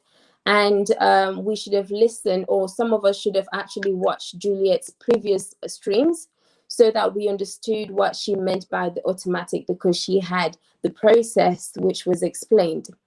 I can read out the email that I sent to Juliet. Fully respect, motivating her, encouraging her, and thanking her for being in the Gambia and motivating and supporting the Gambians. This was on the 28th of April, I think 2 weeks before I had my life, because I wanted her to be there. Since I started my YouTube last year, when I take an example or when I use an example, I used to use Juliet as an example. I used to use the Bax family as an example, because they motivated me a lot to work in my own country. I sent an email to Juliet because I wanted her to be on my life. I wanted her to be on the platform because I don't want people to say Renee is being biased. I don't want people to turn around and say it's about Gambians and it's a Gambian platform, so no one else is entitled or allowed. I posted it and said, everyone is allowed, everyone is welcome to come and say their own opinion about this automatic citizenship. When Halat TV posted the video, I saw Juliet's comment. It was very hurtful because I don't think that was the way for her to approach Halat. So I said, okay, now she's saying he should have actually contacted her. Let me give her enough time for her to get back to me. If she's busy, she can easily say, Renee, I would have loved to, but unfortunately I'm busy. Anytime I post a video, when she wants to comment, she will comment. When I took a screenshot of Halad's video and posted it on my community, within an hour, Juliet commented exactly the same comment that she posted on his channel, which means she saw my email. She also saw the picture, the post that I posted to say that I'm having a life and I have invited Juliet. I've mentioned that. you take that personal. I'm not taking that personal because it's her own right to come to my platform. It's up to her. I'm not bothered. But I wanted her to have the chance to speak to Gambians because she is in a Gambian country. She is in our country. When I say our country, she finds it offensive. It's fine. I hold a British passport, but I'm actually in a white man's country. You said the automatic has a process. Okay, fine. If the white man can give a black person like me a citizenship, then how about us Africans? We can definitely give our own Africans a citizenship. She used it's our birthright. Then does it mean the British passport is my birthright too? Because I've got a British passport, then the automatic is the wrong word to use. And that's the problem. We all agree. Yeah, and my brother, it's We just a all accept to give the citizenship. If you are in a specific country, you have all rights, and no one should deny that right of yours to have a citizenship. No one is against in that. If Juliet was to stand today and say, you know what, 5 years, we're happy. We must have our citizenship after the 5 years. Who am I to say no? Who is Sammy to say no? Who is Halat and other Gambians to say no? We will stand with her. We will fight with her because she's the same as us. Yeah. There's some misunderstanding here. That's why we needed the dialogue. And I would have been so happy for Juliet, if she's watching, to join Sammy today, so that us, the Gambians, and others would basically join in today to ask her the questions we want to ask her. Yeah. We don't have the time to be going on her platform all the time to watch her videos. Sometimes it's 2 hours. Mhm. We don't have that time. So when we have these kind of dialogues, it's nice. Yeah. Let's argue. Let's come to a conclusion. Let's take what we don't like. Let someone else come with another idea. Let's join our ideas together. But don't say, oh, it's automatic or nothing else. I don't want to hear it. That's it. Full stop. And Renee, to be just honest with you, before It's other people's. It's not. I want to say that it's not only her, because it was, if I'm not mistaken, it was a Gambian who told her, you should not have citizenship. It's your birthright. You should demand it. That wasn't her position at first. Somebody That's That, fine. that's I right. understand that. That's right. Where, That's right. okay, just okay, 1 minute. No one All should right. no, tell me what your right is at the okay, first okay, place anyways. okay. If we have to go to history, I can go to Togo. I don't know whether whether you actually follow my platform, but I have made videos while I was in Togo. I can go to Togo and request for an automatic citizenship because I'm more of a Togolese than I am a Gambian. I was born and raised in Gambia, but the majority of my families are still in Togo. My grandfather, who was the father of my dad, was born in Togo, raised in Togo, and died in Togo. I can go in Togo and fight for automatic citizenship. But what is that going to gain me anyways? If I was to travel abroad, I would need a visa. But with Juliet's British passport, she doesn't need it. Mm-hmm.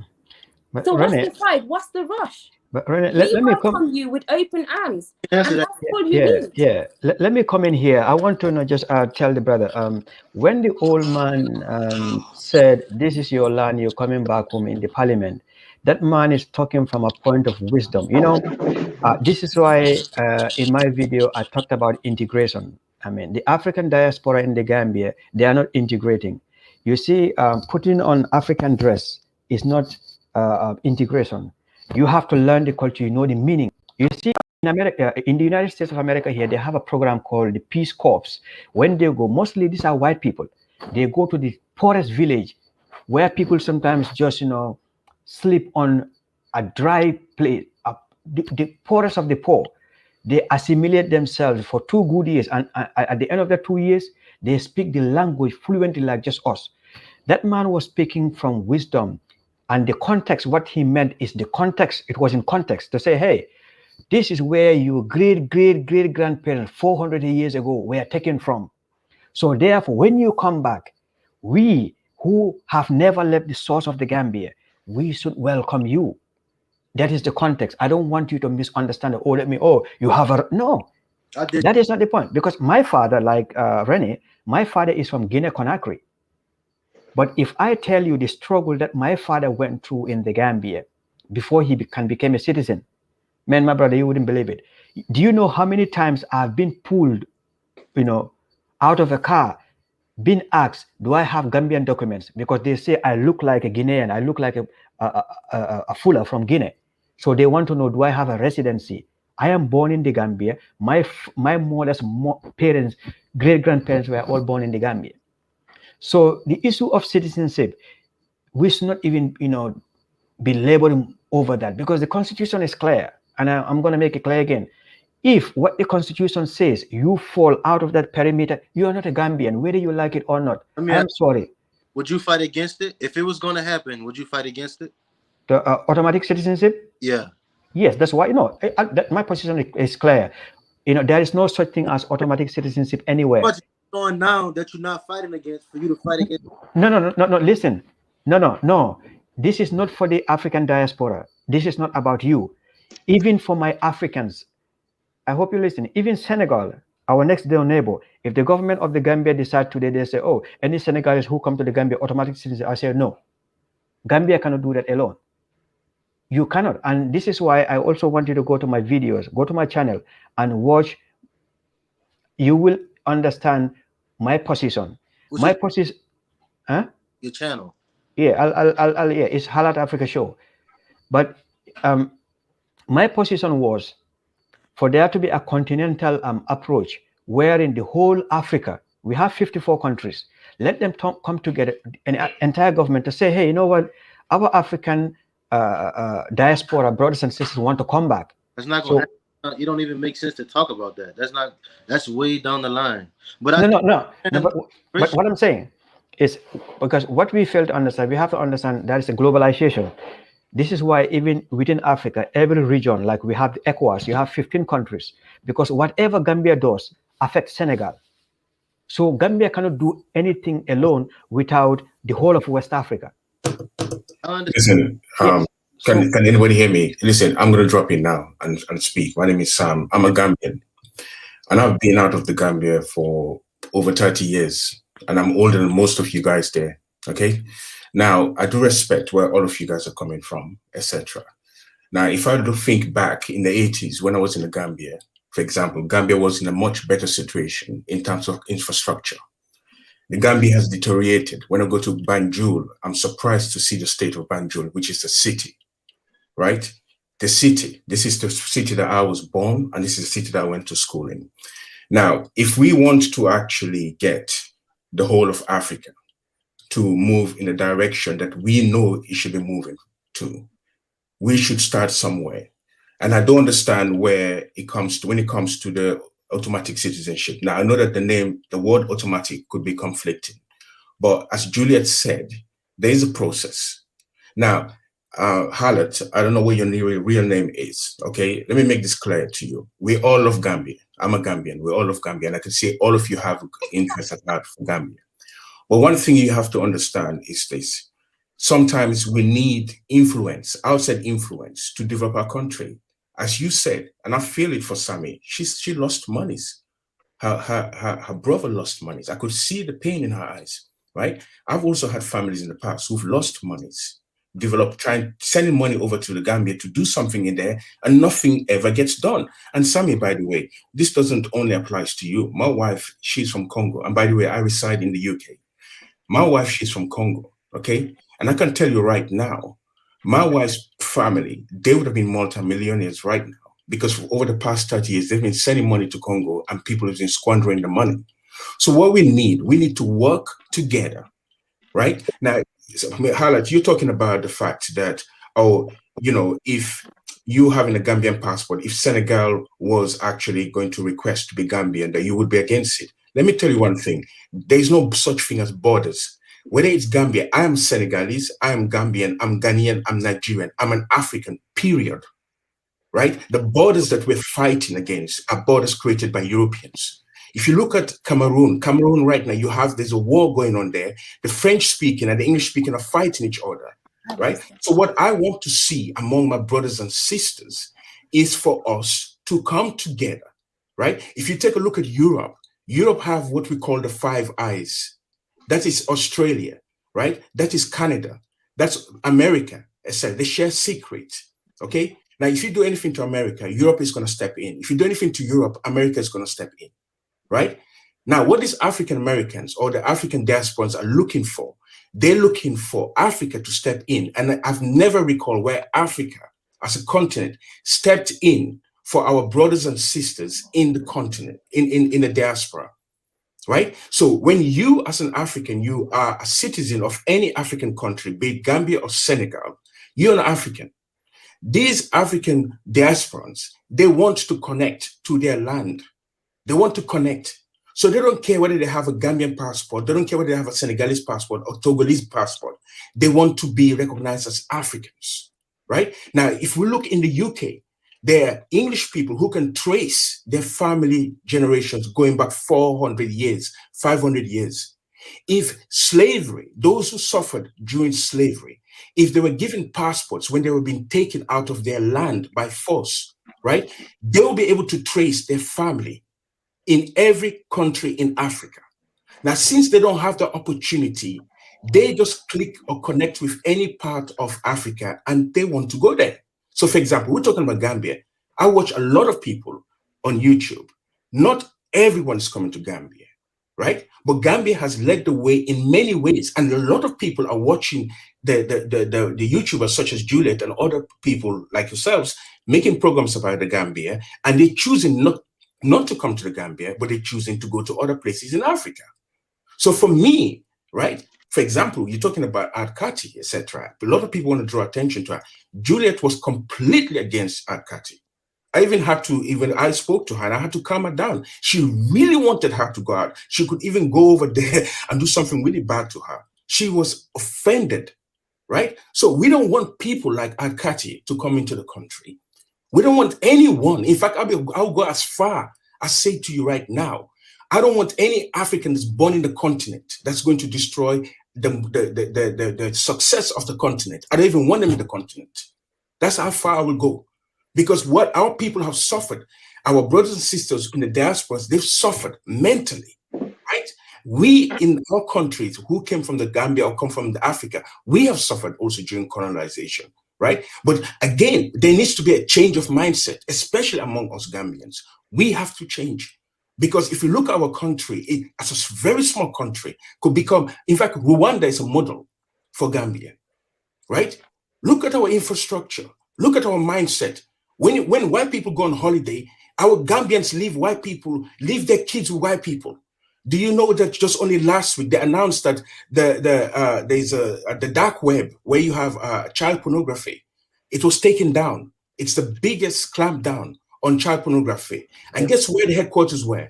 In the Netherlands. Okay. Now, how many people from the Netherlands go to Gambia on holiday? Right? So we don't know what's going on. But we are too naive. So what let him finish. Listen, what I'm saying is we have to work together. We have to work together. And I'll be honest with you, and I'll say this to you right now, okay? I love my people, I love my country. And by the way, right, part of my family, we came from Sierra Leone.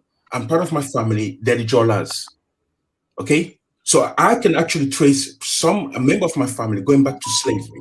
So what I'm saying to you right now, I feel and I connect because, in fact, and I want to thank my uncle for that, by the way, because when I was growing up in the Gambia, back in the 70s and the 80s, I used to listen to a lot of reggae music, right? But we've never connected with our brothers and sisters over in the diaspora, okay? Because when it comes to slavery, we were not taught about slavery. We were not taught about slavery, okay? So right now, we have to start seizing the opportunity to develop our country, develop the continent as a whole, develop. And when we develop our continent, develop our country and our continent, then people like Sammy and other people will not be losing money. Because what we're looking for is influence, and we're looking for good influence. So if you're coming as a diaspora, you want to come into the country, you want to come into the continent to live, to be part of us, I welcome you. Open-heartedly, I welcome you on board. And I want to see the Gambia developed. I want to see the whole continent develop. So I think what you have to understand, when people are talking about automatic citizenship, they're talking about the fact that there's a process. You need to be adopted by a family. Now, if you want to argue about the time, whether 2 years or 5 years, that is something that could be started. But from the time Juliet has been ringing the bell, the government has not done anything. The president, who used to live in London and knows the struggle of our people in London, has not even commented yet. What they should do, come to the table and discuss. Nothing has been done yet when they can come to the table and discuss about a time frame. So you hold your Gambian passport, I hold my Gambian passport, we hold our African passport, but the diasporans, they want to feel that they're part of the continent. And at the end of the day, they were taken out by force. They were taken up by force. They have the right. So can you imagine that a lot of the diasporans who are in other parts of the world, they actually have families who are still alive today in Africa. The only problem is that they cannot trace their family. They have families. Can I say something? Yeah. Hi, can I say something? Sam, thank you so much for that input. And I'm gonna let Taji speak, but before then, I wanted to say something. And so when it comes to automatic citizenship, Sam, okay, what do you understand by it? Because I want like at least everybody that comes on board to tell me, especially if you're a diaspora African, like what do you understand by automatic citizenship? Okay, now I understand the word can be tricky because you use the word automatic, but she has broken it down and explained over and over again. It's a process. It's a process, meaning that you need to. Juliet, I know Juliet personally, okay? And Juliet will never, never going to her grave. She will never want anyone to come over to Africa or to the Gambia to destroy it. In fact, most of the time, when I speak to her, I say to her, "You're more Gambian than I am." Even when I'm trying to criticize anything of the Gambia, she hushes me. She said, "Don't," because she loves her country as the way she is. So what I'm saying to you, that it's a process, right? If you're going to come there, you need to understand the process. It's just unfortunate that, just like you can go onto the government website to see what the laws are with pertaining to citizenship. She hasn't put it up online yet to show the process. Okay, I mean, yeah, Farms, it's a before you process. come, If you want to argue about the time frame, that's up to you to argue and discuss about the time frame. But I'm telling you right now, as a Gambian, I want to see the right people, which we don't have control over, to come over. And just like her, she wants to see the right people. We want to develop Gambia. I want to develop Africa, because my brothers and sisters are dying in the sea, crossing over to come to Europe. And by the way, let me also draw your attention, because you're in America, Halat. In Africa, in the next 10 years, the population is going to double. Africa is the youngest population, right? Europe is going to be looking for young people to come from Africa to work in Europe, right? okay, The European population is getting old. Yeah, can I respond to you, please? Because I think you've said a lot of things, and then I want to set the Actually, record Lama, straight. I want Taju to speak, Lama, and if he wants to respond. Yeah, I just have a short Okay. response to Sami. First of all, thank you for coming on, and hi everyone. In regards to, I'm just going to speak on the automatic citizenship. I understand that we all Africans and we all can get emotional sometimes, and I do not agree with you or Juliet in regards to the automatic citizenship. No one in the Gambia, and I don't think in anywhere in Africa, has ever stopped any Black African, Black American, or European, or anyone from coming into their country, especially in the Gambia. The Gambia is open for everyone. Anyone can come into the Gambia, get your land, and leave. What we are saying is, we're not saying that our brothers and sisters should not come back to the continent and have a citizenship. Fine, you should have a citizenship. You should have a Gambian passport, but there is a process. And like Hala said, automatic. You cannot put there in a legal term. That's wrong. You, whether you like it or not, that's wrong. You have to take that out of it. Say there is a process. You have to go through a process. Let's say 5 years, 7 years, 8 years. It's fine. I don't mind. Any years. You have to go through the process. You need to learn the culture of the land. You need to learn the religions. You need to learn the traditions. You need to be able to speak the languages. Fine, your parents, your ancestors were taken away. That's fine. You can trace your roots back into the Gambia. Fine. Then trace your roots back to the culture, because there are Gambians, there are Africans living in the land. And when you come back, you have to integrate yourself with them. It doesn't matter whether you think you are you know better, or you're more skilled, or you got more money, or you want to develop the country, or you want to develop the continent. Fine. But there are people already living in Africa who have gone through their own struggle with the colonizers, who have gone through their own struggle to make sure that they maintain the land, to make sure that there is land for you and our brothers in the diaspora to come back to. So you need to respect that. That's just there. That needs to be respected. And when you come back, don't just come back and tell us your demands. No, come back, tell us you are back, and you want to integrate. You want to reclaim your ancestral land. You want to come back to home and then learn the culture. Tell them to come back and tell us, okay, you know what? I've been here for 6 months, so I identify myself like a Jola, like you said. So I'm gonna concentrate on learning about Jolas. I'm gonna start and speak the language. I'm gonna learn the cultures about Jola. I'm gonna do this and this and that. Then invest if you want to invest. If you don't want to invest, buy your plot of land and then live your life and then earn your citizenship. All we are saying is you are welcome into the Gambia. What we don't want is emotional blackmail, saying automatic this, automatic that. We don't want that. Africa is for Africans. We prefer black Africans that look like me to come to Gambia and make it better, or Africa, rather than the Chinese or the Europeans or the Americans or anyone. We don't want that. We want the black people to come back to Africa and make it better. But you have to respect and you have to realize this. There are Africans who have been living in the continent, who have gone through their own struggles. You are not the only ones who have gone through struggles. There have been Africans living in the continent who have gone through things that we can't even talk about. And we are still going through it. Listen, Some you of us cannot have already compare. gone through it. Listen, I agree Sam, with you. can you please let him speak? Let's just let everybody speak. And if I want to stop them from speaking, I will let them know. Let's just give everybody the chance to speak. Let me finish. And we are still dealing with it. And the Gambia, we've been on a dictatorship for the last 22 years. I understand that about Banjul.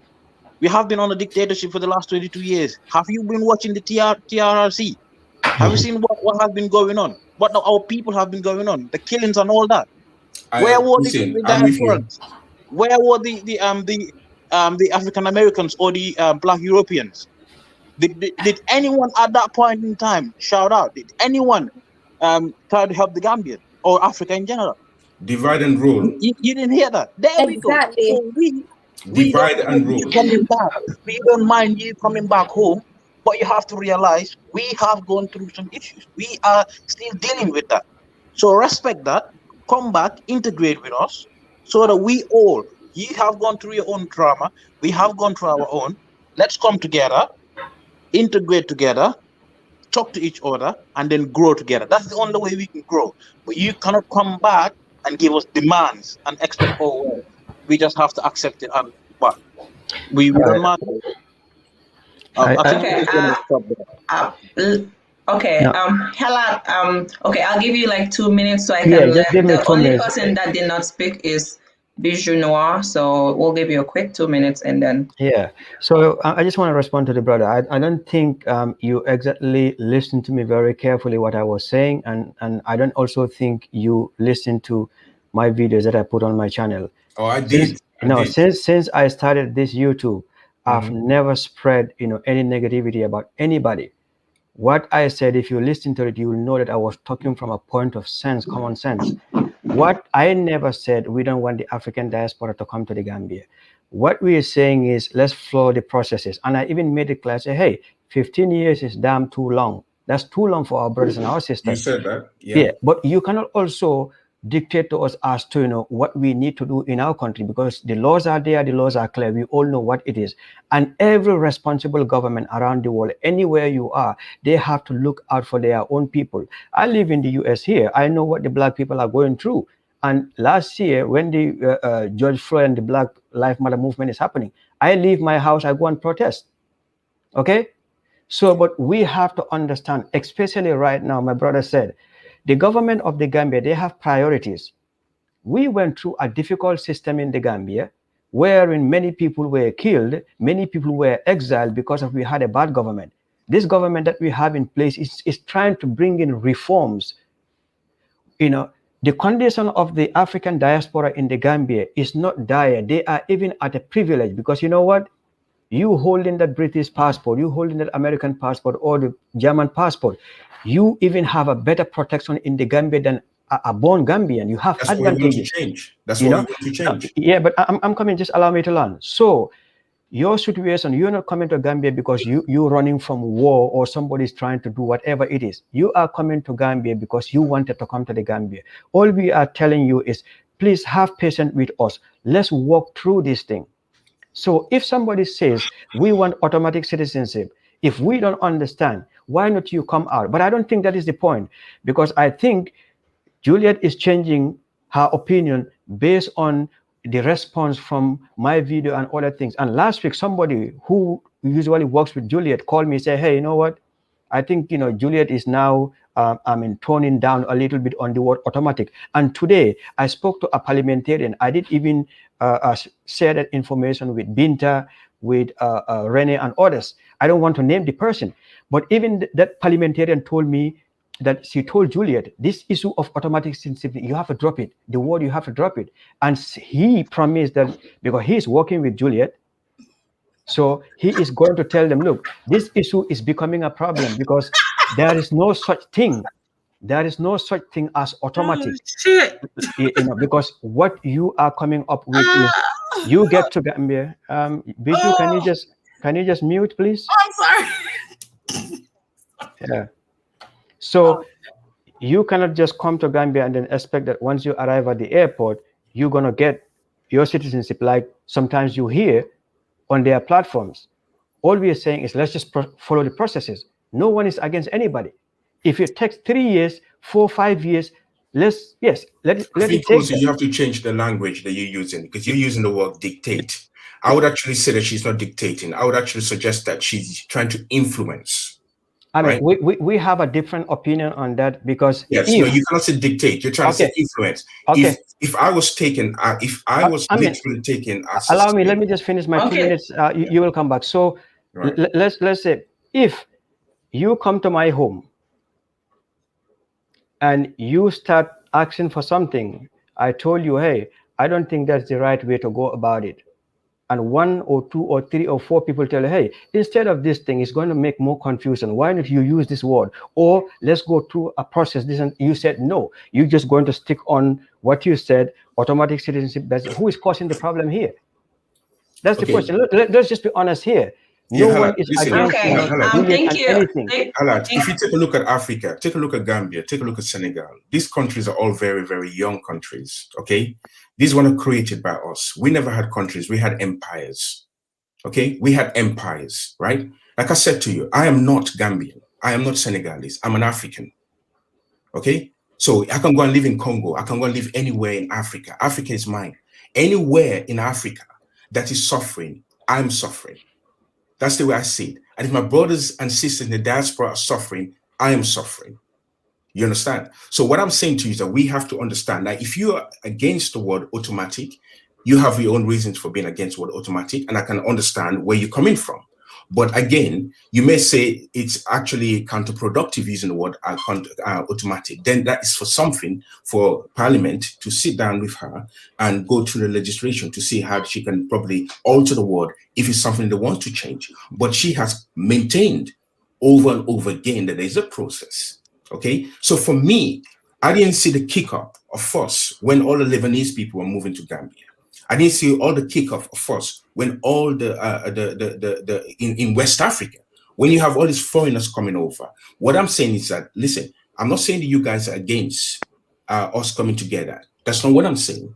All I'm saying is that we have to stop. And as you said rightly, from both sides, yes, we have to listen. On all sides, we have to listen. But at the same time, we have to be careful of the words that we're using. I don't believe that she's actually dictating. What I think she's trying to do is influence. And she's passionate. If you look at her videos, when she was in the UK, she is passionate. For somebody who has suffered racism, right, blatantly in the UK, you will see why she went there kicking doors down. I've seen African Americans in other parts of Africa who are going around telling white people where to get off.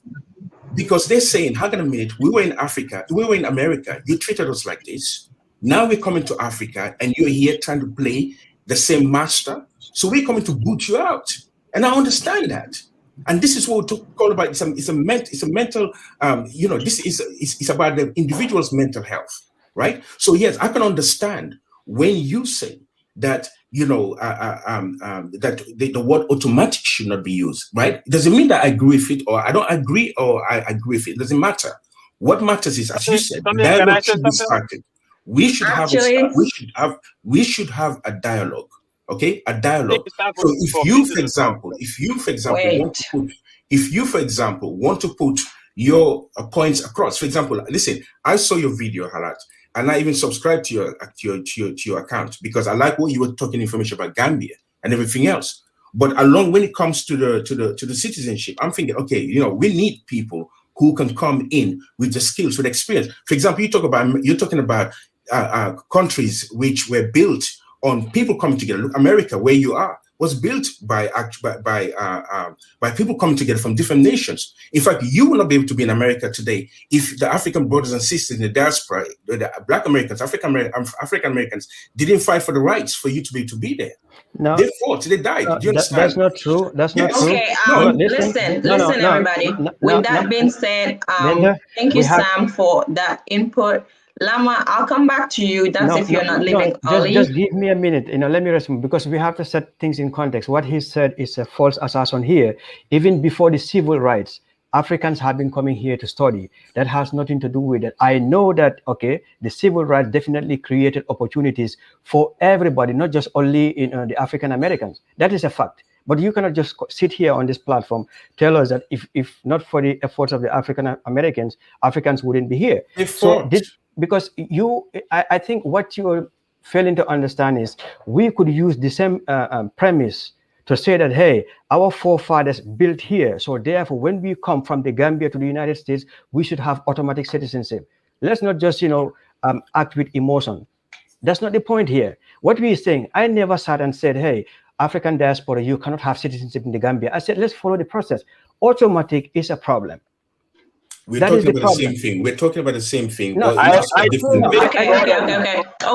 Okay. Please let me speak and let right, me I'm give break other my people. fast in the meantime, okay, guys? Yes, let me let other people to speak. That way we can hear from them as well, because we can't have one or two people speak the whole time. Bijunua, welcome to the panel and thank you for joining. Thank you. I'm sorry. Thank you. I'm sorry I got kicked out a little bit. But I saw something very interesting when I came back. I saw a response from somebody on the panel to somebody saying, hey, she got kicked, she got out. They said, ha, let her go if she can't stand it. That's not our problem. This is what makes the conversation. Let's get into it. That being said, this is what makes it confrontational. It's not even about citizenship. That's BS. And I'm a grown woman and I do grown things. And on my channel, I do talk about all things. And yes, sometimes if somebody come on my panel and they bring up something, I will talk about it. But that being said, it's not about citizenship. It's about little comments like that. It's about the feeling behind those comments. It's about the hate that we have for each other. It's about the distrust. It's about the lack of empathy. I heard the last conversation he was on, he said, my ancestors, and I've heard you say this before, Sammy, I'm in America because my ancestors went through hell and back to be, fought, died and came here enslaved for it. Your ancestors. And he said the same thing too on the last conversation, and another brother repeated the same things too. When it comes to that, we're ancestors. I'm not even, I was going to take this politically correct, but you know me, I'm not going to do that. And I don't care how many people go off on me on the comment section, how many of you unsubscribe, how many of you don't like me. I'm a Gambian. I searched and I found my roots in the Gambia. I spoke to my cousin 2 days ago. Seventh generation. Wait a minute. 7 generations. A blood Gambian. 7 generations. Some of people in this comment on this panel today that's sitting here making such a fervent statement about citizenship, and I don't really care. To be honest with you, I'm at the place right now where I'm just like, okay, so some of you are descendants of maybe 2nd or 3rd generation. We were taken off the continent 7 or 8 or even 10 generations ago. Through God, I was able, or Allah, whoever you serve, I was able to track my bloodline all the way to the Gambia, Banjul. Shout out to Arthur Jackson, my cousin in the Gambia. That being said, and I hope you guys come to the channel and visit and see when me and him communicate. It's a beautiful experience. We are your family. We're coming home. Do you understand that Senegambia lost more slaves were taken out of that region than any place out? at that time, it wasn't just Senegambia. It was Mali. It was Guinea-Bissau. It was all those places. That's why a lot of us, including you, have a combination of all those places, because we were all being taken to that one particular place, to Kunta Kinte Island, to be taken away. Okay, we don't want to talk about slavery. Oh, we don't want to talk about that. Don't try to make us feel sorry for you. You know, the sad thing is that on my channel, I talk about this all the time. Don't look down on my brothers and sisters on the continent. Don't disrespect what they've done for us. They kept the roof up. And I guess I'm naive to think that you guys kept the roof up for all of us. Because some of you, you know what, you could say, my brothers and sisters, and then the next statement will be, you know, I'm a real Gambian. You're not, you know, I'm an African. You know, then we're being treated like one of them, and it kind of becomes unbalanced for me, because first you greet me like brother and sister, and then you're telling me that, you know, then you compare me to a stranger, and then I'm like, okay, so either we really just need some counseling as a people, and we need to stop arguing and realize that we're sick. All of us are sick. I mean, I jumped off. I think my internet got messed up for a minute. And next thing you know, somebody that's on the panel was laughing in the comment section saying, ha, ha, ha, let her go. If she can't stand it, it is a joke to you. To you, it's not about real us really connecting and getting on here. And that's probably why a lot of diasporans didn't come on. Because if you're on a panel and you're sitting here and all I did was slip out for 5 minutes, and next thing you know, you laughing, ha ha ha, let us go, blah, blah, blah. She couldn't stand it. I could stand anything. I'm bijou noir. Period. That's who I am. I could stand it. We've been through hell and back. Slavery was no joke. And I know what you went through on the continent was no joke. But we're coming home to be with you. And the sad part about it is you're so worried about the land, and you're worried about the citizenship, and you're worried about people coming over and taking over your identity, that you don't realize that I am you. I'm just coming home to you. I'm the one that's been homeless forever. So your sister comes home. She's been thrown out of her house forever, and she comes to the doorstep, and you look at her and say, yeah, you're home. Yeah, you're my sister, but stay out. I want you to stay outside until you know, because I have a question. You have a question, that's fine. Let me go, because you let people go for miles. Or unless I'm not coming, you don't really want me to talk. I want you to talk, but I have a question for you. Come one at a time, but let me finish making my statement, because first and foremost, your girl took her face off the camera because she knew what she did. Who? Your girl, the one that made the comment, laugh, blah, blah, blah. There she go. I don't know who you're talking. Bijou, listen. No. Let's not do that. Let's not do that. No. Binta, let her go. Let her talk. It's okay. Let her vent out. It's fine. No. Let's not do that. No. Bijou, this is my channel. This is my channel, and we have to listen. When I come to you, listen. Games. I got Binta, Renee, allow her to speak. Allow her to talk. Hello. Can I say something before I go? No, wait a minute. I need to say something. Mm-hmm. Listen, I need us to respect each other. Yes. Because, listen, this is my channel, and I respect everybody on their channel. I even respect everybody on my channel. So if anybody has anything to say, let's talk to each other with respect, and not like, oh, I don't care. We're not gonna do that. I don't appreciate that on my channel. And this is why I give everybody time to talk. And I give everybody time to talk, and I give vision why I give you time to talk. But the question I actually have for you, if you had listened, then you would know that question is for you, and you can continue. I was interrupted. No, but it's my channel, and if you're interrupted on your channel, you do the same thing. So it's my channel. If I have a question for you, you should listen to me. That is, if you respect my opinion, please. Thank you. All right. Binta, can I just come in? Okay, go ahead. Yeah, No, brother, wait, it wait, just wait, wait. I wanted Afri to say something. So as soon as he says something, you can go ahead. I want to go break my fast anyways. yeah. So Afri, Nola, so go ahead and comment on what you wanted to say. Yeah, I got. Then I have to leave. I'm gonna say. So we all agree. Everybody agree. I'm glad everybody agree. We need to change the word automatic. We all agree. Absolutely. I agree. Yes. So we Because all, somebody Oh was yes. like, okay, let's do 5 Maybe years and maybe shake hands. maybe I'm in except for Sam. it. so Maybe okay. except Sam, that pro Juliet guy. Leave Sam alone. He's still here. Look, It's, I, it, I it's, know it's he's all right, still here. man. That's pro Juliet guy. I Yeah. think, but so okay. So we all agree on that, right? So the brother Halat, that's your name, Halat. Yeah, man. Yeah. You said something, and you kind of make me upset, bro. You said Juliet. You spoke to her people, and they said that she actually kind of thinking about changing the word, right? No.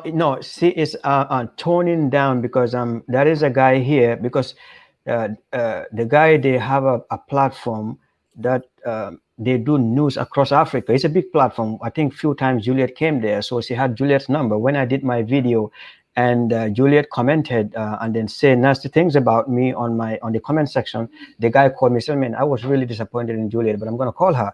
So after talking to Juliet, I think 2 days later, she came back. He came back to me and said, "Hey, I had a conversation with Juliet. I think with this issue of automatic citizenship, she's trying to tone down whatever." So even today, with my conversation with one of the parliamentarians, is the same. He said, "Look, we told her clearly the word automatic citizenship is not something which we're going to accept because this is a country. We have issues, we have procedures. They have to follow. There has to be a vetting system. Whether it takes 3 years, 4 years, or 5 years, there has to be a process. But we cannot just say anybody who comes here and then you get your citizenship." And this was the reason why Renee wrote a letter to her, to Juliet, to come to our platform. So That way, yes or no? Did you say that she was thinking about it or considering or something? Did I hear you say that? no, I said based on what somebody told me. I want to know That if you said that or not. Okay. no, listen. I want you to listen to me. I said somebody told me, somebody who spoke to her, that she is toning down on that. That's all I'm saying. All right. That's the same I thing. never said she told me. That's I what. want you. Yeah, I never said she told me. Yeah, Yeah. Okay. yeah. So, okay. So if she understands that from the response, because like you said, if she understands that from the response that that's something she might need to tone down, then we don't we don't need to still go hard about her changing that because that means she's already thinking about it, right? So we all agree that the word needs to be changed, and I want to ask Sister Renee specifically, Sammy, and you, Halat. So since we all agree that the word needs to be changed, is it possible for the conversation to turn away from arguing against something? And so now No. instead of arguing, just listen to me. Mm-hmm, Now instead of arguing against mm-hmm. automatic citizenship, since we know the word needs to be changed, you said a perfect word, pathway. Can we now argue for pathway to citizenship? So And take it away from against, because as long as you want yeah, to against thousands, yeah, many dozens or hundreds of people yeah. come And against that, brother, just people to assure you. listen. Mm-hmm, It's gonna be negativity. It's gonna be fight. It's gonna be versus. It's gonna be contention, argument. mm-hmm, mm-hmm. Can we I. take it from arguing against something?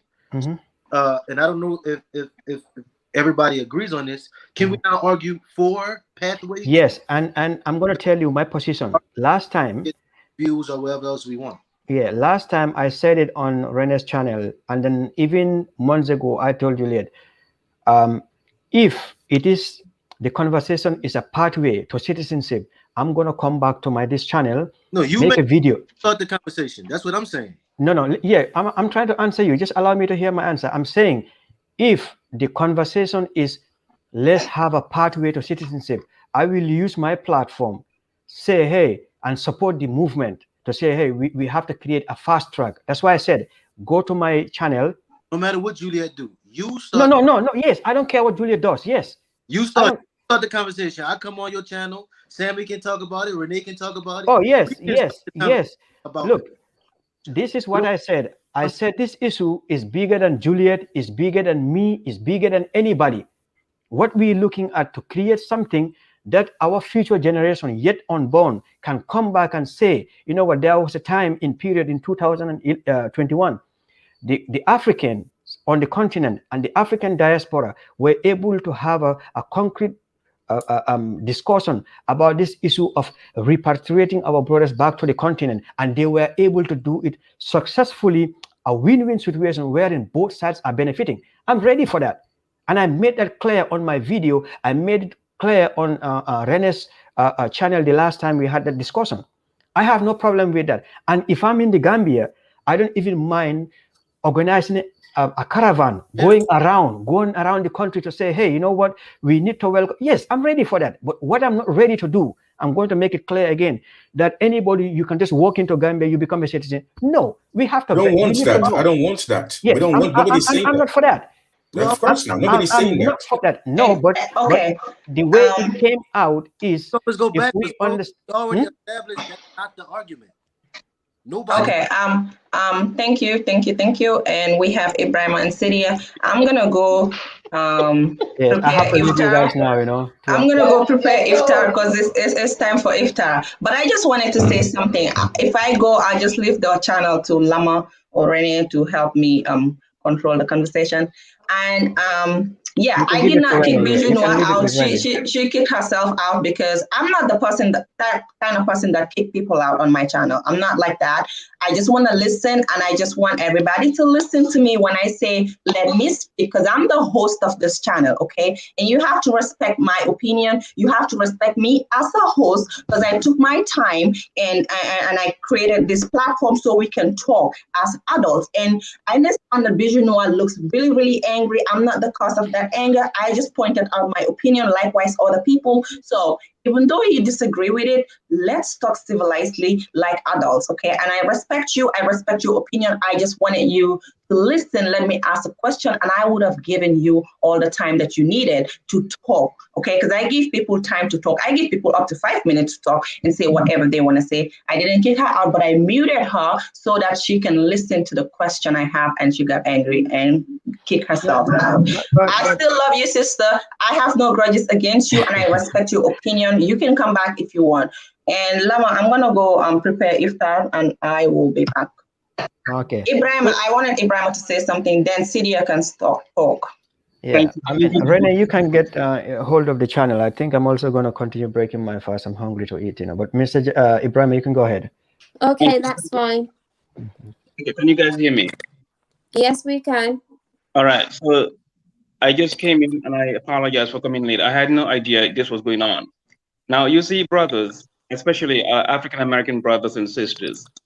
Now, not all of you. I'm not painting all of you with one brush. I'm just saying, look at this behavior. What do you think would happen if you guys settled in the Gambia with that automatic citizenship or any form of citizenship, even if it is going to take 100 years for you to get it? Once you get it, look at how you are treating your host, people that you call family. Hello. If those people open their doors to you, you cannot even sit down and have a conversation with them on YouTube or on the internet. You are not even giving them the courtesy to invite or welcome you on an online platform. That's not a geographical location. That's a technological sphere. What do you think would happen on a geographical entity like a small, tiny Gambia, where they are debating whether to open their shows to you or not? And now you bringing all these symptoms, signs and symptoms that, you know what, these are not the kind of people we're going to get along with possibly, because they don't even have a bicycle wheel in the Gambia. These are the signs and symptoms they are portraying. What do you think they would do to the natives who welcome them the day they have a wheel, the day they have much say about what should happen in that Gambia?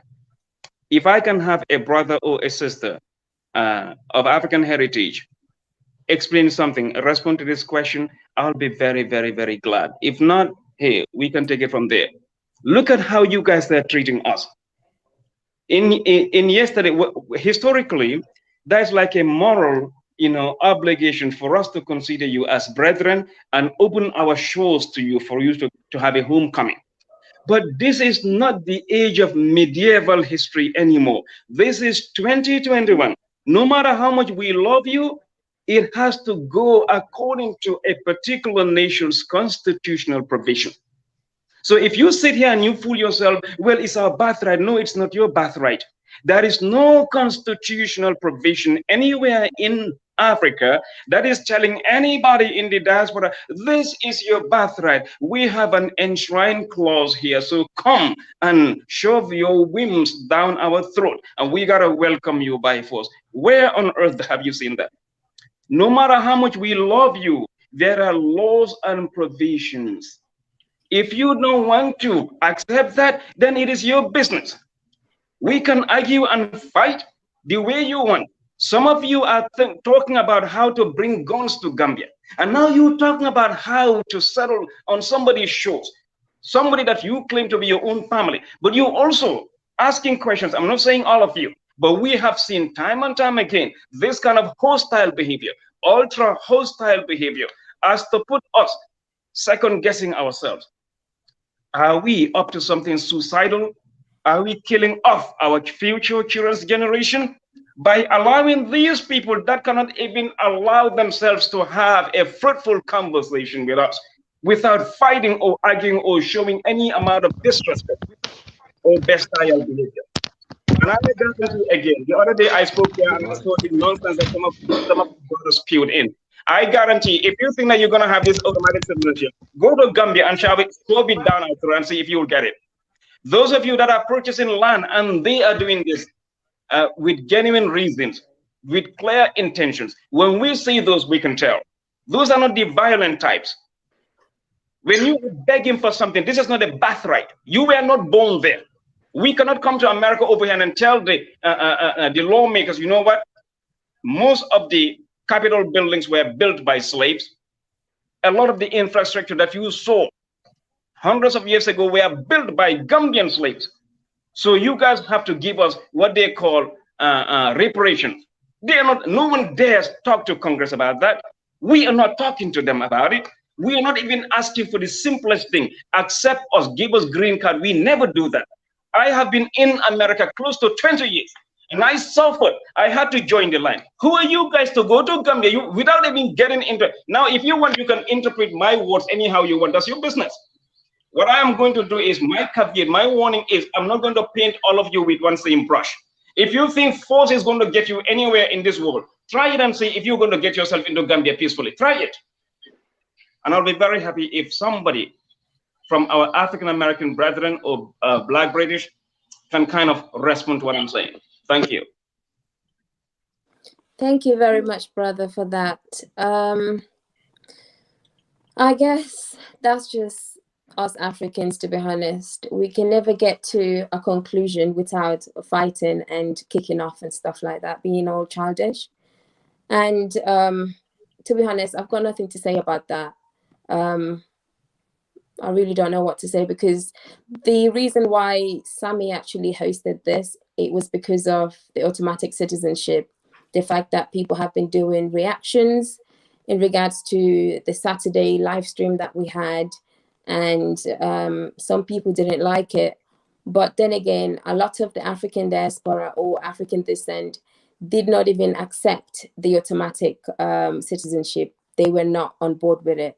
And some of our brothers have came on board to explain themselves that the automatic citizenship doesn't mean automatic like we think it actually means. And now us, the Gambians, are saying, remove the automatic then. But then even before this live, I saw the, let's say, the agenda kind of changing now, and not saying automatic, but saying 15 years is too long for us to wait. Then that should have been the first thing you should actually say, instead of saying automatic at the first place anyways. We all know 15 years is too long. If you are in a country at least 5 to 7 years, you are entitled to have your citizenship, period. That's fine. You follow the rules and regulation of that country. You do exactly as you are told, then you are entitled to have your citizenship. If the white man can actually give a black person or an African citizenship, then how about you, the African, going to Africa? You know, that's how I see it. But then when we sit and talk, people are like, oh, they don't want us in the country. Gambia is not the only country in Africa. There are 54 countries. Go elsewhere. Gambia is small. You say Gambia is not even developed. Then why are you fighting? You know, why are you stressing yourself? There's no point. Just move on. Go to somewhere more developed, somewhere more advanced, somewhere that has a better law than the Gambia. Gambians are okay with that. But anytime you feel like visiting, go ahead, come. You know, all of us Gambians have different, let's say, nationalities, because your dad and mom might not have the same nationality and their parents might not have the same nationality. So what's the fuss all about? What's the anger? What's the issue? What's the problem? Why are we fighting? Let's have a mature dialogue. Let's talk. Let's argue. But let's not kick off. What's the problem? In order to come to a conclusion, we must argue. Because we don't get on. Not all of us get on. You go to work, you don't like someone, you still have to work with that person because you're there to work. So what's the problem? I can't see the name of the brother, but I think he might want to say something because Sammy's not here to remove the comments so I can see the names.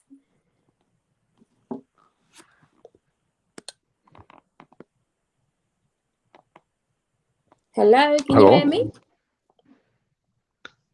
Yeah, I hear you. You hear me well? Yes, I can. If you can just tell Yeah, me I what your mean, name is, please. do you hear me? Yes. My name is Sidia Toure. Sidia Toure. Well, I'm I guessing you're a have Gambian. not too much. I have not. I'm calling from Gambia. Oh, okay. I'm going to speak on behalf of Gambia, on behalf of myself, Okay. pertaining to the that gentleman over there, true to his words that he says. I noticed that he lives in America. America, we all know. I live in America too. I live in Brooklyn, New York. Okay, but something that he said that I want to make comment on, which is people coming here to take a citizenship, like automatic citizenship. True to my knowledge, I understand automatic citizenship doesn't mean that you have to come and get a citizenship automatically. All right? And I mean, they all African. They've been taken, their parents have been taken from here. They were slaves and they've been taken to America. And these people are born in America or England. And now they feel like they are nothing there. And we know that how black people are treated in America and England. And these people, they get like, it's just an emotion that they get of saying this automatically citizenship. But what I'm saying, before we talk about the black Americans, which are our brothers and our sisters and black British, let's talk about the Lebanese. I think every citizen should know about the Lebanese, what they're doing in the Gambia here. How many Lebanese are in Gambia here, those who have automatically citizenship? What I mean about automatic citizenship. They get citizenship without going to the right way. They don't take the right procedure. Did you know about that? Nigerians? What I know is, if I can jump in quickly, what I know is there are many Lebanese born in the Gambia. I have seen those Lebanese born in the Gambia. They learn our culture. They speak Wolof better than me. They speak Wolof and the Igbo language is far better than I can ever put it. Okay. Yeah, but I believe that. Yeah. A lot of them, yes, they are into the Gambian culture. Some of them even have children with Gambian women. I have seen it. Okay. And that I can give you names. Some of them were even diplomats. I have friends among those Lebanese. I used to hang out with them. I'm not saying they don't also have their bad apple. Every culture, every civilization, you don't have the good and the bad. Even us Gambians, we have our bad apples too, right? But those Lebanese and the Chinese, they don't come into Gambia with something, an agenda that they want to shove down our throat. Like they have their own terms and conditions, automatic. For those of you, you cannot speak for Juliet. Juliet is the only person who can clarify what she means by automatic. I have seen Juliet yell many times, automatic citizenship. I introduced Juliet to my family. I never knew this was what she was up to. Yeah. I sent her my little money, my little Yeah. donation to show her solidarity. And it was coming from the bowels of my not heart. to cut you myself.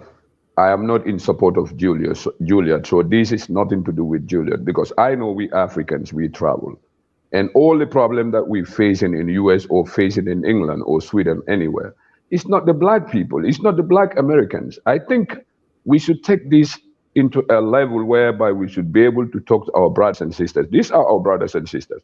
Automatically citizenship, they cannot get that, but I think we should open our hands for these people to come in, because when we're kicking them out, it's not going to be good for these people. These people are already traumatized. No, but brother, Ibrahim, let me just come in. No one is kicking them out, and no one is asking them to leave. Okay. Now you're talking about a conversation with them. I am trying to have a conversation with them. All these girls over here are trying to have a conversation with them. Where is Juliet? Someone who is not even. If you call me family, but you don't want me to be at your dining table, what kind of family relationship is that? You go to Juliet. I was watching a video. I saw her video accidentally. She was responding to the session we had on Saturday. She even disabled the comment section. Is that democratic? Is that family oriented? So they come to Africa. No, that's not right. I have seen very genuine, very beautiful African American and Black British brothers and sisters that really genuinely and beautifully have the soul and the heart to go back to Africa to resettle. I have seen those, but that should not mean we have to be so naive. And I believe you. We don't, brother. We don't have to be. I believe you, because if we are naive. You see myself speaking to you, my wife. All right. Yeah, go ahead. Go ahead. Not to cut you. My wife, she's an American. She's been coming to this country for 7 years. We've been married for 7 years. Automatically, she have the right to get a citizenship, but she didn't even apply for it. So I'm against the people that want to get automatic citizenship. If automatic means automatically you have to get it, meaning that people who are born in the Gambia, they get automatic citizenship. So I want these people to come to the media and explain it to us. What did they mean about automatic citizenship? Because you cannot be born in America because your father has been. This is what I want them to explain to us, so that we can. Mr. Ture, sorry. This is exactly what I wanted on Saturday when I had my live. I posted it on my community, inviting everyone to join me and my other Gambian brothers and sisters, and invited Juliet. I emailed her 2 weeks or a week in advance, and posted it on my community, mentioning Juliet's name, that I have emailed her, saying wonderful words to her, pleading with her that we would love to have her on my platform, because Gambians have to support her. So in order for us to support her, we need to understand the word automatic. Not everyone have time to be going on her channel every single day whenever she uploads video. I have people that follow me that loves me to death, but can't watch my videos anytime that I upload. We have to have a dialogue. We need to understand each other. We wanted to ask Juliet questions to understand where is she going with this automatic citizenship. That's all we wanted. And the reason why I wanted her to be there is because I don't want people to come out and say, Rene is being biased. Why didn't she invite Juliet? I invited Juliet 2 weeks in advance. They're saying, oh, you should have given her more time. How much time do I have to give her? Who is Juliet? She don't need more time to come. Who is she don't Juliet? need more time to come. I know Juliet. I don't know her personally, but I've been seeing her programs on YouTube, selling land there and there, or helping poor people to sell their land. Myself understand that it's not the truth. I know that. I've been complaining about that, but this is not the issue right now, because all those lands Juliet has been selling is our own people who is putting these lands to her hand. But that side, we can talk about that in anyhow we want. But what I mean now, Julia has to come to the media and tell us what did she mean about automatic citizenship, because when we come to UK or England or America, if you do not accept if you do not accept the automatic word with Juliet, then she will not have a dialogue with you. She will not talk to you. That's the problem. So what do you think? What do you think we have to do now? She kicked out the brother yesterday. I was watching her because I still follow her. She kicked out Re-Empire because he started asking and talking about Halat TV. She kicked him out and say, we can talk about that on the phone. Why talk about that on the Gambians phone? are You behind. mentioned automatic Gambians are citizenship. behind her. Exactly. You talk It's about automatic Gambians who citizenship. put that to her. I'll tell you, brother. I will clarify certain things. Maybe, yeah. I'm glad you mentioned that you don't know Juliet. Just like I don't know her very well, but I have had my personal encounters with Juliet. When she first blew out, I contacted her because we all cried together. You know, the racism we face in the Western world. That is true. Not even American government is denying that. Okay. So I never knew what Juliet's real intentions were. It may be when she arrived in the Gambia, her intentions started kind of changing a little bit because she saw an opportunity. What is that opportunity?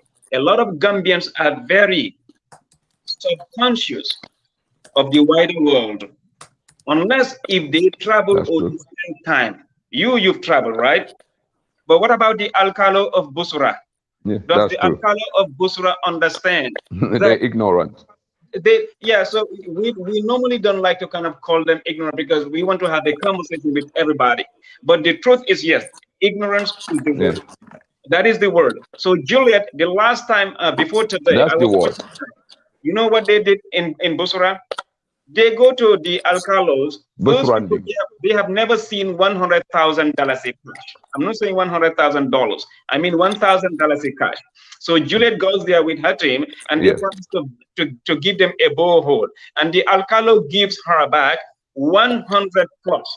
I'm not saying 100 by 100 meter. I mean 100 plots of land for houses, 100 compound. When she finished that, she exhausted that. She asked for more. They gave her another additional 200 plus of land. Brother, when you go to New York City, I'm glad you said you've been to Brooklyn, right? When you go to Brooklyn, when you go to Manhattan, Yeah. you see those skyscrapers. All those skyscrapers are standing on family property. Most of them. People own I them believe. generations I and believe that. generations ago before you and I were born. Those people, their children Yeah. are the ones that control New York City today. If you want to be a senator from New Yeah. York, you have to know how to kneel to those people. Is this what you are creating for Juliet in the Gambia, number one? Number two, what about those No way. Gambian women? What about those Gambian women who don't have a dollar in their wallet or a euro or some foreign hard currency, but they are breeding children? And oh boy, poor little Yeah. Gambia. Where would those kids build their houses? I'm asking. Where would they have their little football fields? Where would they have their little nursing schools? In America, here, land demarcation is controlled by the city. You have to have reserved land for public parks. But what is happening in the Gambia, and at the speed it is occurring, if we don't take action, Gambia is going to be extinct. Gambians are going to be extinct. This is my contention with Juliet.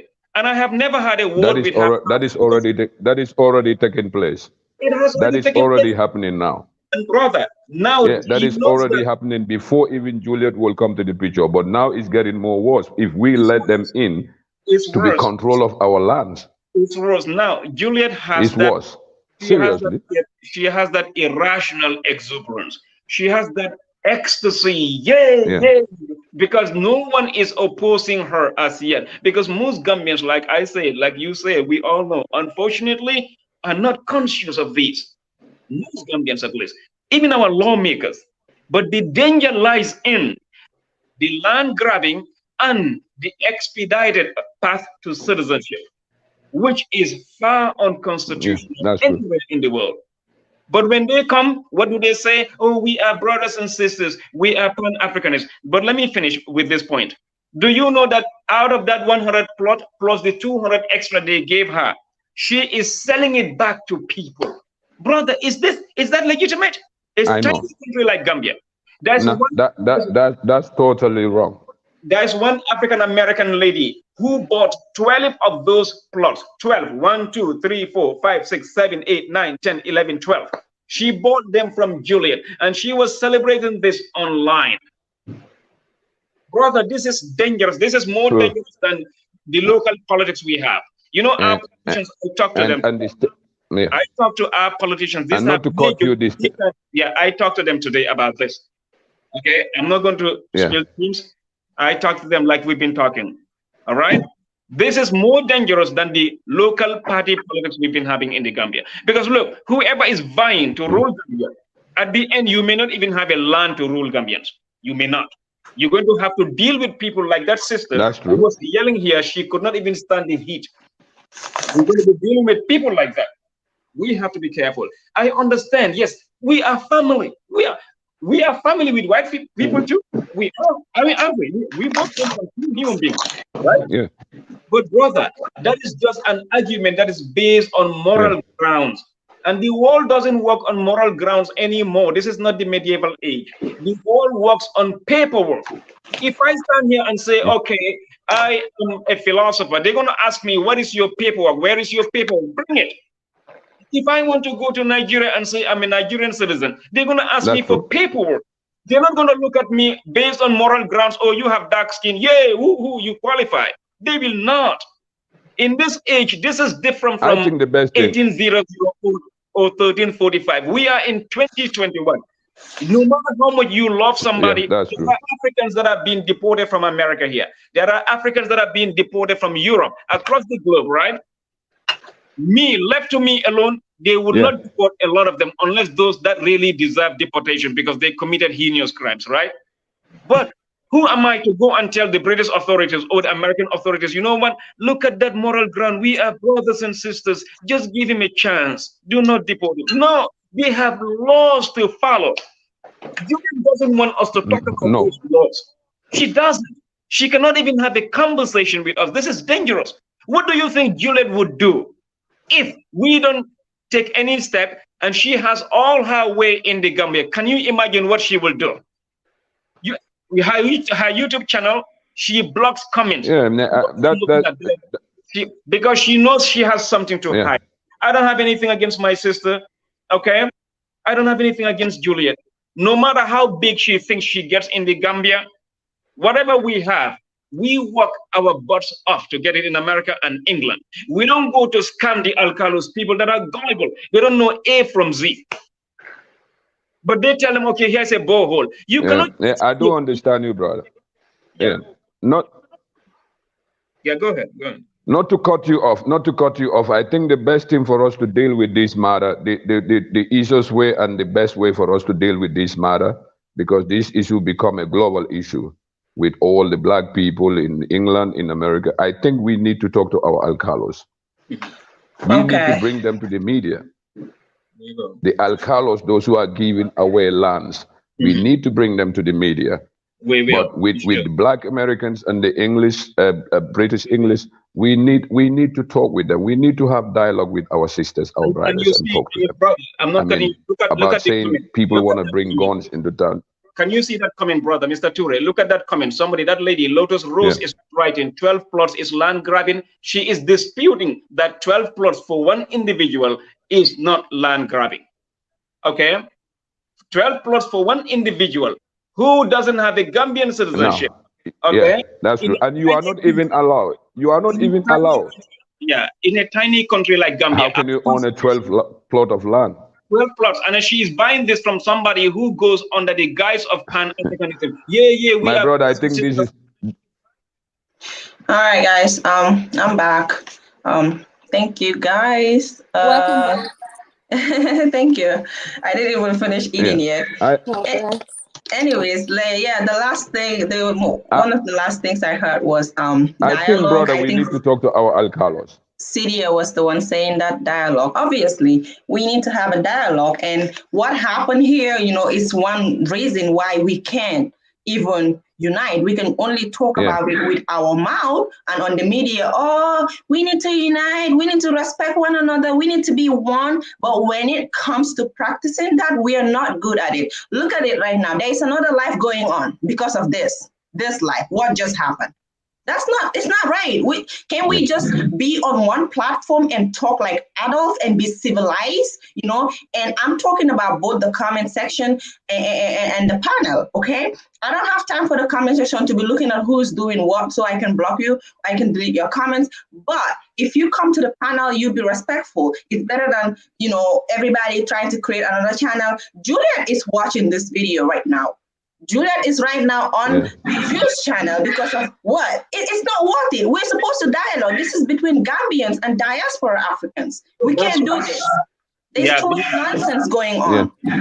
You call yourself That's Gambian, true. but you don't want to be on a Gambian platform. Yep. You call yourself Gambian, but oh, you saw on the chat someone being silly, and oh my God, you're kicking off. How old are you? How old are you? Can you just remind me that? How are we going to I act personally don't mature? go on How are platforms. we going to unite? How are we going to be together? You want to have a citizenship in that country and you cannot get on with those people, even online. You guys are not even face to face. And you know, Renee, I don't think she's qualified. The thing is that there is no, She's not if any Gambian on these platforms is saying that, oh, diaspora should not get citizens or citizenship or land, then you're a fool. Because guess what? I would rather they get that citizenship, get the land, than the Chinese, because the Chinese are not beneficial to you. And secondly, the Chinese are not going to integrate into the Gambian culture. They're not going to marry Gambians and have kids there. Okay, the African Americans are coming. Most of them are going to integrate into our culture, right? Okay, and some of them are going to marry our Gambian women, and we have seen that happening already online. And some of them are even married to Gambian women who are not even online, who are not showing things online. Okay, Myself, have kids. Are I'm you gonna say married to those an kids are American not woman. Gambians? No, you're not gonna say that. Those things that jobs that they're going to be creating, isn't their kids and that Gambian wife's kids that's going to take over it? It is Black owned and it will stay in Gambia. So obviously, you know, African Americans, I would prefer to any other person than the Chinese. But you know, when it's time to say the truth and spill the facts, we need to be able to say it without people getting too emotional. And let's think critically, okay? When we talk about automatic citizenship, if we say we do not understand what you guys mean by automatic, because automatic is simple and clear to me, okay? The best thing you can do is say, okay, this is how I mean it. What do you think? Whether I agree or not. And we talk like adults and civilized people, then like I said, I'm not going to change my mind when it comes to automatic citizenship because even some diasporans are with me on this. But there needs to be a vetting process. So I don't know why so many people have a problem with that. They don't even want to hear vetting or even 1 year. They just don't want to hear anything. It's just causing drama unnecessarily. Binta, Binta, I think this issue, let's just keep our foot on the pedal, you know. Let's just, you know, let's talk, you know, because as we talk, we will know who is who, and their true selves their will true reveal. colors will start showing. Yeah. So, but we know, I'm very confident of our lawmakers. They will not be sellouts. I'm definitely sure about that. So the choice is theirs. Do you want to come to Gambia and be with the people because you want to come, or do you have agenda? Do you have to put, you know, preconditions that you have to give me citizenship before I can come to your country and invest? If that is your take, hey, we tell you, man, peace. Enjoy your How life many somewhere African else. Americans did you guys see in the Gambia? Is that what they're saying? No. So No. many people are there doing their So, work. That's not what they're saying. That's not what they're you know, saying. It's just that some people just want drama and unnecessarily one for that matter so that there can be a divide, a continuous divide amongst us. And we need to stop this nonsense. Sammy, just bear with me. A few months ago, there was a whole lot of rage about Rene Marcos. Everyone was doing reaction videos. Most people were doing mockery videos of Rene, you know, acting all silly. And they were old enough to be my grandparents, if not my parents. Did you saw me sit on my channel to do videos? It wasn't necessary. It's uncalled for. I just let them to do it. And where are we today? We've all forgot about that. That's how matured people should act. Someone is acting silly on the comment section, forget it. You don't have time for that. Show them that you're matured and that didn't bring you onto the platform. say what actually brought you onto this platform so that people will know who you are.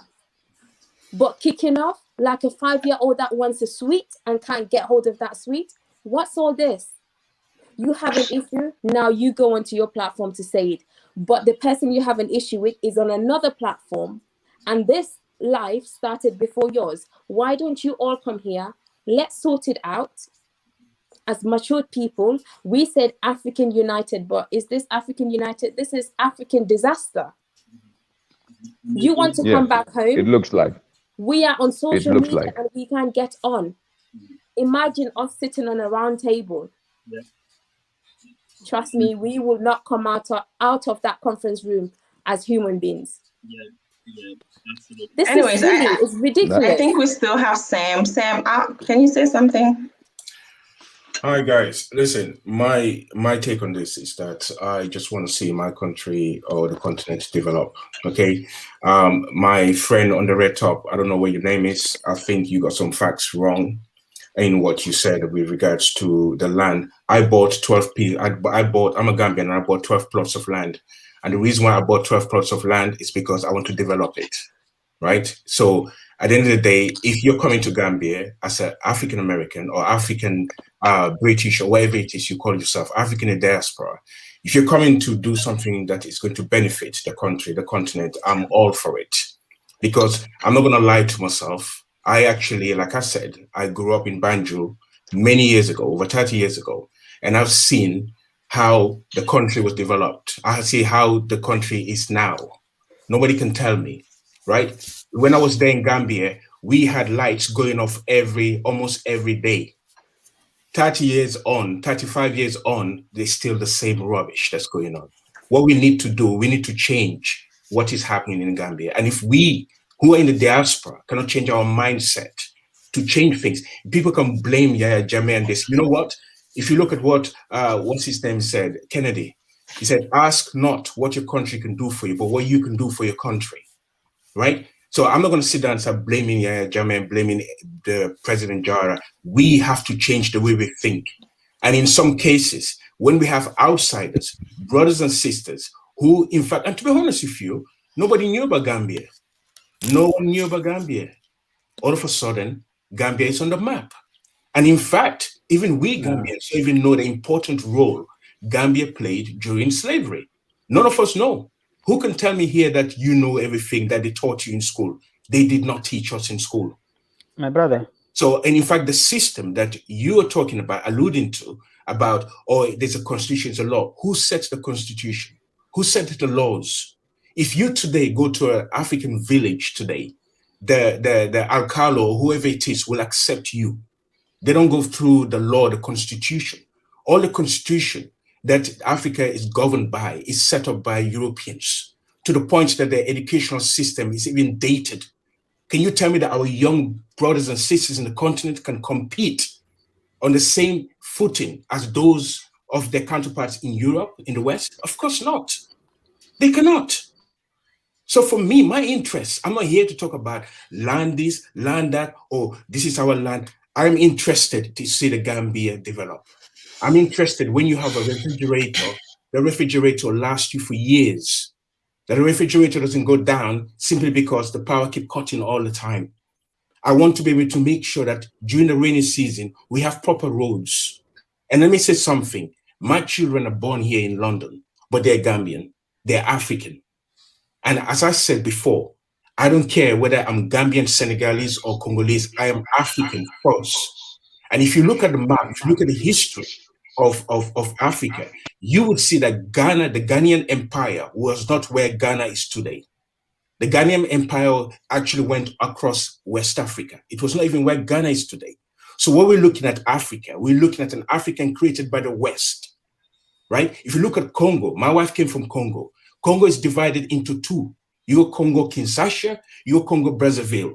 One influenced by the Belgians, another one influenced by the French, right? So let's not kid ourselves. There's no such thing as Anglo-African or Franco-African. We are African, full stop. And even if my children are supposed to be here in Europe for the next 400 years, God forbid, they're still African. They're still African. So what I'm saying, let's stop fighting each other. I understand that everyone here has a good intention for Gambia. I don't think anyone here is against one another. It's just how we go about it. It's just semantics that we have to look into. So if you don't like the word automatic, let's see how we can look into it. If you don't like the time being said, dialogue. The president of the Gambia was here in the UK with all of us. He suffered, I'm sure he suffered racism, right? But he hasn't said anything with regards to this automatic citizenship.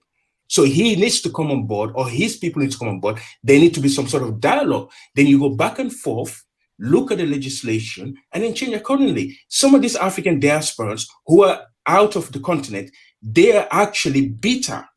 You know why? Because they said, we the Africans, the African leaders in the continent never fought for them. Never fought for them. Never fought for them. So we cannot turn around and say we got brothers and sisters in the diaspora. And yet when we see them struggling, and it baffles me that we have African leaders who don't stand up for their children or their brothers and sisters in the diaspora, but they're prepared to give contracts to Chinese. They're prepared. Look at the corruption that I actually witnessed when I was growing up in Gambia. You have a minister have more than one wife. Every now and again, you see the minister visit the wife here. But you see the country. Yes. My brother. Is it my time to speak now? My brother. Right? My brother. Sammy, Rene, can I say something? I think you're definitely Yes. mixing up everything here, man, because we're Rene, talking. come on. Man, Yes, go ahead. Can you guys please give me 2 minutes? I want to talk to that guy I called. Yes, go ahead. Say something. Yeah, I want to talk to that guy, Sam. I don't know. Can you get Gambia? Or how long you stayed outside the Gambia? Listen, I understand Olaf. I left the Gambia in the 80s. I All understand right, Olaf, but okay, I can't thank speak you. Olaf. Let me Yeah, finish. but your mindset is completely different. It's completely because different. yep, your Gambia mindset is tainted completely because. Guys, Go ahead. This is the problem I'm having with you, Sam. I understand that you talk with Juliet most of the time, all right?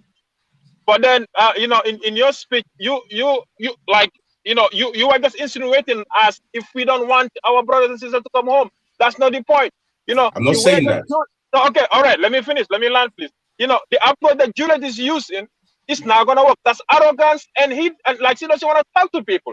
Do you know how many times we invite Juliet to come and talk to us? She feels like she's superior to us. That's how I see it. Like that, like there's no other way you can define it. Or you might try to, like you might just try to play a defense mechanism for her, but it's not gonna work. She's right now on another live and talking crap about us. Just look at it. This is where the division starts. Listen, everybody has to calm down on all sides. Everyone. Let me finish. Like the problem I'm having with these people is like, with our cousins is like, they seem like whatever they say, people must listen to it. But anytime we have a different opinion, we are the bad people. We are the enemies. We are the guys that that's not how it works, brother. We want them to have citizenship. Yes, we do, but we want them to respect the laws. Because if we ever for more next time, and they won't respect the passport of the Gambia. That's not what we want. We love them. We want them home, but they have to understand that there are laws back home. You cannot just come, you cannot just go back to your cousin's house and try to act otherwise. He might even kick you out. Listen, I'm not against what you're saying. I'm not against what you're saying. I just feel there has to be a dialogue. There has to be a dialogue. I think. Just bear with me. Let me come in, please. Guys, just bear with me 1 minute. I know that Sam is actually here for Juliet because I know he's very close with Juliet. I have spoken to you, Sam. Just bear with me 1 minute. Fams have actually just tried to speak with you in Wolof, and you said you understand, but you can't speak it. This is how we feel left out when Juliet claimed to be Gambian and Bijou, I think that's her name, but they can't even have a mature conversation with us, the Gambians. 1 minute, please. If I was to invite Juliet, Bijou, and other let's say African descendants on my platform and other Gambians and refuse to speak English but just Wolof, how would they feel like? Just give me that answer. How would they feel? Just bear with me. They will feel left out. Listen. How we feel like. Listen, we I feel left understand. out because they want to be in our country but don't want to be the same as us. They don't want to mingle with us. They don't want to dialogue with us. But it depends, Rennie. Secondly, Rennie, I think it depends who you're talking about. No. Because if you look at Juliet, as you know, listen, you see, look, I cannot vouch for everything that you guys are saying, that she's saying, whatever. I cannot, because I'm not there. Okay. And most of us here are not in the Gambia. Okay. Now, if you're talking about integration, she's actually integrating, and she's integrating a lot. In terms of the language, the most important aspect of integration is what we see on social media, but not what's going on behind the scenes. Listen up, guys. Listen up. So you see, in terms of integration, you cannot even give us the courtesy to sit at the same dining table with us like you are doing right now. Okay, so listen. Look, like I said, look, like I'm saying, I'm not against anyone. All I only make myself clear. I just want to see the Gambia develop. I want to see my people moving forward. I want to see the young people. Listen up. Ibrahim, allow him just 2 minutes. The point I'm making here, the point I'm making is that I want to see my country develop. Look, let me be honest with you, and I think, Rennie, I mentioned this to you when I spoke to you the first time. Look, since the time I've been in London, I've never hung around with Gambians. I never, okay? And I did that deliberately because I knew where the Gambians are. Not because I disliked the Gambians. It's just because when I was growing up and I saw the mentality, I disliked the way certain people in positions were taken. It was too cultural. It was too tribalistic, right? So right now, what I want to see, and I'm happy that the fact that a lot of us have traveled, that we are making our way back, etc. But at the end of the day, what I want to see is we coming together and not just talk, but to develop a country. My interest right now, my interest in all of this is for me, it's for the young people that I see in Gambia sitting on the trees, not doing anything. That's my only interest. So I'm not here to fight against you guys. I'm not there to fight against Juliet. Now, when you talk about Adkati, you, Rennie, when you actually Sam, just bear set up with that, me. when you set up I understand where you're coming from. You're not here to fight. Hold on. The fact that you are here. I truly appreciate it because you're trying to bring everyone together. Guys, I've also been here. I need to talk now, huh? Okay. Can everybody listen to me, please? Yes, so. Thank you. So, it's important that we listen to each other. I don't even know what anybody is saying right now because everybody is trying to say something. Sam is speaking, other people are speaking. So let's just listen to one person to speak. And I'm back. If the person is taking too long, I'll cut them off so that we can listen to another person. But we're even about to wrap up because it's 9 o'clock. So I have to get my kids ready for bed for school tomorrow. So I'm just going to give everybody one more time. Omar, I cannot connect you for... Oh, okay. I got it now. Can I speak? I don't have a lot to say. This shorter. Okay, yeah, go ahead. And then Omar, and then we can wrap up. Peace and blessings, family. Can you all hear me? Yes, we can. So I'm Sharder Amani. I'm one of your sisters in Chicago, Illinois. I really don't have a whole lot to say about automatic citizenship. I want to say I love you. I want to say that I get choked up at the idea that I was born at such a time where we're talking about going home. At 8 years old, which was a long time ago for me, I said, Mommy, why, if they stole us, are we still in Master's house? And she said to me that we're doing good here, baby. And I remember my grandmother saying to me, my mother's mother once, that she was glad they had brought us here. And I didn't know what to say to that because the men in our family were Black nationalists. So they had taught me the destruction of a Black civilization. We were taught that we were 5%ers. We were taught to love ourselves, to know our people, and to never forget. So I don't have a lot of feelings around our politics. Sorry about that. I feel so happy that I can hear us talking about it on a public platform. Yeah. God That I bless you, can man. hear my brothers and sisters say they love me. Yeah. That I can come home and I Yeah. have my ticket, that I can fight the spiritual warfare that tries to keep me here. Yeah. That my son went during the year of return. That my granddaughters will be part Haitian. That they love Africa. So I And wish I that can hug you, at man. I wish I some can point hug in you. time, this will be over and we will be Yeah. one again. And Mm-hmm.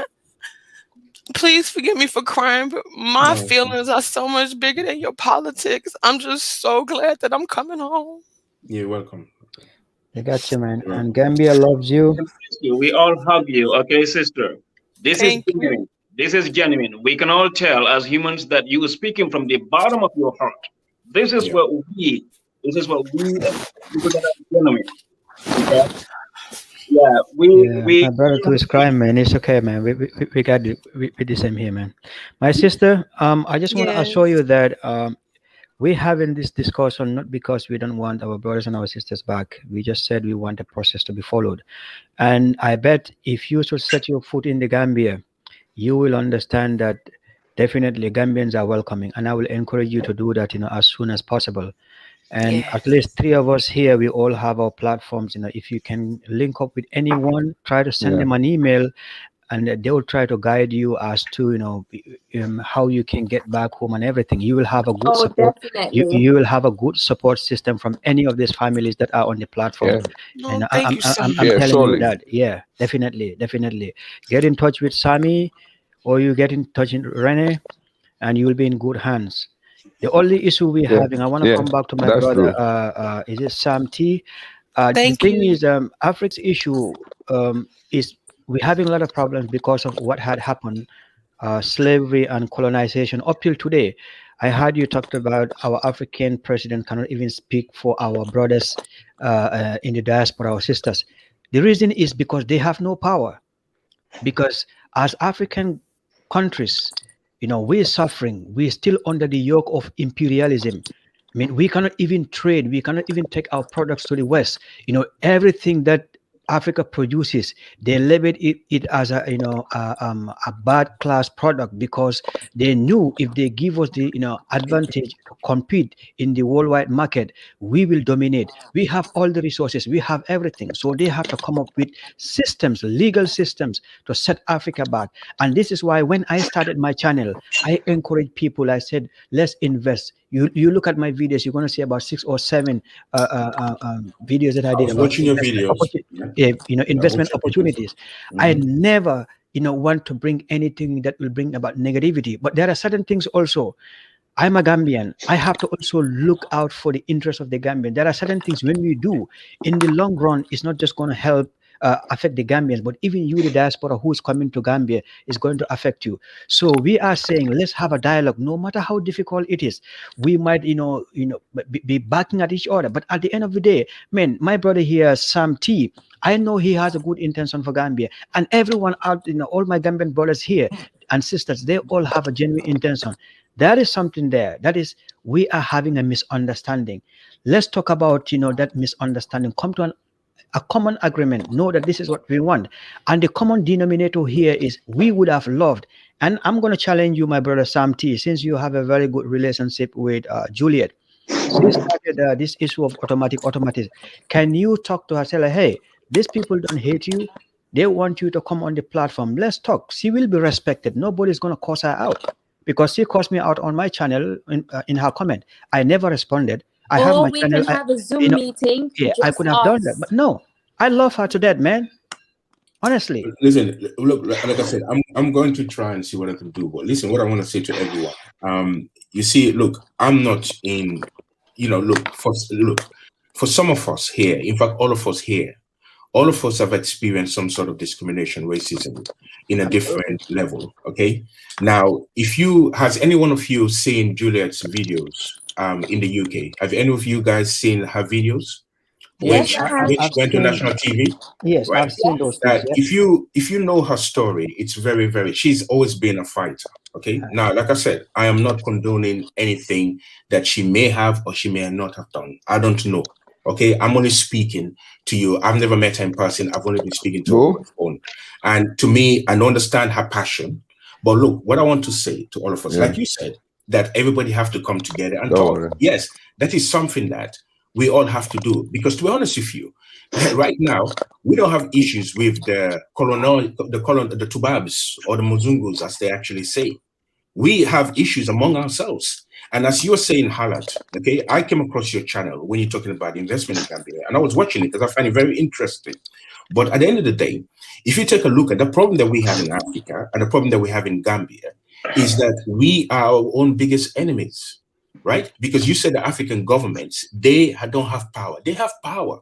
But whenever an African government stands up, you have somebody who's a sellout, bought by the Westerners. They come in and take the government down.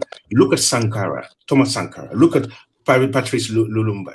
Look at all these people who have actually lost their life because they're standing for the people.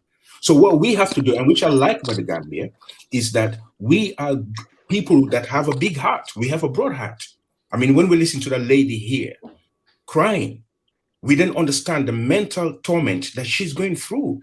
And what she's going through, none of us can relate to her in that way. We cannot understand her. Absolutely, right? yeah, because And that's the reason why, because everybody is on a different level, including Juliet. We just have to find a middle ground. And like you said, yes, I think that, like I said, I'm not here against anyone because I can see everybody here is passionate about the country, right? Now, if you ask me, why have I been out of the country for such a long time? It's because every time I wanted to go back, we had a president who was in power that when I looked at him, I was so angry that if I go there, I might end up saying something and get into trouble with him. So I didn't go, right? But at the end of the day, we now have to take the opportunity now to make changes. And we need to make changes with our brothers and sisters who will bring in their own influence, positive influence, non-negative influence. We don't want anyone coming in to destroy the continent. And I want to talk about Gambia. I'm not talking about Gambia. I'm talking about the whole of Africa. Because one of the things we notice about Africa is that if we can do business among ourselves in Africa, we can be very, very successful. So that's why I don't want to limit it. Iso Williams, just out of curiosity, I'm sorry, brother. You sound like Iso Williams. Is this Iso Williams, my brother? No. No, I'm not. But I do know Iso Williams. I do know Iso Williams. I mean, my mom was, if anybody knows, Mrs. Campbell, Tema Campbell. She was a teacher in Gambia and she taught in Albion School, right? So yeah, so she taught for many, many years. So so we actually migrated here back in the 80s, etc. But listen, Gambia is such a small country. Okay, we want to see the country develop. We want to see the people, the young people, are given opportunity. And I have big plans. I spoke to Rennie already. I have big plans for there. We're working, and just like Rennie is working, and most of you guys are working. We have big plans. When I hear people like Sammy losing $15,000 and her brother losing so much money, it's mad. It's madness. And this is because of the mentality of people, because all they see is money. They don't think in the way we think, whereby we look at investment, what the $15,000 will do. If you put it into a business and you run the business properly, it will actually feed you for many years. They just see that $15,000, they see that $25,000. Hey, you know what? Where these people are in America or in the UK, they have lots of it. So let's eat it because they have lots of it. So these are the mentalities we need to change. And we all have to work together. Right? Like I said, I didn't come here to fight against anyone. Right? So I wanna say something. Yeah, go ahead. Linda, can I just make this remark and I can leave? Because iftar is time over here. If you don't mind. Oh, you can go ahead. I can wait a little bit. Yeah, because I really want to wrap up, Go ahead. because this life has become too emotional. So I'm listening to the sister that was speaking, and that is the reason why I did this live, because I wanted us to talk, I wanted us to dialogue, but it didn't happen like that. Instead, people were on the panel, they were listening, they didn't comment, they didn't say anything, they didn't call, and these people know that they're the reasons why this life is going on. And the best thing you could have done is call. And when this life is over, you could go and continue in another platform and we can join you on that life. Agreement or disagreement, it really doesn't matter. And this sister came here and she was talking. Pinta, we love you, and I didn't want it to look like Binta, you have no Denying idea. you. You have no idea Binta, how don't those cry. people Don't just cry. I didn't want you to. I don't want it to look like they're being denied of their right. Like she said, everything she said is emotional. You know, so love many it, things man. We love happen to them these both. people. They have suffered a lot, and we do not know if it's a fault of our ancestors or if it's not their fault because we've all been lied to. So the least we can do for each other is respect each other and listen to each other Yeah. and not Together we stand. Together we amongst stand. ourselves. Right. And I just want to tell Right. the sister and everybody else who is the diaspora that is listening, we love you, but there's a reason why we're saying we're not agreeing to automatic if at all it is an instant citizenship. There is a reason for that. But if you say you didn't mean it like that, it is not instant, then fine. Let's talk about it. Let's stop this argument and divide and coming to my channel to watch what is going on because you want to go and lie on your own channel or on another channel about things I didn't do or things that we didn't say. If we misunderstand each other, we can talk about it. It's Yeah, better Binta, than nonsense. Binta, I I am just so have sorry a if I offend anybody. I didn't mean to, but I just had to state the facts. Some of you guys, you just come on these channels to create a divide. You come and yell. You come and you don't listen. You just want to state your point or take over people's channel just like that. Because I've seen it happen here. But that's not the reason for this conversation. This conversation is for us to come together and talk as a people. you I, have as a Gambian, I appreciate the diasporans and I prefer the diasporans to any other person, to the Chinese, to the Lebanese, because you will be of a better benefit to me because you are my own. You will be much of a bigger benefit to me than anybody else. And I cannot compare you to anyone. So let's talk like adults. The nonsense is too much. I just want to wrap up. I just want you guys to wrap up for me, please. And Trini Bond is here. Sorry if I'm mistakenly, but say what you want to say. Let's wrap up and I'll close this platform for tonight. okay. So Binta, you have done history, and God will bless you for this. Do not. I know emotions are high. That's just natural of the human behavior. But the dialogue we are all yearning for, who is blocking that dialogue that's on the part of Juliet. Okay, you cannot claim to love people as a family, but you don't want to sit with them together at a dining table or at a conference table or just even a chit chat and have a word and have a conversation. So she's the one who is obstructing. She's the one who is blocking any sense of dialoguing right now. Okay. So point number 2 is Sami, the 12 plots I was mentioning. Juliet. Juliet is the one who said that she sold 12 plots of land. That's not 12 meters, 12 different compounds that the Alcalo of Busura allocated to her. She sold it. And that's not the only one. She sold it to a lady. That's not a guy. She said a lady can you hear bought me? them. Can you hear me? Yeah, go ahead. 12 plots is how many meters? 20 by 20. 20 by 20, and you think that's too much of land? In the Gambian context, that's a lot, brother. Yeah. Gambia is only Then when was the last time you visited Gambia, though? Huh? When was the last time you visited Gambia? 2018, brother. I can deliver a lecture, write volumes about listen. I am a Gambian. Mr. I am a Gambian too. Mr. Can I come in? Mr. I am against the fact of. Can I come in? Can I come in? I would support your I did part. say Can my I come opinions in? in the comment section. Listen, let me talk. I've been listening for a while now.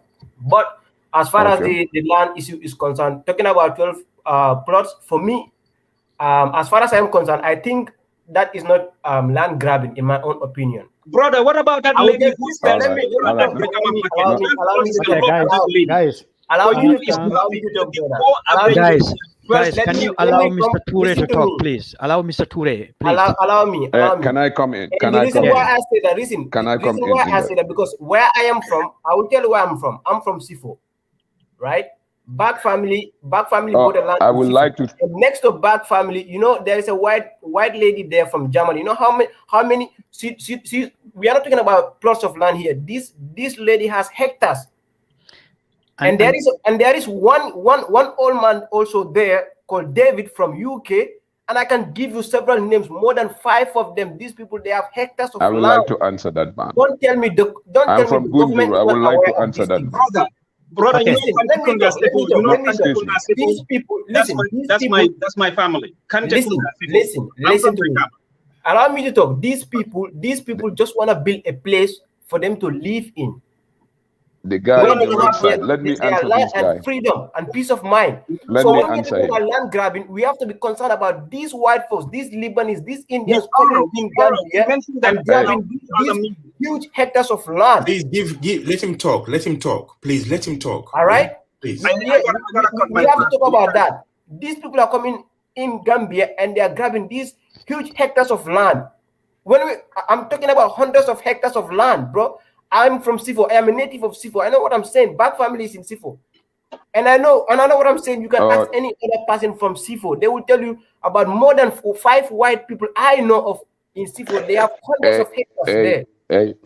I am from Gunjur. Let me answer this guy. Land grabbing, that is not land grabbing. Okay. As far as I am concerned. Let me answer. Ibrahim, can you guys Let allow me Mr. answer this guy. Ture? Allow Mr. Ture to talk, please. Can I- Now, please. Allow Mr. Ture to talk. Guys. Can you guys stop talking about the land? Because this is we talked about the automatic citizenship. So yeah, please. No, Let's but the land issue was please stop talking about the land. 1 minute for each person. Let me close the panel for tonight. Yes. Maybe next time we can continue. Okay. Can I come in? Binta, Yeah. I want to give my 1 minute to Mr. Ture. Is it Mr. Ture, the gentleman who want to talk? You can take my minute, please. Okay. Sidia. Sidia. Yes. Yeah. Listen, this man who is talking about land on plots, those people in C4, they had the land before we have the new law. The land officer changed the law. Every non-citizens when was that? not. Listen to me. My father is Just the listen Alcalo to of him. Gunjur. Listen to me. Brother, Listen to me. My father is the Alcalo of Gunjur. The late Alcalo is my stepfather. All right. I'm beside him all the time. I know what I'm saying. The law has changed in the Gambia today. A foreign person is allowed to have 50 by 50.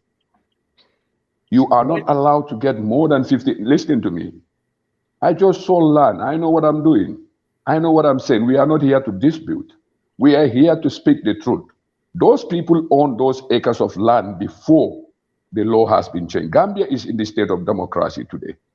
Those people got those lands during the time of Yahya Jammeh, or before that, in fact. Now the law has changed in the country. That's what I want to know. When did they Listen. change those laws? Listen to me. The Alcalo of C4 is my father too. Go and ask Kemodi, as you said you are from C4. I know the conflict in C4 when it comes to land. When did the law change though? That's what we want to know. Okay, guys. Go to the lands office. Guys, I think Seriously, you're talking for Juliet. I think you people are working with Juliet because I know I am not working with C4. No. We just want to know. Just be specific. Seriously. Just be specific. That's all. Binta, can you mute people? Can you just mute people? Yeah, I'm just gonna mute everybody and then Sidia, are you done talking? Yeah, I'm not done, but what I'm saying, this 1 minute, what I'm saying, 50 by 50 is the law. Let's call a spade a spade. Lands are not, you cannot just get a land 100 meters, 12 plots of land to one person who is a foreign person, and he is selling those lands. Every foreign citizen, every foreign have a right to buy on 50 by 50 if you're going to use it for development. If you buy it, you sell it if you want to. But you cannot come in and grab land from the poor people for a very low cost and try to sell it to the foreign people, those who are claiming to come back home. No, seriously, I think Binta, this has gone out of hand now. This becomes like kind of game going on. This is a law. If you go to the land office, you are a foreign person, you cannot register more than 50 by 50. And they know it. This guy's talking about, they're from Sifo, I'm from Gunjur. I know what I'm talking about. Don't speak for people, speak for your country, man. Love your people and speak for your country. Do not come to the platform and trying to be street talk and trying to tell people a foreign person could have more than 12 plots of land. Where did she get that? And who are these people she's selling this land to? Seriously, Binta, I'm very sorry. Today is my first day to come to this platform. Okay. With it's okay. all Thank you, respect. Sidia. I respect you. You're welcome. Fine. I'm gonna let Omar say his final words. Omar, go ahead.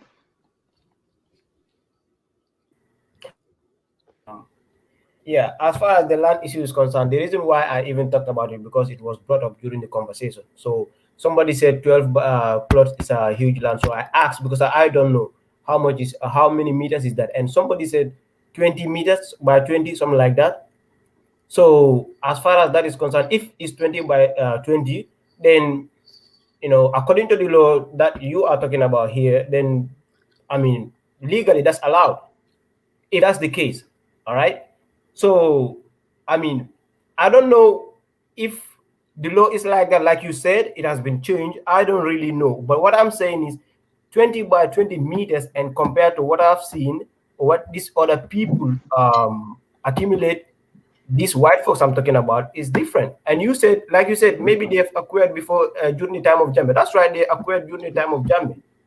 But if we use 1 yardstick to beat our brothers and our sisters, why wouldn't we use that same yardstick to beat somebody who doesn't even look like us? Linda, can I come in just a minute? Yeah, thank you, Omar, for speaking. And a minute. I want to respond to Omar. Omar, the thing is, no one is here trying to beat any of our brothers and our sisters. If you check on this channel here, I can speak for myself. I chastise the Senegalese for taking over our fishing sector. I attack the Chinese. I attack people for grabbing land in the Gambia. This issue is not just about our African Americans. Oh, sorry, the African diaspora. No, it's beyond that. The reason why we're talking about them today is the automatic citizenship. Because once you give automatic, somebody walks into the airport, you give them automatic citizenship, it's going to have a ripple effect in the Gambia in coming years to come. And I agree with that. I'm coming. You are on the ground. What we want you to do is, please try to watch Gambian channels. If you see land being sold somewhere to white people, Indians, Chinese, let them be from Pluto or Mars. Come to our platforms, reach out to us so that we talk about it, because we are from far. We can only see few. What is shown to us, that's what we can see. You guys need to also go on YouTube, go around the country. I remember one time Black Seed talk about a land in Bonto. It's owned by a Lebanese, I think 2 kilometers. And that lady is trying to sell that land for 3 million. I talked about it. Why would the government? We know we have a problem with our government. It's corrupt, like Sam T said. We have a problem. Our own people are the problem. They knew that this is the land policy. You cannot sell 50 by 50, but they still do it. Still do it. So now, this issue is not about our African American or the African diaspora. If you see wrong happening as a Gambian, speak about it. If you don't have a platform, go to those people who have platforms. They will invite you. You come and talk, because you live in Sifo. You know this nonsense happening in Sifo.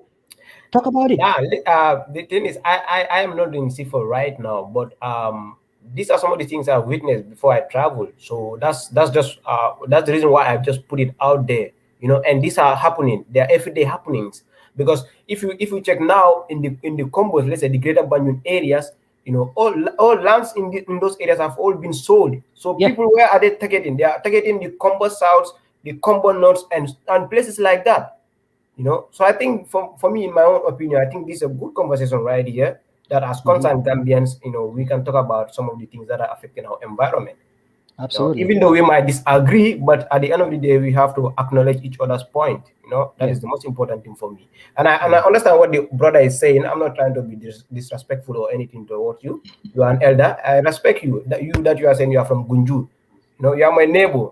So it is what it is. We just have to acknowledge each other's point. That's it. All right, everyone. Thank you. May God bless you. You have a wonderful night wherever you are. And just be safe, man. Let's keep the conversation going. Much love from New York, man. Bye-bye, all guys. right, thank you, Lama. Sam, do you have any final words to say? Listen, all I can say is this, that everything that we're going through at the moment is all by design. You have slavery that has taken our brothers and sisters out of the land. They have been tormented, be it in the Caribbean, be it in the Americas. You have, during slavery and after slavery, you have the colonization and the divide of Africa and the colonization of Africa that has affected us, right? In fact, I was actually saying that even when I was growing up in the Gambia, I remember my mom used to say to me that I wasn't allowed to use my African name in school. I can only use my English name because all my name is English, right? Because we're not allowed to. This is all slavery mentality, right?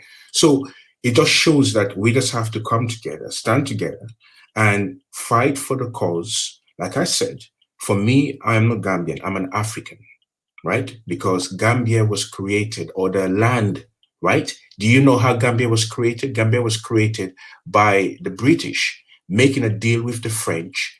They went up the river and shot a cannon. And wherever the cannonball stopped, that was the boundary of Gambia. Okay, so I'm not going to go by that. So if you go to Senegal, I'm Senegalese. If I go to Togo, I'm Togolese. I'm African. So if you're an African, you have a passport for any African country, you're an African, right? So like I said, let's come together to speak and look into this amicably. And I'm sure that we can get there. So look, Sammy, I sent you an email. Okay. So send me your number so I can speak to you. But listen, I want to say I feel your pain, and I'm really, really sad. I'm sorry for your loss. It's okay. And I'm sure that you will get it back double. Okay. So money is money; it comes and goes, but you will get it back. Okay, because your sweat won't go in vain. I'm sure that it will come back to you. Okay, in manifold. So thanks for the time, and thank you everyone, and have a good night, and God bless you all. Okay, take care. All right, guys. Thank you, Sidia, Sam, Amar, and everybody that has been on the panel in the comment section as well. I really appreciate you guys sticking through all the whole time. And yeah, I mean, don't mind me. You know, it's like the other sister got emotional, and I got emotional too. But this life was created so that we can have a dialogue. It wasn't created so that some people can be in the background listening and then talk about it on the next life. It was created for all of us to come together, talk about it, and if there should be a continuation, we can do that on another panel as well.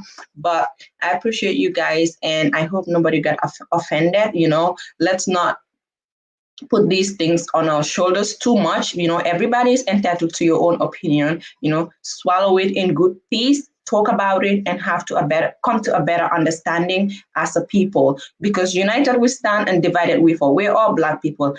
Doesn't necessarily mean that we're going to agree to every single thing. Because I'm Black, because Juliet is Black, or Bijou is Black, or somebody else is Black, doesn't mean that I have to say yes to what you say. I have my reasons and you have your reasons, and we can talk as a people and as Africans as well. But other than that, I appreciate you guys coming, and thank you so much for joining, and I will see you in my next live or next video. I don't do lives anymore like that, but yeah, hopefully soon. Thank you. Bye-bye. Bye.